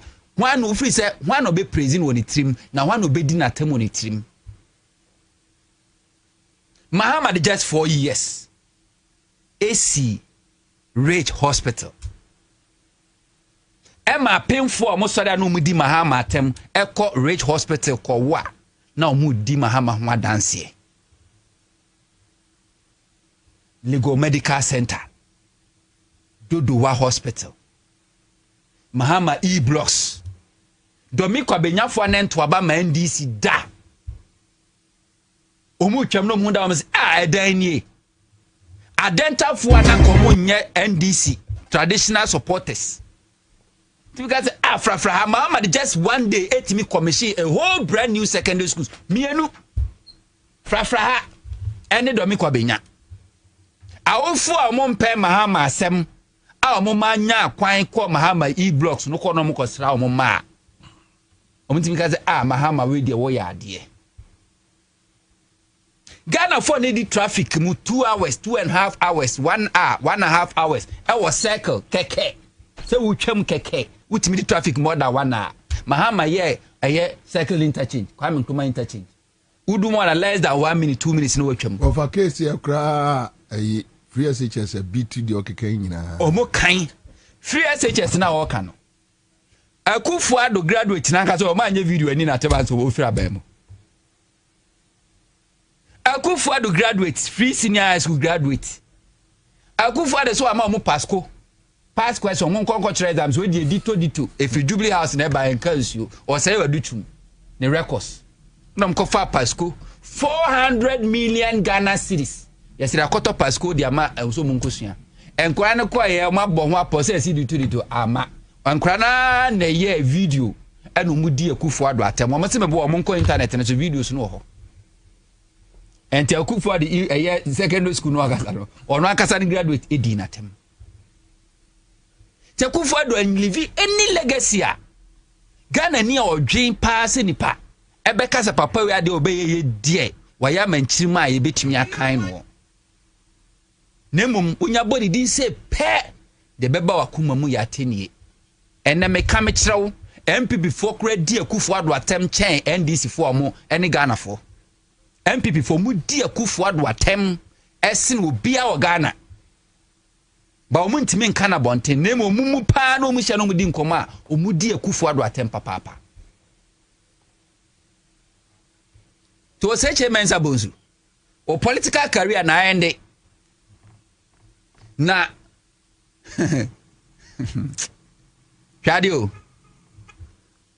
ebra na wugina so kura na beka se wugina na so amanyose mu no kofo ba e wa mo appointment o say Ansah bonsu o say Ansah no e den appointment we no nya anda kofo onya ministry appointment akufo ade ba e wa mo appointment we majority leader na said the be obema otrimaye ode no use do aye donkey work no ye say o ye minister in charge of a year parliamentary affairs e we that appointment na we himfa e say ni ya man bi we ya man bi na budget we no ba metro ne budget we no ba metro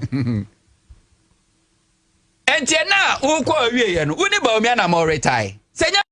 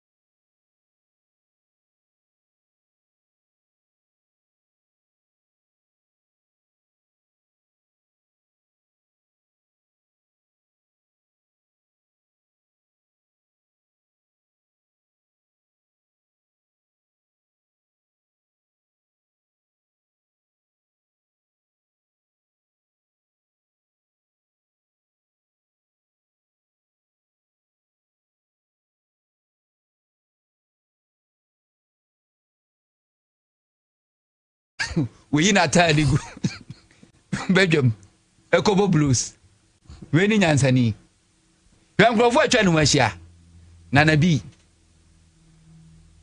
special advisor to Baumia miracle sabuaje we mu ene to Baumia fo na nakomia abronye special aid to Baumia Baumia candidate anon kode no for chairmanship ye wuntumi. Baumia so on support Paula Afoko. On support Boache Jako. Or support wuntumi. Any candidate. Sebio Team C crowd enkaye. Nyansani bien wo belong to Baumia camp because I no ma on takra say ne tubomu. Enti enye me wan so say Ansah bonsu e ka ho a e no na ye chief of staff edima Baumia so o say Ansah bonsu so pa ombra na enye debate won kire nyansade ba ko akufo ado ye in 8 years Mahama by won more than 1,000 times of that yenye comparative and superlative analysis ni enhwe die enti Ghana ni anetisi ni course no odwen se nipa betusu MPP government over John Dramani Mahama and NDC government today. Opa yenko no kasa Ashanti region. Na yenko Ketia market. Ni yenko bisa Ketia manu mudi Mahama temye demonstration. The first time say we see central market, Ketia market face no. Face no. Na yemu so between Mahama the 4 years AC first face commission ye. Any of the Kufuado, the 8 years, when Timmy second phase and commission, or Mummy and why they deserve it to lead them, they will tell you some hammer. And to such a men's abonzo. O political career na gu. So why be any say about me by a president? Na say be o man control and say remote control. When it call yodium. Honestly, the aya and the only answer when you kakra de amano. Onya popcorn kakra man no we ta nya body atoto the man onim krasedum. Na my any obwa. O political career na end. I'll come back to you, but just imagine when we are president, Napo vice. Giant Napo. Market on the INTSU. Market. Nyansa ni be no one people will be dia tum pass or no ne ba omi aberani tremi. Na Napo your vice president, not chairman supposed to be chief of staff. Me anton Ghana. Doc, Akwaba. Senior Bobie. Office Boko. Obibia Boko. If you want to see and then mammy late. Now, me what question be a maybe San to them. I or can say, I'll come back. Or can say, but you dealing with Sunday week, Accra. Bibi Hame. A trending issue. I say, ye do home come. But once I'm not there, between the Afra, we know they just a Obuasi Airport and chain any to Galamsey. Then another town be Nina no pay any PPO, another town police station nechi. They said they're a cost of Konongo. Is a Konongo police station nechi na nom to Galamsey. Police station Yamfan say building in a junction also. And say questions no adoso. Say NDC are buying the fairly in fighting the Galamsey. Dear, what is it? My menka. Me and Doctor welcome. And me brother unto the oditu ni si join one am here say me ojina nche kakala omo ye omo de omo mejo ba de omo muja video de go free assembly ba obejila de assembly we bisa pa na hear me say they are pushing the president ombema omampen ebufu soria me say nkofo be ko fie. No, but just red sec no, and your yes, just say because me wouldn't tell the MCE for those areas no obi MCE no the sort of police commander the sort I don't get it. Dissect for the so I don't get it. Na say otere na me share ye flood issues ye how many hours and I'll gather videos anko for you omo phone Omo di Sunday. Enye degree no mo di Sunday yo. Bi. Omo fa ketua, omo pay slip na mo di obi ayi ni yem. Se wo ka se yem fa ntuma. Se ye nwa iko echi no ba, o di video abetum. Na ye hu pefe se de ekoso ni. Entu pa dem se ekwan ho ankofo fa o de bia no. Entu obi a enya entwa nkyere DC ana police ni ye na afi de police station no echire ho aso na kobrana ko gina no de gross disrespect for the law. Airport. Wa ye di ato no. Also we nya baby o. Say baby the public eye. Baby they be 24/7. No, but what any war? E dey bent ni yentimi baby we want this in country and this aban country because of this and that this just or say the fighter ye di akon etia. And I say this aban ntimi. They should just say oh yentimi. Yeah, I mean, because this kind of say baby sanema ways no say on dissect on be me sure say chief of staff no na ebi mu de I think they have to step aside enyo say ye bi mu sin chen kakra say we nya de a obetwa kata so enya de ye yete airport na wo kan you na wo san so ka police station ekire ena ye nua so okofa baaye no onye obi a rastos bonitrim enkasa or the evidence Evidence is the rule of the game. If you saw me on the page. Yeah, I saw the video somewhere. Then somebody sent me the video and another video, very worrying. Now who are they be said ya called draw nipa na. Now be at my begina when you say political persecution. Which one? Bacho the minim the you. Video na me who NDC flag wo. Me who MPP flag wo. And I me who CPP flag wo. And to obia ko obia no. Okoa odi nipa yetimi enye mo na e tafra che enye mo nipa pa e wu ni fie ya to ni din into udwa na bibi say no na say Charles McCarthy editor the Hawk newspaper was sending me or say Bupe power plant nchen hwa through the auditor general report omu took galamsey cross disrespect. No, but the last time I heard the president saying, say, oh, NDC for any be crowd. Say, you mean, Bobia, Chimmy. They be or say, you say, all the mammy kankakrama or mamping. As me CSO, your my and so advocacy because no say, or he's coming to crack the whip. And yet, as if say, even he believes, say, I mean, people even. In his government, yes, sorry. So you will find some bad nuts in there, and he suspects say yes or move. After that talk na Kabobie, after that talk na said dissect any resect for list of people be saying it was your chief, your commander, in chief. I say minimum say abontene ha nkofo bi bedi agro wa. Ye ma me list. Na say headmaster akasa. Didn't you expect say house prefect any SP edi list bi because say list bi ni say there be edru no yam say it's clear on the wall say president yi ngofo bi medi enye say one file list ni bi amade a ene odoku say Bremen North also Eastern region akobonu hu dua say ensu awe area ho nyina nku no so ono oye galamsey enye ne ehie ni ye de tumi ahya wonsa. When you are listen, when you galam say into you for na you na MC into you for obi say o man pay metimi aka say wa bolding edudi ase krata so say you are a chief executive for that municipality no a very big position no. The whole security in that we say district no e se wonsa enti by this time no e say wa babontene abeka kire bibia wo ya de kire eyi nkofo epie enti ha de say bebe edu de enya ade be say tra we hobby be doing there. I think it's making us look bad say as a country no.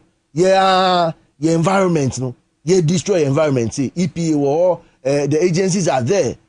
Forestry Commission we have all the agencies. But I can say you don't think Ghana for Tuaba. Omo Tuaba leadership. Right. So that you use the state power to control the situation. True. If you can't use the state power to control the situation, I find it difficult to wrap my head. No, it's not like at that level of it, the chief of staff must make sure say with the local government ministry, no, MMDA, they have to be suspended. They have to step aside because you want to be there now. Security of the people, no, when to regional police commanders. In fact, but you see, the other side of the conversation is that look, Ghana we are naturally bombarded. Right. Enti ye Bobie ye de ayeko. Ayes be kwa ji drive no kura bi. Ne you know na ekoso. Na eni no be ye nyina sitire. But who say so what do we do? We be kan sembo bi ekoma era Kofi Boachia. Or the Oshiu be back Greater Accra and the Yiniko Ashanti region. So we can everywhere. And it takes one man to make the change.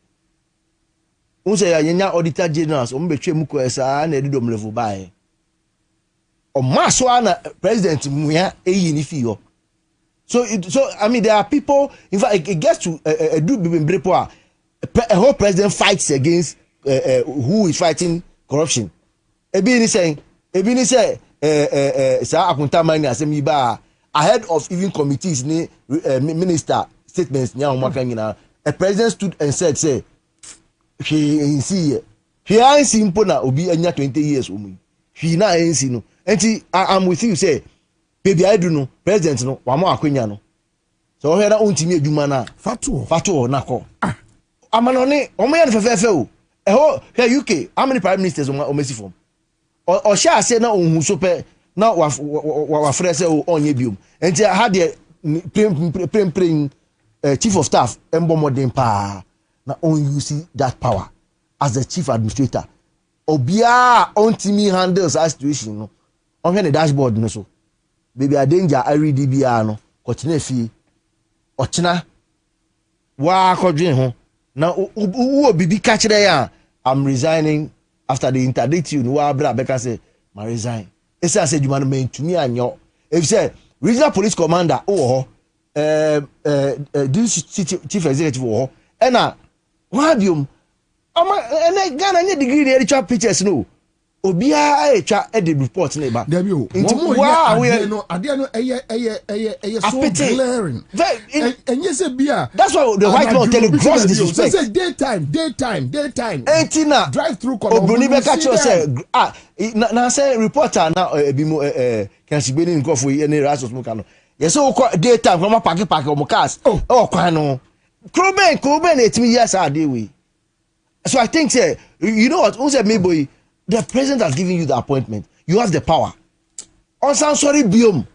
Headmaster, the proof is what you have said. So we call no pictures no you 2 2 hours minimum. Na say watchma say it say adwa kimpin baako ye de na eko. Yes anyama we nyina na me pe wasem baako kan say if you have fixed the petrol situation, what fix say forex. Na ni oton ade nkwan wodwom. Ese obemia ye kon ana trotro operator the betting for no con and rent person or rent in the suit be me on say near about the panel why any no. We are back to ground zero. Now a twin sign. And yes, you fought against Galamsey, you are on it, but daylight now beat me to Galamsey and my camera channel. Now regional red check war and dissect now I'm paying entity me catch say a day we are moving no ejuma ya ni. I just ontimi nye adwuma no nti by this time I can say me hope say obi omumu ba kwa na mienu bi atro mo letter say adwuma no ontimi anye o si from na so o manye ne sa de na chief of staff any local government minister omutimi cho letter bi man crofo bi say straight to one they should be interdicted. When you run a government and pese wa on crofo bia be you can succeed. You'll be nice to people, but they won't be nice to your sources. And make many much ratings with the economy. Anyway. Global info analysis. Now so CSO's budget for now so some of the things are now baby agency now more applaud Chrome for baby applaud the government on a big push. Some kind of construction sector and create a lot of jobs. And apprenticeship project so account and the management of the tax burdens, tax, you manage VAT in your mea abanye no. Sanya no, you need DHD challenges kakra na yesu hu ye ana mindful global info analysis for more beka 24-hour economy no. No more say the people are still questioning it. Say what is really going on with it.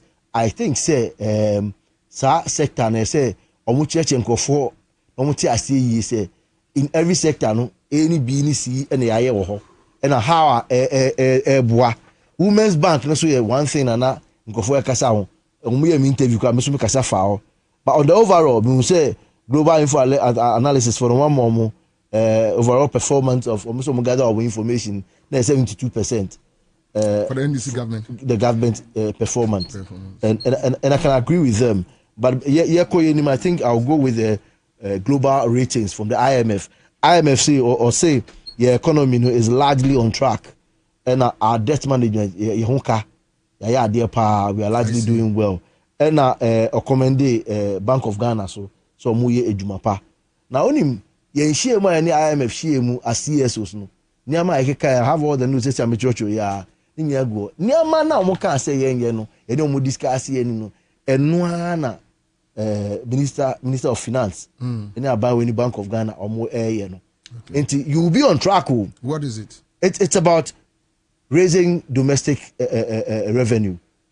O tax will be tax base now boa businesses no now making sure say to no nsem no woni omu di nkita ho na oje say baby obeje a ohwe say edwirifa bi say port yi mu say no akosi ho wo de AI intelligence ko ho yi say na o cheche omu na oje osika na minister Babo nti obeka say amaska ni jije na akodenim kakra to no so tax burden eso nkofo bibiri aye say o de bank of kakra say ye betua bobire ni ya te wo source nti ni sika no bedu ni nsem na je say ya te da contract bi ni e ma na usiti allowance ya okay and in the books no ya calculations ni ate withholding bi wo hodeda it is ani ama nyina no ya tetegu a na aka omo informal sector no na omo djuma na omo ye no emu to esen GRA na aka say 80% of the people supposed to be taxes omo informal sector na less than 10% na GRA tax there's about we nkofo do ese omo GRA tax na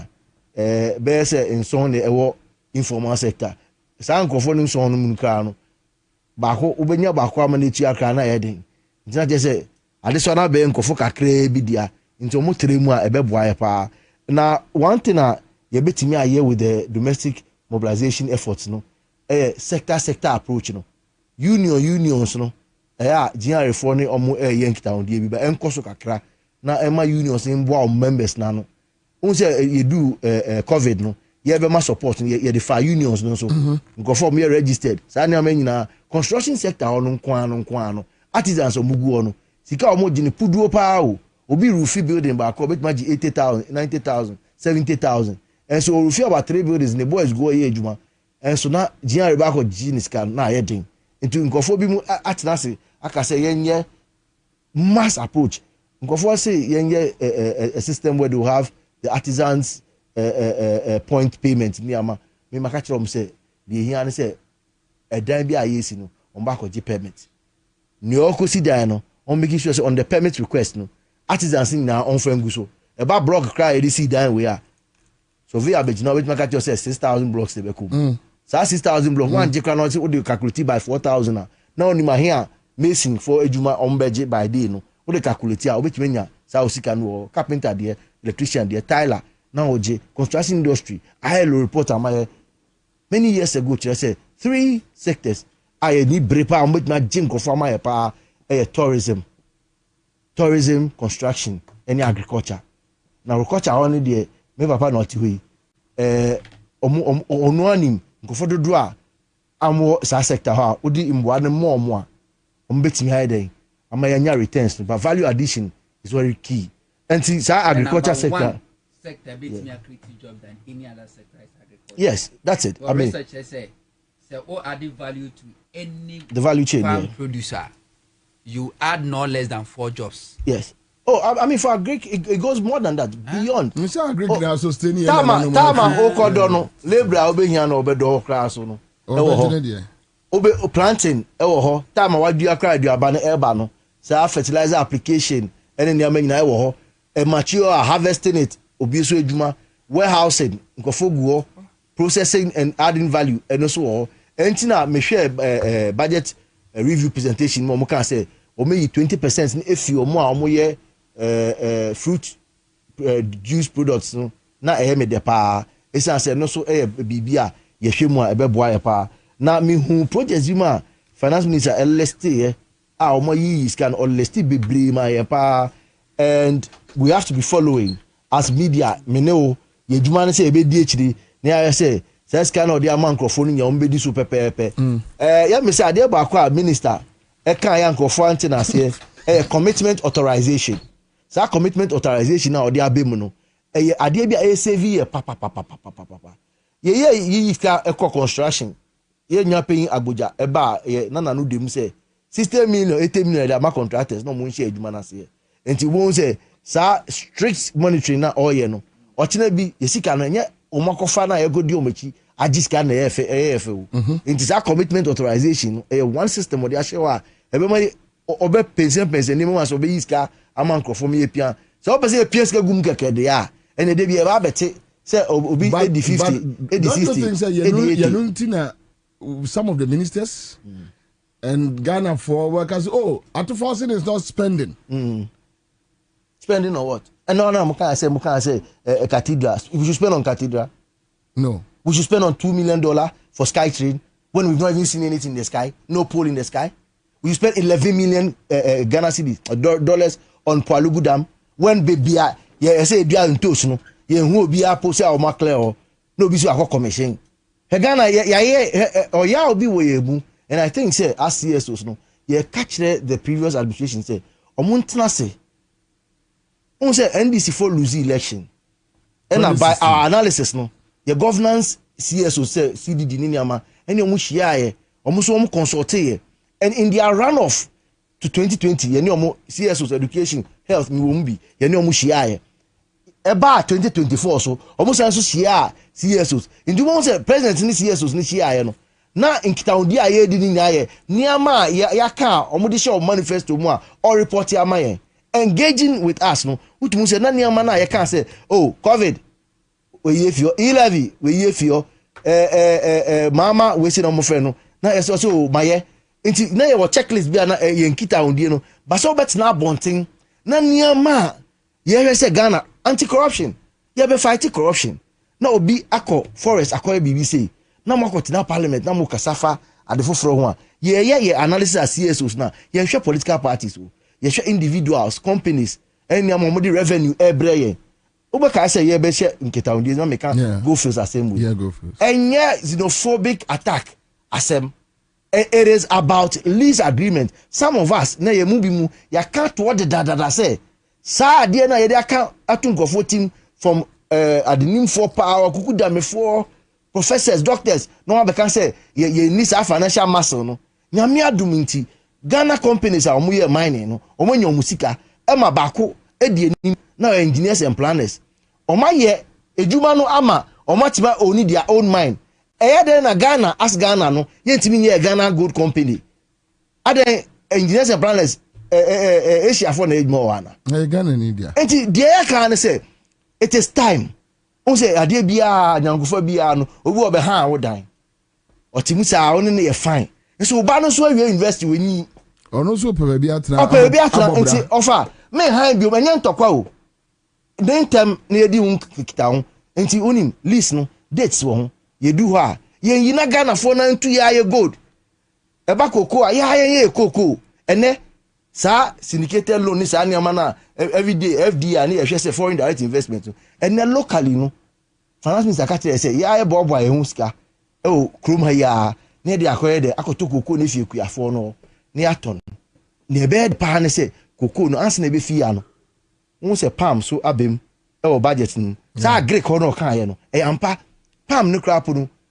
eno asem kire se Malaysia ba ha e besua bi efie ho ye de no ye de be ejuma ene na ansa na be fie no that value addition se o kan no the value chain se ye twa aba ni wi a aba bibia ni akukọ krapo akukọ uku akukọ na no se no it has a use feathers no e will use chicken product na that's will use in the waste no krapo out time onye no krapo e manio enti you see when you follow agric very well bibia obebia no who follow chain to the latter part ubenya bibi wom nti I think say the economy right now no the minister of finance actually say ye na fi recovery ye the naba recovery ward abehwe no e ma wa stabilized na I think say e baby e fi na ya bedu ha no niama na all ye na cutting down expenditure say be twa e ho kaso cutting down waste ye mankofo nya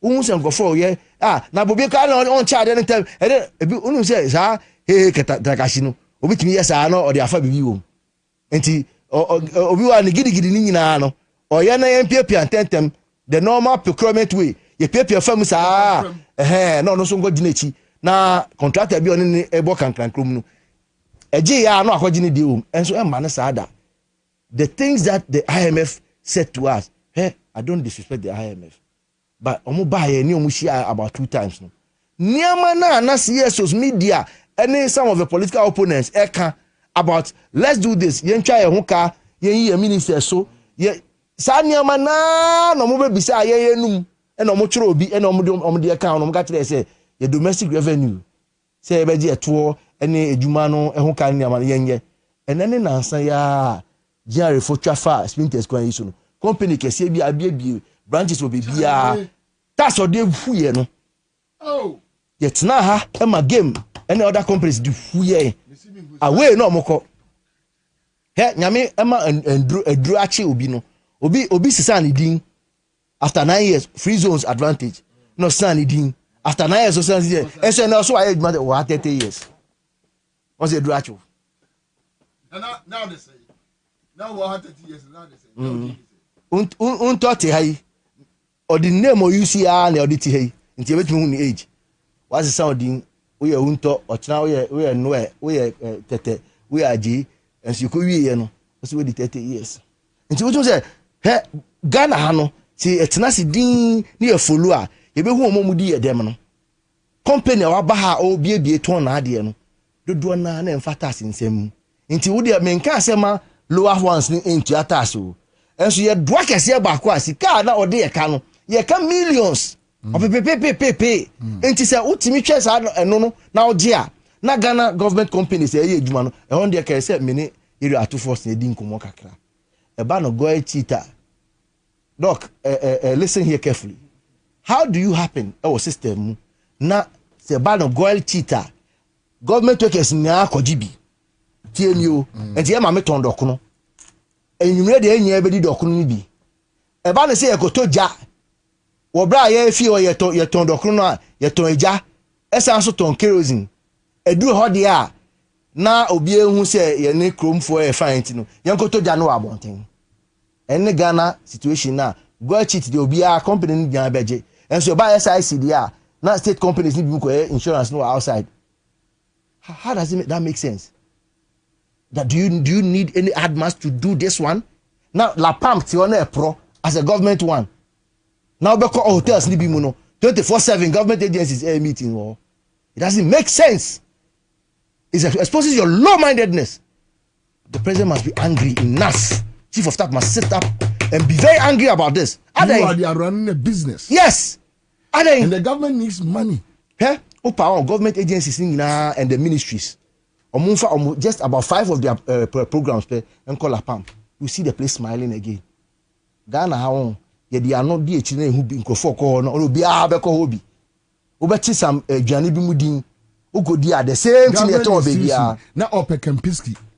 Yes. A conference hall use. Okase ye ko retreat wa Kosomwa. Was me per continental. Yes. Any senchi. Meanwhile, Becca, you hotels, man, you see origins, man, old area Kenyama, na for governments had those facilities. So always the money is within. Within. I know, mammy told a giant, young got to abonting, young got to abonting saying, never to kerosene about your bride, your tongue kerosene of ye. Ye be dear, so I got to about your bride, ya, a bush and my tongue be dear. What is, sir? And so, a bear ma be and ye be a cow and chantino. Omube mia sa koye no ho ombe nya sa meanwhile sa hotel no e dey na si ni kwan say ono abe ne advert ne niama tourism your tourist authority ombe programs akese chalo hotel festival pana fest ni sa niama no na nkofo mbra no mo be private one so mu na say obehwe La Pam hotel CC side na be dwuegu so state owned enterprises no e say ni bre e come ho pa because say to ana yesi egu ye koton no sorry e kanin no say awoso no ho no and the esi no na say state owned enterprise ni an yeska ni bi ba e be ko aban futuom nti niam na ye pese ye no efie ye betuma solve bi mu na ye yesa na ye de to ne kakra be ka ho ne aketo companies akese nso tuo moto na ubo so de kakra na fe tax no ehia say obe tax nso biom say nkofo dodo na even if 80% no 70% and 60%, even 50% it yatwo na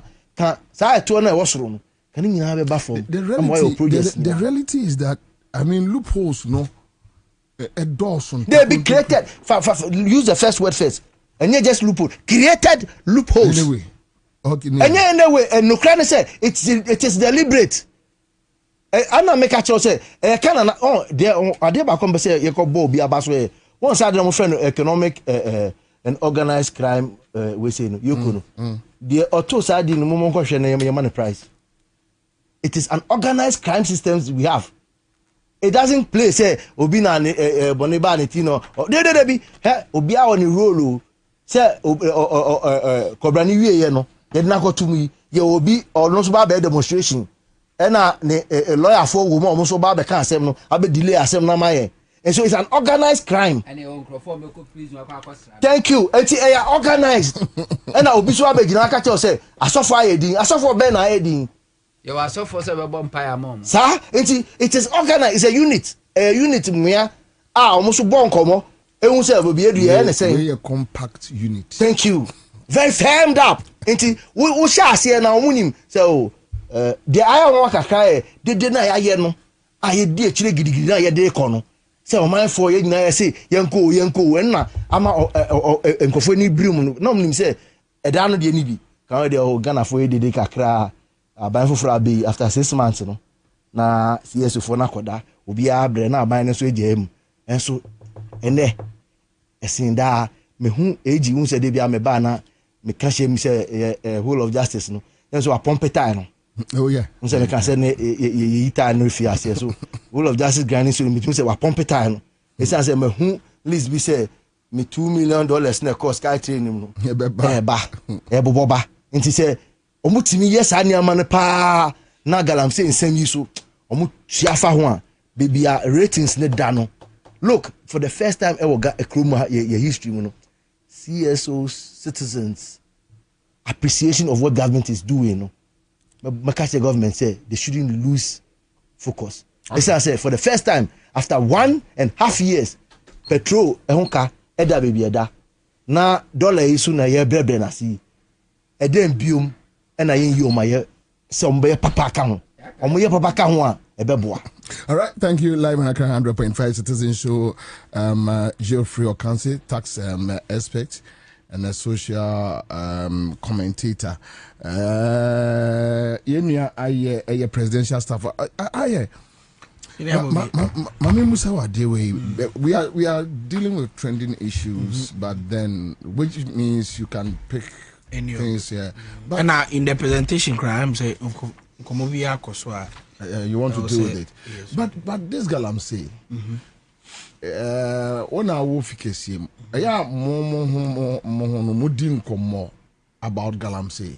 Oh yes, definitely. Like Kawunu colleagues and you guys, do you talk about Galamsey? Oh yes, we do. And because how do you feel? At the end of the day, we feel terrible. Because at the end of the day, we are all young people. Forget about the fact that a lot of young people are involved in Galamsey all across the country. There's no doubt about it. Over 6 million young people are involved in Galamsey. But for me as a medical doctor, no, we share the ravages of Galamsey, the kind of chemicals are here involved, and you know that biomedically, anatomically, physiologically, pathologically, the kind of damage it will cause to the human health in many years to come. You can only regret and be sad for our country.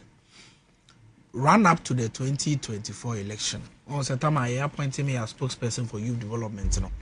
Around the country. Now, there are some places in this country. Bobie, I have to be very honest with you. One will say there are places I will acquire. Over branching off the main road and son what do baby Omega Galamsey. Now, Mashada intentionally I say quite to understand that.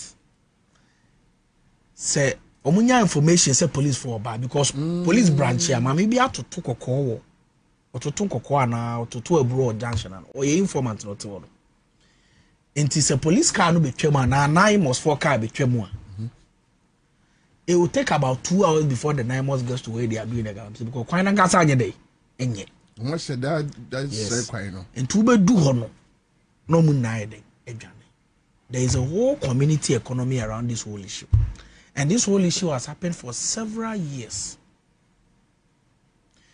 I can see the commitment and the energy from the lands minister. Meaning military for any 9 months for even immigration officers are mere part of this whole 9 months setup. Last week, many back come by day say Chinese for be buy. I'm kwachi no buy. Na me one of them didn't come. Say uchi obia. The number of course I be bounce no. What na sem no wono. I want sem no wono. So on the American. That is it. Enya small issue. Hey, na me mabeka sa obi ntini medum me phone. And this is a government in power. President are warning appointees. So they should not even engage in mine illegal mine and so how much more a government can a year or play all top to bottom will be engaging in. It's a mimete, I say, to be very honest. From where I sit, me take a lot of information and the kind of commitment that come in this Galamsey fight. We have even had situations where communities have mobilized young people to even attack NIMOS members. Sana say I have soldier Nibaku here some time ago in this whole issue. Inti enya de kitwa. Let me use this platform to also encourage outcomes for responsible cooperative mining and skill development program from Penny 4. Said they should double up. They should do more. The alternatives I can want some say if this young people feel illegal mining, I call the legal controlled mining. No money fast. Because the issues are plenty. Look, only say you can say Hunto, the Ankobra River, it is over 190 kilometers. There were several occasions at me. Menhua utimi call 1 or 2 or 3 weeks without certain part of so many at the ati. They have seen videos. I have visited several parts of the river because of activities of NIMOS. Omako ye wa juma be 1 month no. Now so many at the ati. After 2 or 3 weeks, now I say. So it is a continuous fight. We must wage. As far as this fight against Galamsey is concerned, and I know say, but it is not over until it's over. Because we have had personal conversations with the people involved in NIMOS, military, foreign police for. Yeah, but easy because at the end of the day, no, a major issue as a government we need to deal with. And I agree with Obia or better on this whole Galamsey matter. Say whichever way we do it, abeye adia abesa yekomwa, we must fight. I have no doubt about the president's commitment. I have no doubt about minister's commitment. But we must also double up. Institutions of state, I did this whole Galamsey issue. They must double up.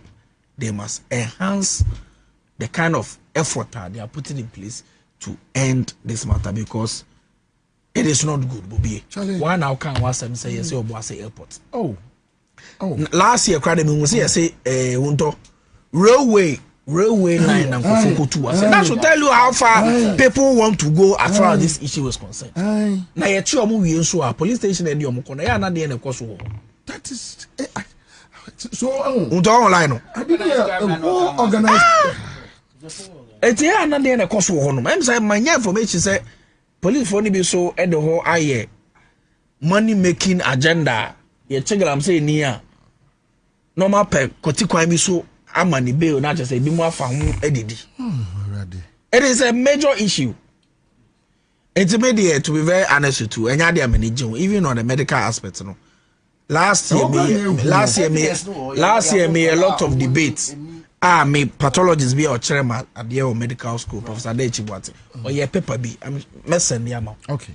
How are these chemicals getting in the system? How they change a DNA? Ansah, the 9-year-old pregnancy, kidney diseases, respiratory infections, and what have you. It is a major issue, and I know that in the next 10 years, we will start experiencing something at a very heightened level because it takes time before it happens. In 1956, mercury poisoning is somewhere around Japan, a phenomenon matter, where this industrial company released mercury into water bodies and other things. So after years, I'm not for mercury poisoning, all these neurological effects came and what have you. So Bobie, I share in no concern on this whole galamsey matter. I know it is a very worrying issue. Me see a lot of commentary. I can once say we always lamenting about it, and I know it's legitimate and it's genuine. But until we have been able to wage a consistent war on all fronts, it will be a very difficult issue to deal with. Naimos, okay. What did they lack? In fact, we've seen Gold Board buying vehicles for them, giving them funding. No. Finance minister releasing funding. The one no powers no ending. I say Naimos akwa say young Crawford. Oh no, baby, yeah, more report to media for mom. National Media Commission. They are there, but they are limited. Naimos a year arrest we are. Yeah. Naimos see police station. Yeah, they be. Almost see court. They can only hand them over to the appropriate quarters. Yeah. And that is where the game happens. The receiving officer so. Good case. I think we need to reignite the conversation and find a way around it, because I know some Naimos for party they are doing extremely well. They are doing extremely well. It's a big issue. Now, about 24 hours second. And I think more the one do jump power can be a woman. We need to reframe the conversation. Oh, I'm oh no, also Tony only will say no. I think we need to look at the 24 hours economy, the communication around it. You see, we must not fall for the pressure of the MPP. 24 hours economy, a simple program. In countries like the US and Australia and the other countries, they didn't take 4 years to do it. They took more than 4 years to do it. Bobie, President Mahama does not believe in quick fixes. He can't be a quick fixer. Ad hoc program. Sabi keke. It said, one village, one dam. No, Minister Nababon say, how can you build a meaningful dam of $250,000? Remember, I just said this. Sana Obekai. As I said, one day so one factory. President Mahama does not believe in it. President Mahama believes that we need to take our time to build the proper foundation for the implementation of the program. Between January 2025 and June 2025, the secretariat, after the appointment of the advisor, went around this country to listen to people's views, and companies and industries they think that if the secretariat rolls out the program, this the way and manner roll the program in Tubakaya Hunto July 2025 and President Mahama launched this program. Somewhere after that, Parliament passed the bill. So in February, Bobie, President Mahama assented to the bill of 24 hours economy authority. And say a rolling out program, we actually got legal backing and a structure and a secretariat to roll out the program. So we need to build the foundation very well.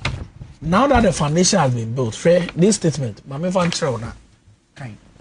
16th July, Parliament in Sembi for 24 hours economy. On the 14th and the 16th, authority no issue statement. And no more chair the Omaye so far, Bobie. Wouldn't say Oma undergo a $5.5 billion development contract with major private entities. I see. National Petroleum Authority on I think 6th or 12th of May, launch almost 24 hours. 268 filling stations are rolling onto this. But also, there are many filling stations around this country. By 10-11, no my day.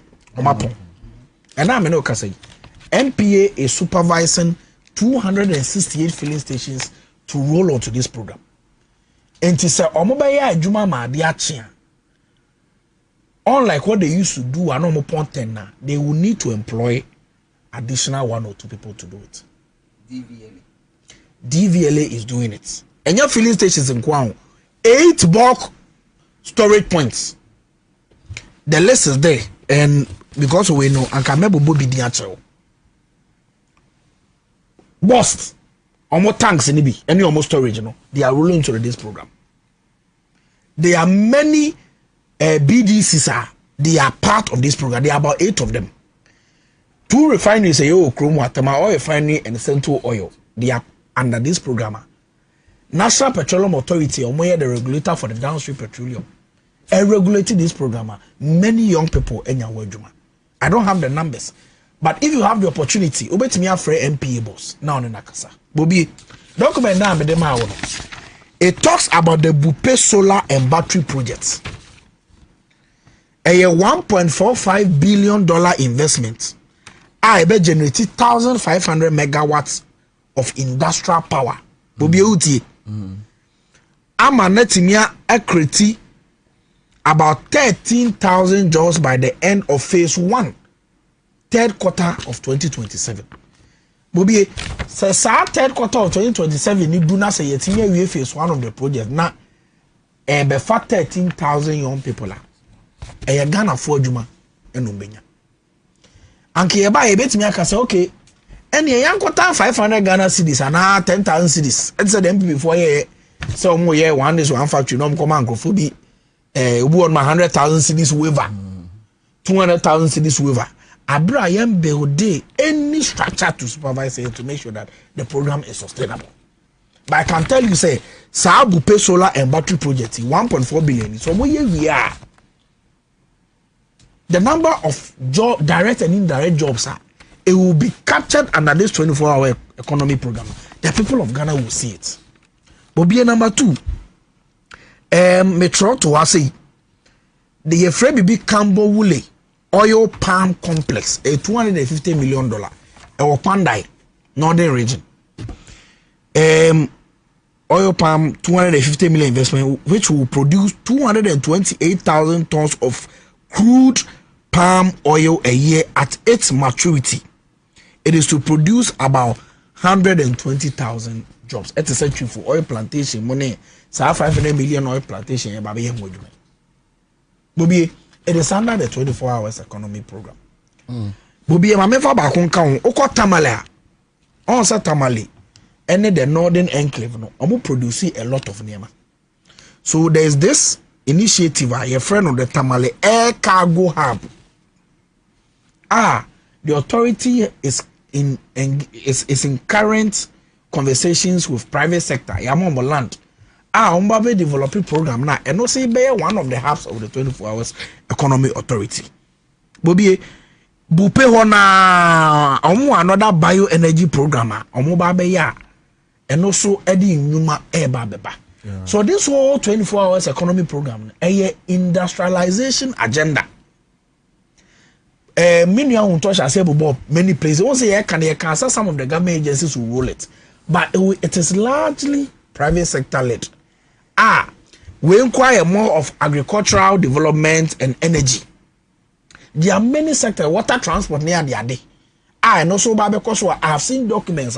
Baby rolling it out, but we must not fall for the hasty implementation driver. The MPP is expecting.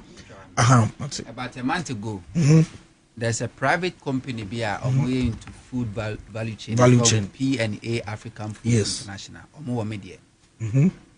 And say minister about share the minister. Okay, Greek minister. Greek minister. Michiano. Your name central for your call. If I call you, team process and wa. They share can kunkumu. It says sardine.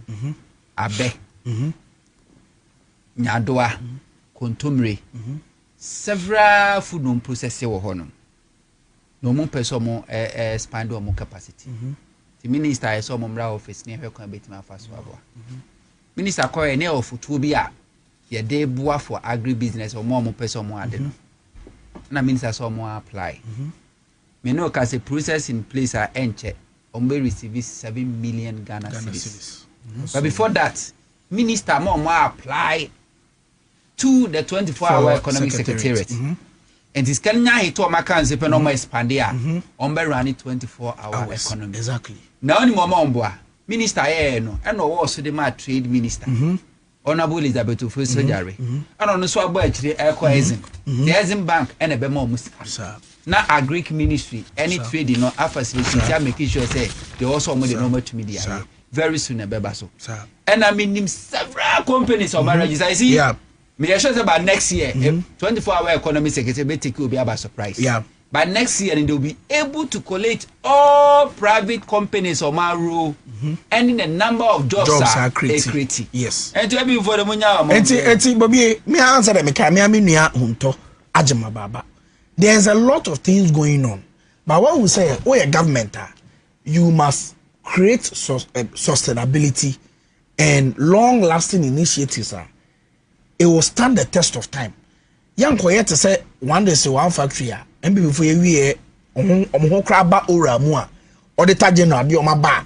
Say encophobia, say, or my momo, you can't say waivers and subsidies. You call bank on the bank, they say, send people before the list be by say. Dr. Atoforsen, finance ministry near by the entry on Moka because they were part of the one factory Yamom subsidies. You call bank Oko Bisamono. Bank they say CKBS anywhere. That is criminal. Yes, it is in the other general reporter.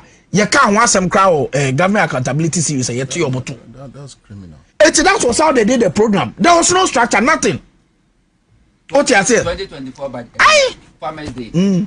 Minister of Food Agriculture now. Come spend there for 2024 Farmers Day was over 23 million. Almost say Jaka, Emma, almost say Kadawe 6 million. And winners, winning a cry from price among. The minister pays Ketria, award winners, no so. Omo do can companies. We invite two more mumra. Na in meeting near her quampa befa Kabisi company BMO, Combegis Kanakudi. And so that was how they were implementing major government programs. But we will not do the same.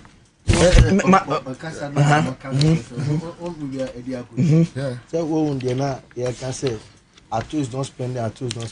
Documents, so say we are not spending. So Mate 24 hours in April. Government is doing heavy lifting about it. Yes, this is it. The 24-hour economy. Yes. As far back as 2019, now BB about tax dialogue series. I'd already spoken about the night and dawn economy. When you Google right now, you get it. Okay. The night and dawn economy. Right. It ties in with the 24-hour. Yes, economy. It's Bobie. Doing our normal. So we are not spending. We are not spending. It is because people want government to spend so that they chop it. We are not spending. We are not spending. It's two-faced. It's true. We are not spending. Just a second. Oh, the money, boss name. If you run a buy it. Previously, no. Public Financial Management Act, no. Now minister hold the budget to corner approve. Finance minister yes cannot go account. Now minister sector minister will decide when which me contract or record sika mai. And I buy me amendment. And any situation now. Who sector minister no? Bring your programs and your budget. Never agree a finance minister never defending. Who defending us or G2 near call parliament approve via. Yes, you say scan ho as and when can be ready no. Then finance minister will go through your list of programs, any policies a year person. Now I select be a friend budget allotment. No change who can all cut off way. 2 cities are feeding scanner ready to my commitment authorization. Now you can commit somebody, government to contract, and to my supplier and supply we are. Then you bring evidence a chest was supply and I said you want now finance ministry net piano panica. Straightforward. And then go say, what the Ajuma Bema will be now only commitment authorization. Now we go beyond who committed government to any contractual agreement without commitment authorization. You will set charge. But genuinely, some of the ministry agencies will want to Ajuma execute. But payments Bobie said government is spending, but government is spending wisely. We will not spend on National Cathedral. We will not spend on luxurious jets, inflated contracts, and now. But Bobie, document we may come with me the better. Sir, what is the MPP need be a cast government is not spending? It is because they themselves have not read.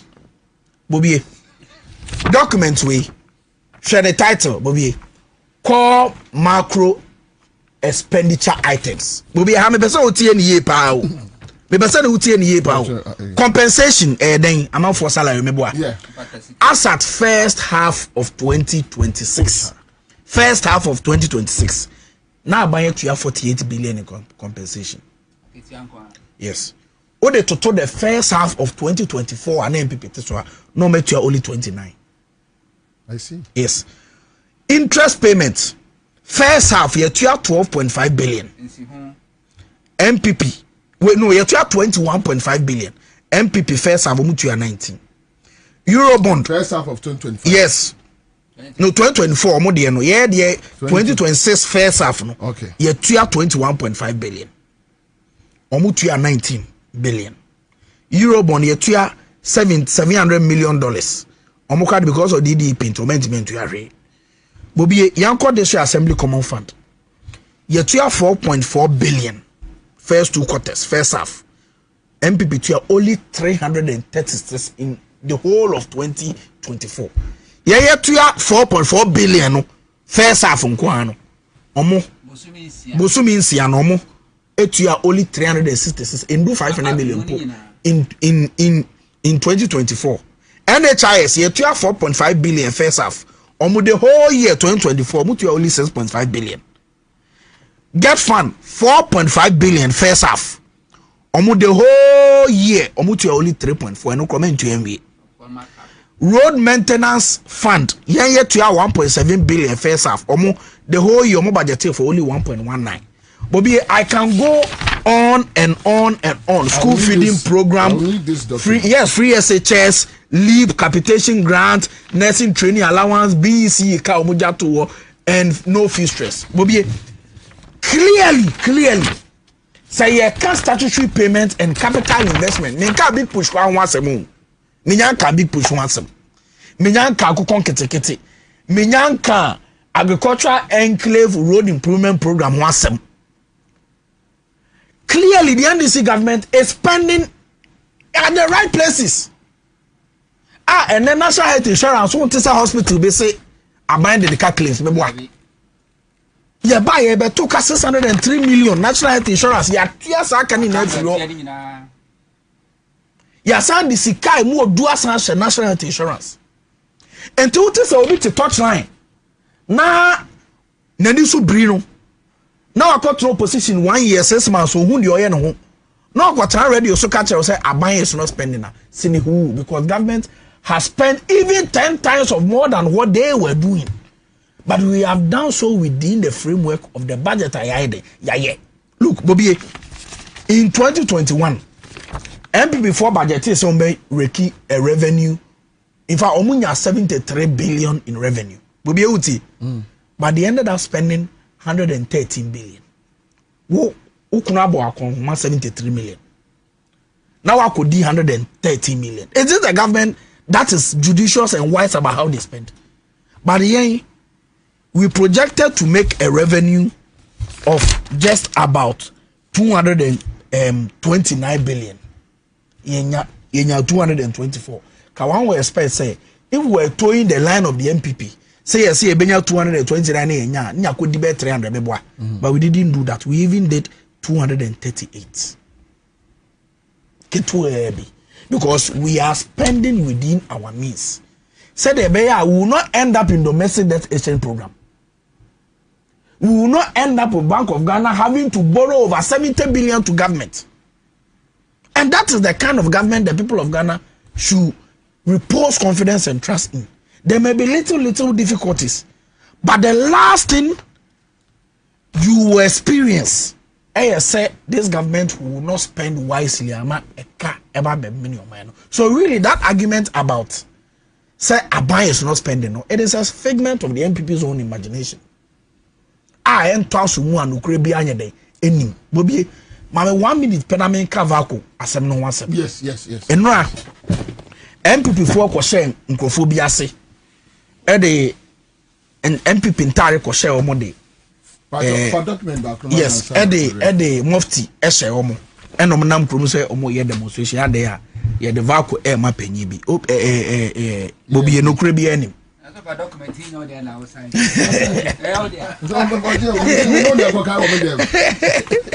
The attorney said, "No, what happened was a complete waste of time. Obi anywhere or Tom Vaku, Ediama Mr. Ibrahim Ama na penny bia. In fact, Mr. Ibrahim Ama nena penny for the statement to about this or no. A Juma oye bia no of public knowledge. Say okase ope entity bia or tendan a bit just like anyone. None in Saka. But on record, he has not tendered anybody. He has no interest in anything Vaku. What happens is that in 2022, President Kufuor my cabinet approval say Jia Dekne Vaku Fonko pay external investor. No may inject capital to in 2022. Now, I'm turning around the fortunes of Vaku. What do you say? Yes. Because of that, Bobie, I make a revelation. Omuko tuya $1 million ma PwC PricewaterhouseCoopers. That's from Vaku. Yes, say omuko should invest that money. They should come and tell us how they use that money. $1 million. Yes. Yes, to go and scout for an investor. They should come and tell us which investor they got during that time. First, they should tell us how they utilized it. $1 million. Investor BN will buy. NDC Abayaba. That was in 20. Yes, in 2022, my cabinet approval anyway. Omo ko tuya $1 million ma PwC say omo pay investor momo. And now I'm no kase me hu baby investor no. Ekusi. Aban for fraba. Just like President Mama is turning around the fortunes of many other state institutions, like what has happened in TOR, like what has happened in NIB, like what has happened in ADB, like what has happened in Ghana Commercial Bank, and many other state institutions that President Mama Baya are turning around their fortunes. No, let's do same with Vaku. President Mama Baya no or taxi the lands minister, and almost setting up a 12-member committee made up of many, you can't say, technocrats. It be from finance ministry, it be from lands ministry, it be from any. And no, arrive at a strategic investor to inject from $600 million to $2 billion. Me no ka say negotiations kra fe na air koso. Enye se obi aton company amobi. Enye se aton company amahwanya asumasi ana obenten. It is just the usual turnaround of a state institution at President Mama aye within this short period in many state institutions. That is what he wants to see in Vaku. Just like what has happened in Tama Oil Refinery. Nobody has any interest in selling a state institution to anybody. Just that if you want a strategic investor to inject capital, the person must own some of your shares. Is that not it? Yes, of course. That is what happens even all around the world. Now what's if you painting? It doesn't even make sense. And so that argument is frivolous, it is baseless, it is empty, and does not make any sense. Nothing on top what has happened. But just like all the other state institutions have been revived, no, I am very confident.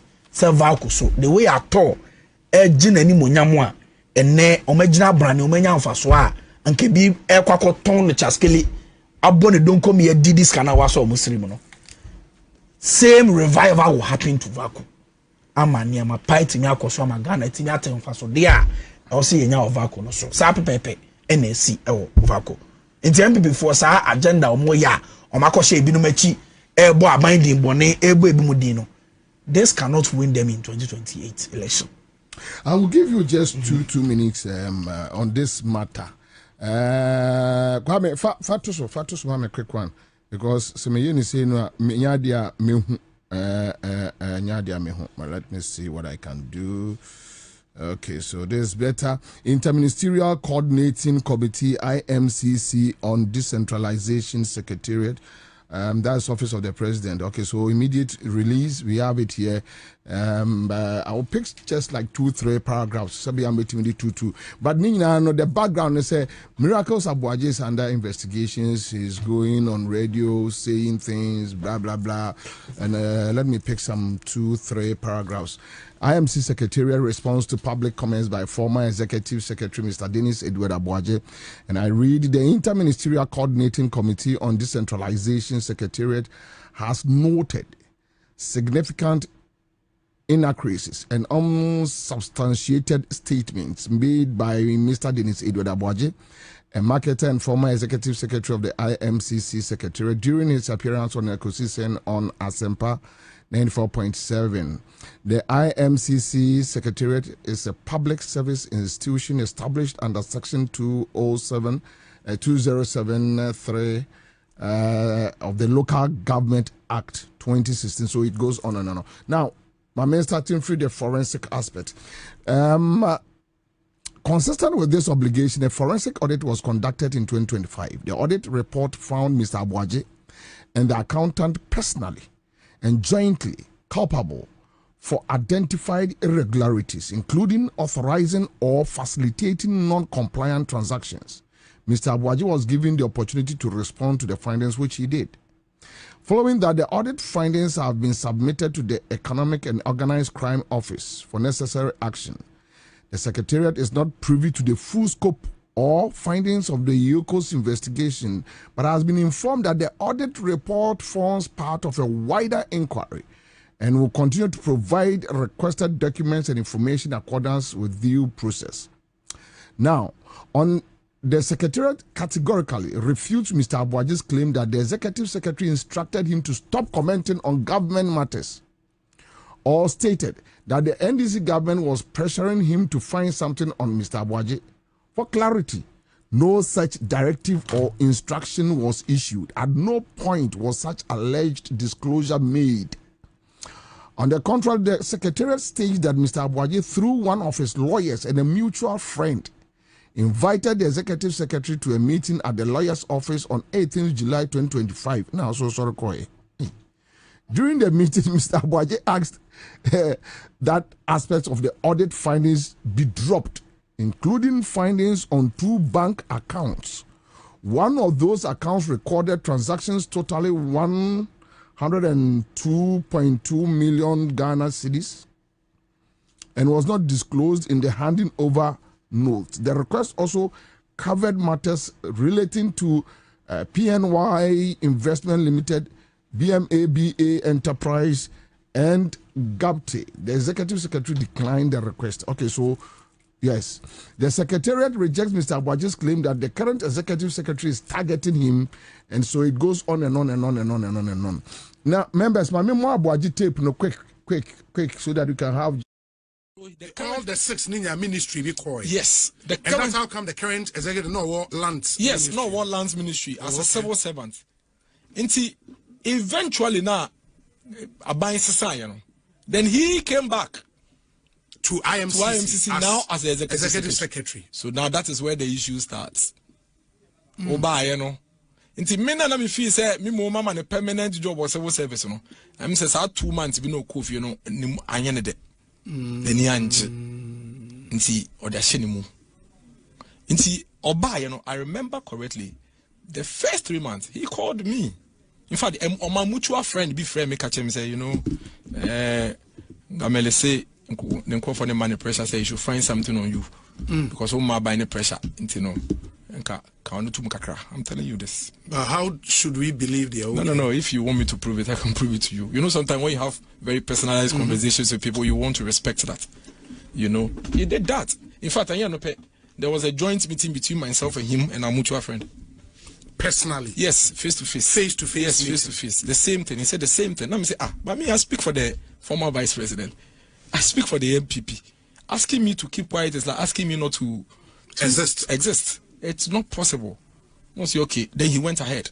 That is when he and this, I think this was around when na Galamsey issues no. That's last year? Yes. You know when okay. Yes. Water treatment. Okay, say Galamsey campaign. Yeah. It was around that time. Response from IMCC. And Miracle Court. The Professor Mercy CN. Oh no, Okujina. Yeah, me say so far, I feel that Professor Mercy's vision for that court complex, and I feel Ghana for realizing. So all these young crowd shed was over so. Because they say pa they over a court 3 years juma pa.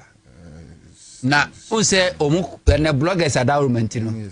Nipa ni ram no PC pa ne the camera sini so. Nti over so you observant na smarter. Wo hwe nipa ni dimi na odi pie ni body language di o si kasa na hwe bibia e be kire o de course e be ma fair idea what transpire during the court process. Na mi hu Miracle Sabuaji no pie no at a point na so on far right. Ni directors of far left. Utimi so hu ba bi offer. Me hwe ni body language no mitimi se ni amasesa. Onse na no ayoko che no koba e no. Oba so ono yoko for approaching bibia e by anything 55 million. The yoko for ne kan asem was say 5 million or so. In a deputy attorney general be ka chere ni say. Se bre no so na se charge wa. Ni do charge ni nyina present before court. You understand why I charge you on 55 million. Only for us to receive this note from a Aswaya was 7 pen. Say, omukoya audit no kra no. 2 account there. Na on person wasem kra bebanto yi free mu. Ene na ba bedadi. Ento obi bia no a wo share Miracle Sabuaji ebra no free court complex wo pie no you could see say eniama sesa wona adwene mu. Me somebody like me won't to me or call jail and yet this year won't to me adwene mu no call jail since last year. Now no won't to me the birthday. Now the birthday no be our take podium no so a wash white o di asa na obi kura be gina nche wo hwe won to me and the body need there asa but now dream was far gone.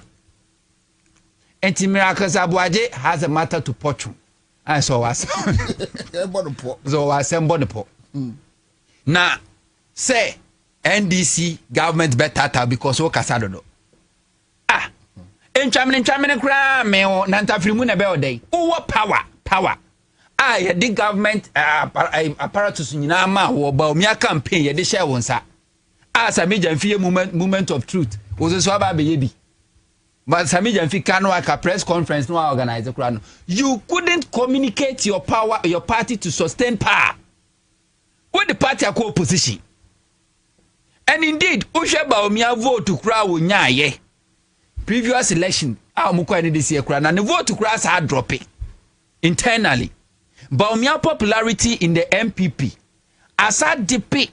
Chesenya they say communication communicating and there's nothing you are communicating to enhance the image of MPP, not to talk about Baumia, not to talk about MPP. Only some opposition. Miracle Sabuaji imposti bibia on Facebook. Say 500 comments. 400 ya sometimes we come block a comment. We are not a comment say and we are never wired in Ghana. Look at this. 2024 near to akoko broiler baako 300 Ghana cedis. And the 150 Ghana cedis. Some places kuta 80 Ghana cedis to broiler full chicken.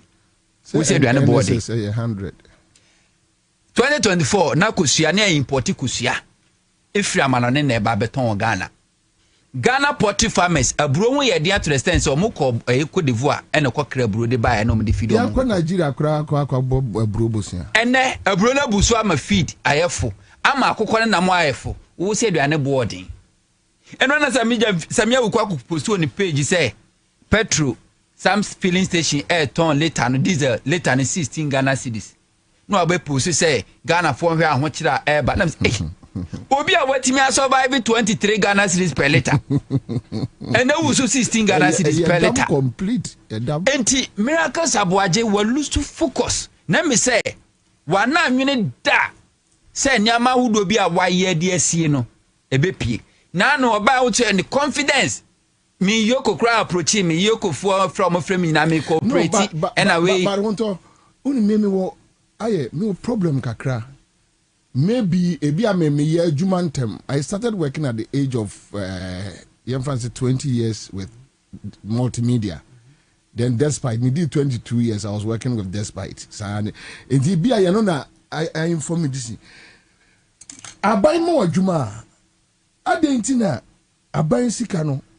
Opesa uyebi. Opesa ofebi. I mean, Kati Mitro. What? Ove. Yes, Obiamu Juma. Even on there. And then now because me market to every me to say. Over. Event me at me come using from 2022. No. So what is it? Me coming closer to how government system works. Those say appointing me say me a government official, they are committed taxpayers' money. It's easy to steal. But I tell you, say, so far a buying Ghana a buying sika 1 cedi. 10 years, 20 years, 50 years, 100 years. Just say a buying kase one share chira kwan. So kaso be hwe chira kwan dia obe Eju ko fire den. So on what power nyana dwe say MPP in opposition da. And then there's no way MPP be prosecuting it da. Chairman Kufuor appoint here boldly more or prosecuting said mama appoint on an appointee. Why must you steal? And you see the choir account. Say ba 5 million and the home account aba who defend it. Yoko crash 55 million. Also there's nothing like that. No, we said the biggest account na Katakra 102 million Ghana cedis. And no, they also me can want some bank statement. Mo be can want some. And ne save you and from Mabo. I'm a cocoa sense. What the Janet Dahoy. Missy, I know me who miracles are boadi or free court complex when I must say, and Sacrabia, but in the podium. Geoffrey, quick one. No create air backo. Now, me dear, are you a Vanda? Okay, because Vanda has for say the truth stands. Obak has for the ASC truth and courage. The truth stands like what? Mention.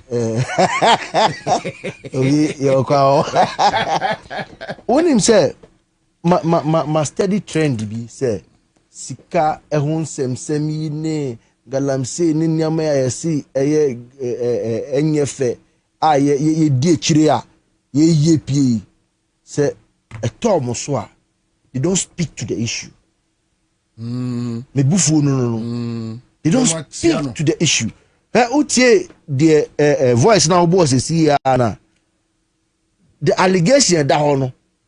Abranti no the odi e kofa obi on ne koye meeting guy no okofie guy no back no they have a common friend. I don't want to know their common friend. No, who cares?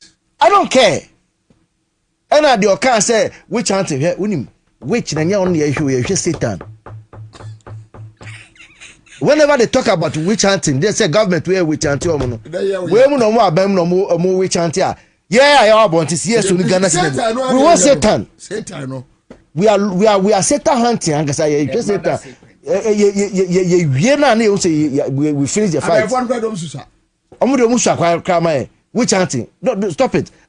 Say I can say nyina ye koba ye nyina ya ken. A trend be a follow. Me, I was expecting say o man no so na wa catch them say sika bia enhira wo omo boa me time me boss wo no me di medjuma wie ye no ye ko secondary school u ka so go robbery u wie ye ya ma go clearance university u wie we clearance aden na ka ebisa we say oh me handing over note me chiro ye nyina nie auditors report e ba from ye djuma nyina nie me nsa eni sike bia ya fa ho na me din se time ye ka se sike bi akọ ground bank bi o jọ babon ti se o sa bank o mo ke kra me ni mu hwe pefe trodo reports am ye ejuma bia no copies am me ye pie go show evidence say oh me juma no me ni branch we ye ejuma nyina no sikasem bia am auditor general reporter e ba nyina ye hu entwi baby ada auditors you are from the ministry on be ye hu ejuma bia no more report be because they share those evidence with you. Speak to the issue. Abranti no say more common friend whether we don't care. Now him say unto akasa no say Abranti be the bibi ko to abontini about fuel prices. Un say dey be na me chon say yen ma mu hu say we are coming from somewhere. party politics na efe. That's the beauty of democracy. We try discussions. But the real fact is say, sa 23 Ghana how na ye kai and it's 18 nyama e boss so kwen. Who say yeah discussion me catch it say I don't have short memory. And they be allow me catch them say, "Mama yen kasa ansem no." Who say omo je say refill. So they are smuggling it in say and 16 na echo 17 na echo na this echo 16 na 17 na petrol up till now petrol no enko do 18 ni 20 or so who there comes before me ebeka tell me say petrol ni am air swing if like we that discussion continues miracles about you say my 84-year-old mother eton plastic product e onungwa 84 years ne taxika e show no ne papa with all due respect me mama taxika e show ne papa go school ama be show ono ne nana come and answer to the thing. Stop telling us about a branch here now winning no common friend. Whether money Satan and the co meeting and fire. We are not chanting, we are good. We are looking for Satan himself. Thank you. I am mommy 2 minutes. May 30 seconds. You see, the point is that for me, I've listened to Miracle Side. I've listened to Yoko. I'm sure Yoko for statement and I'm active from IMCC for. It is still early days yet. But I think that Miracles is talking too much. Obibia only lawyers for your day. Because we don't want to hear a situation now. Obiba be catcher say ne lawyer na went to me anya cross examination ye into the edna kwede. Wako tomorrow say MP for national say kekasa say want to me say I will blame me lawyer. Say me say na me on Ghana web. Almost want to me as sending message akoma and the appeal could be say when defending in fact say judge na kasa kan judgment we already pay 28 and 29 judge na kasa kan judge na kan okay say judge na kan say and the appeal was not prepared like from what the judge was saying it does appear say and the appeal could be was not like he was not prepared for cross examination. That's what the judge is saying. But I'm saying that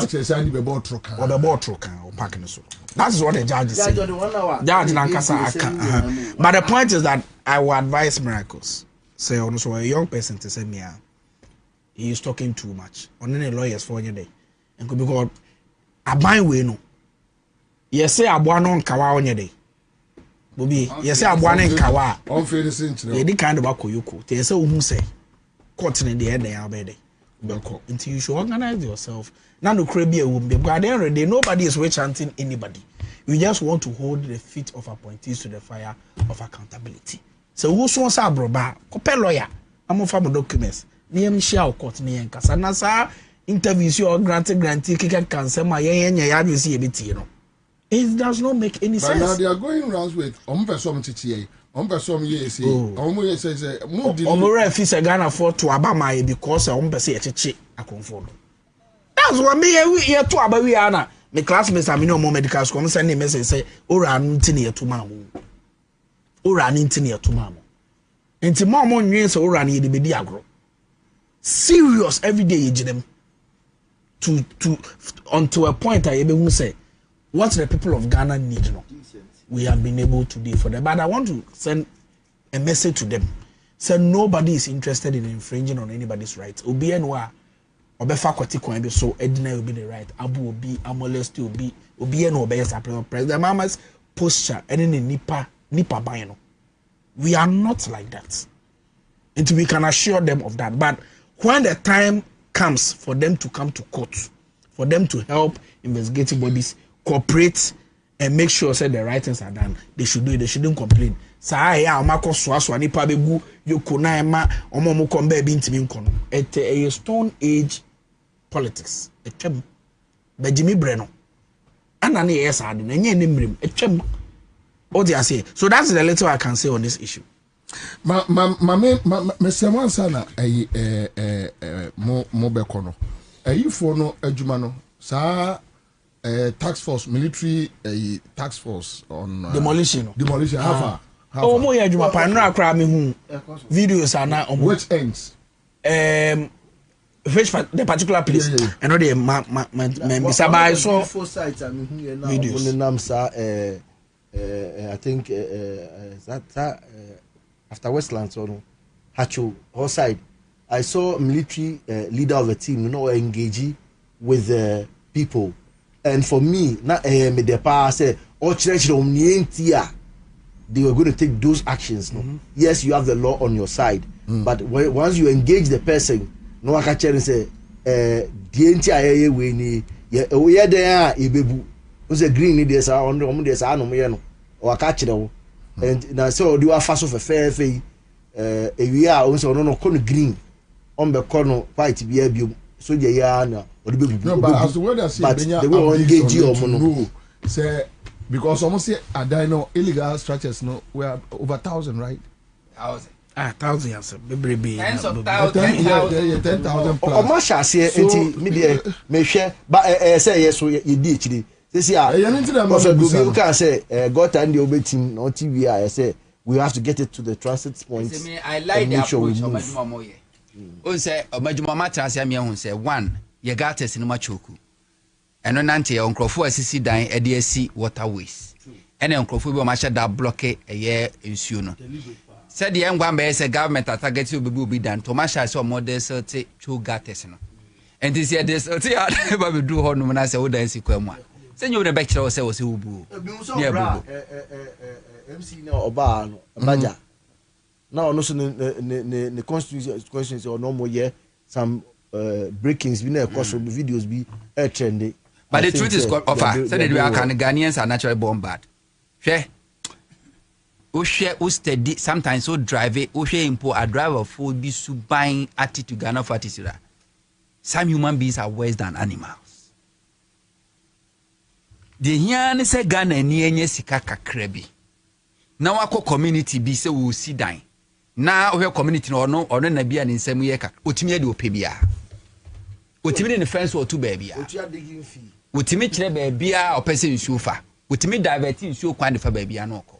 Obi anka ho asem afi so I think says about time Ghana for yen learning oko various communities are teaching new side obi atimi asini da no and fence or kama otumota fe nanim ho no mgata crowd be dan mo kra onye o twen assembly no yes we ni ho kwan say wo pe be ye kwan no without the assembly's permission but bibia no asimu kwan say as a community no betima aka mo ho aboma leadership na makwa assembly na be supervise na mo mu drainage but I think on that side though then you rather would have to advise assembly no say as omo issue permit no as part of a requirement omo fan kan say ese nipa ne be pese ono ne person obey say agota ne dia omo be man to me bi na omo sama na mwa bi even if they are backholders no ba betu ama no so discuss kakra ba she na municipal engineer no etime supervise work na. It's as yeah for another time, another day, live on Accra 100.5 Citizens Show. My main father Mr. Geoffrey Okanse, Dr. Aye and Ora Honto live on Accra 100.5.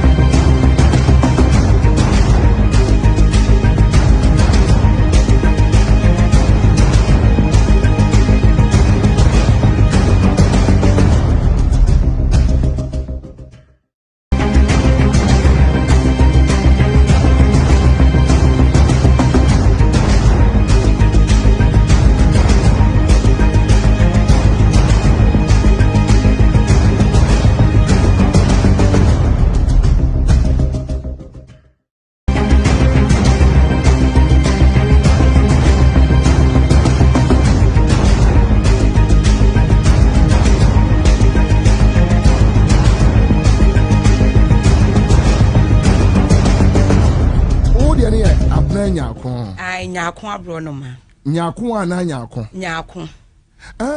timi yese nim ni ba me de ne yese nim but usually no nyako no nyako ano fancy for the time nyako oh it could be say nyamia but it could be you no but unim kwame wafa ne de nye ne de di kan waka sa asem ni mu but eche say me ni ma dia kwame be yama we dey your so far you so dia ebo fabo wa say All right, so that's it. Mami Abna is here with the LPMs. Your friend Bobie Ansah. Ebusia for enti yeda nana kwabna. Citizen TV, Accra, Ghana. Citizen TV, the citizen's power.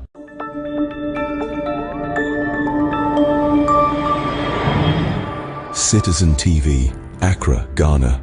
Citizen TV, the citizen's power.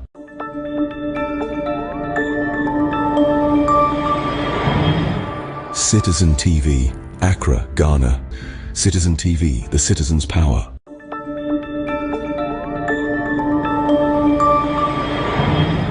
Citizen TV, Accra, Ghana. Citizen TV, the citizen's power.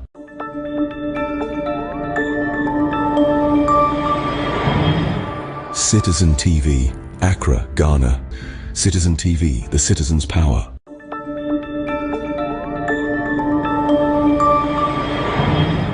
Citizen TV, Accra, Ghana. Citizen TV, the citizen's power.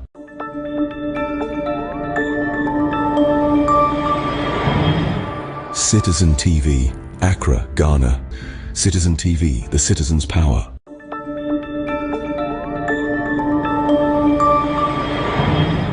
Citizen TV, Accra, Ghana. Citizen TV, the citizen's power.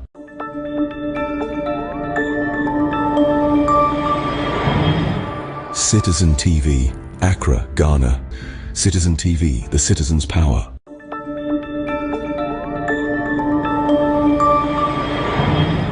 Citizen TV, Accra, Ghana. Citizen TV, the citizen's power.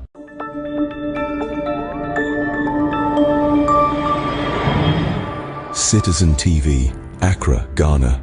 Citizen TV, the citizen's power.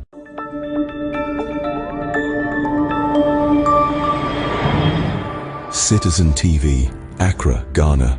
Citizen TV, the citizen's power.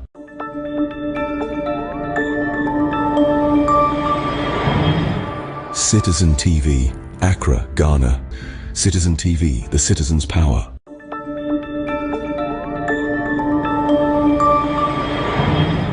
Citizen TV, Accra, Ghana. Citizen TV, the citizen's power.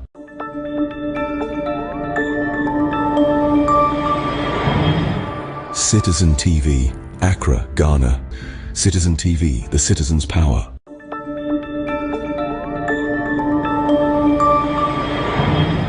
Citizen TV.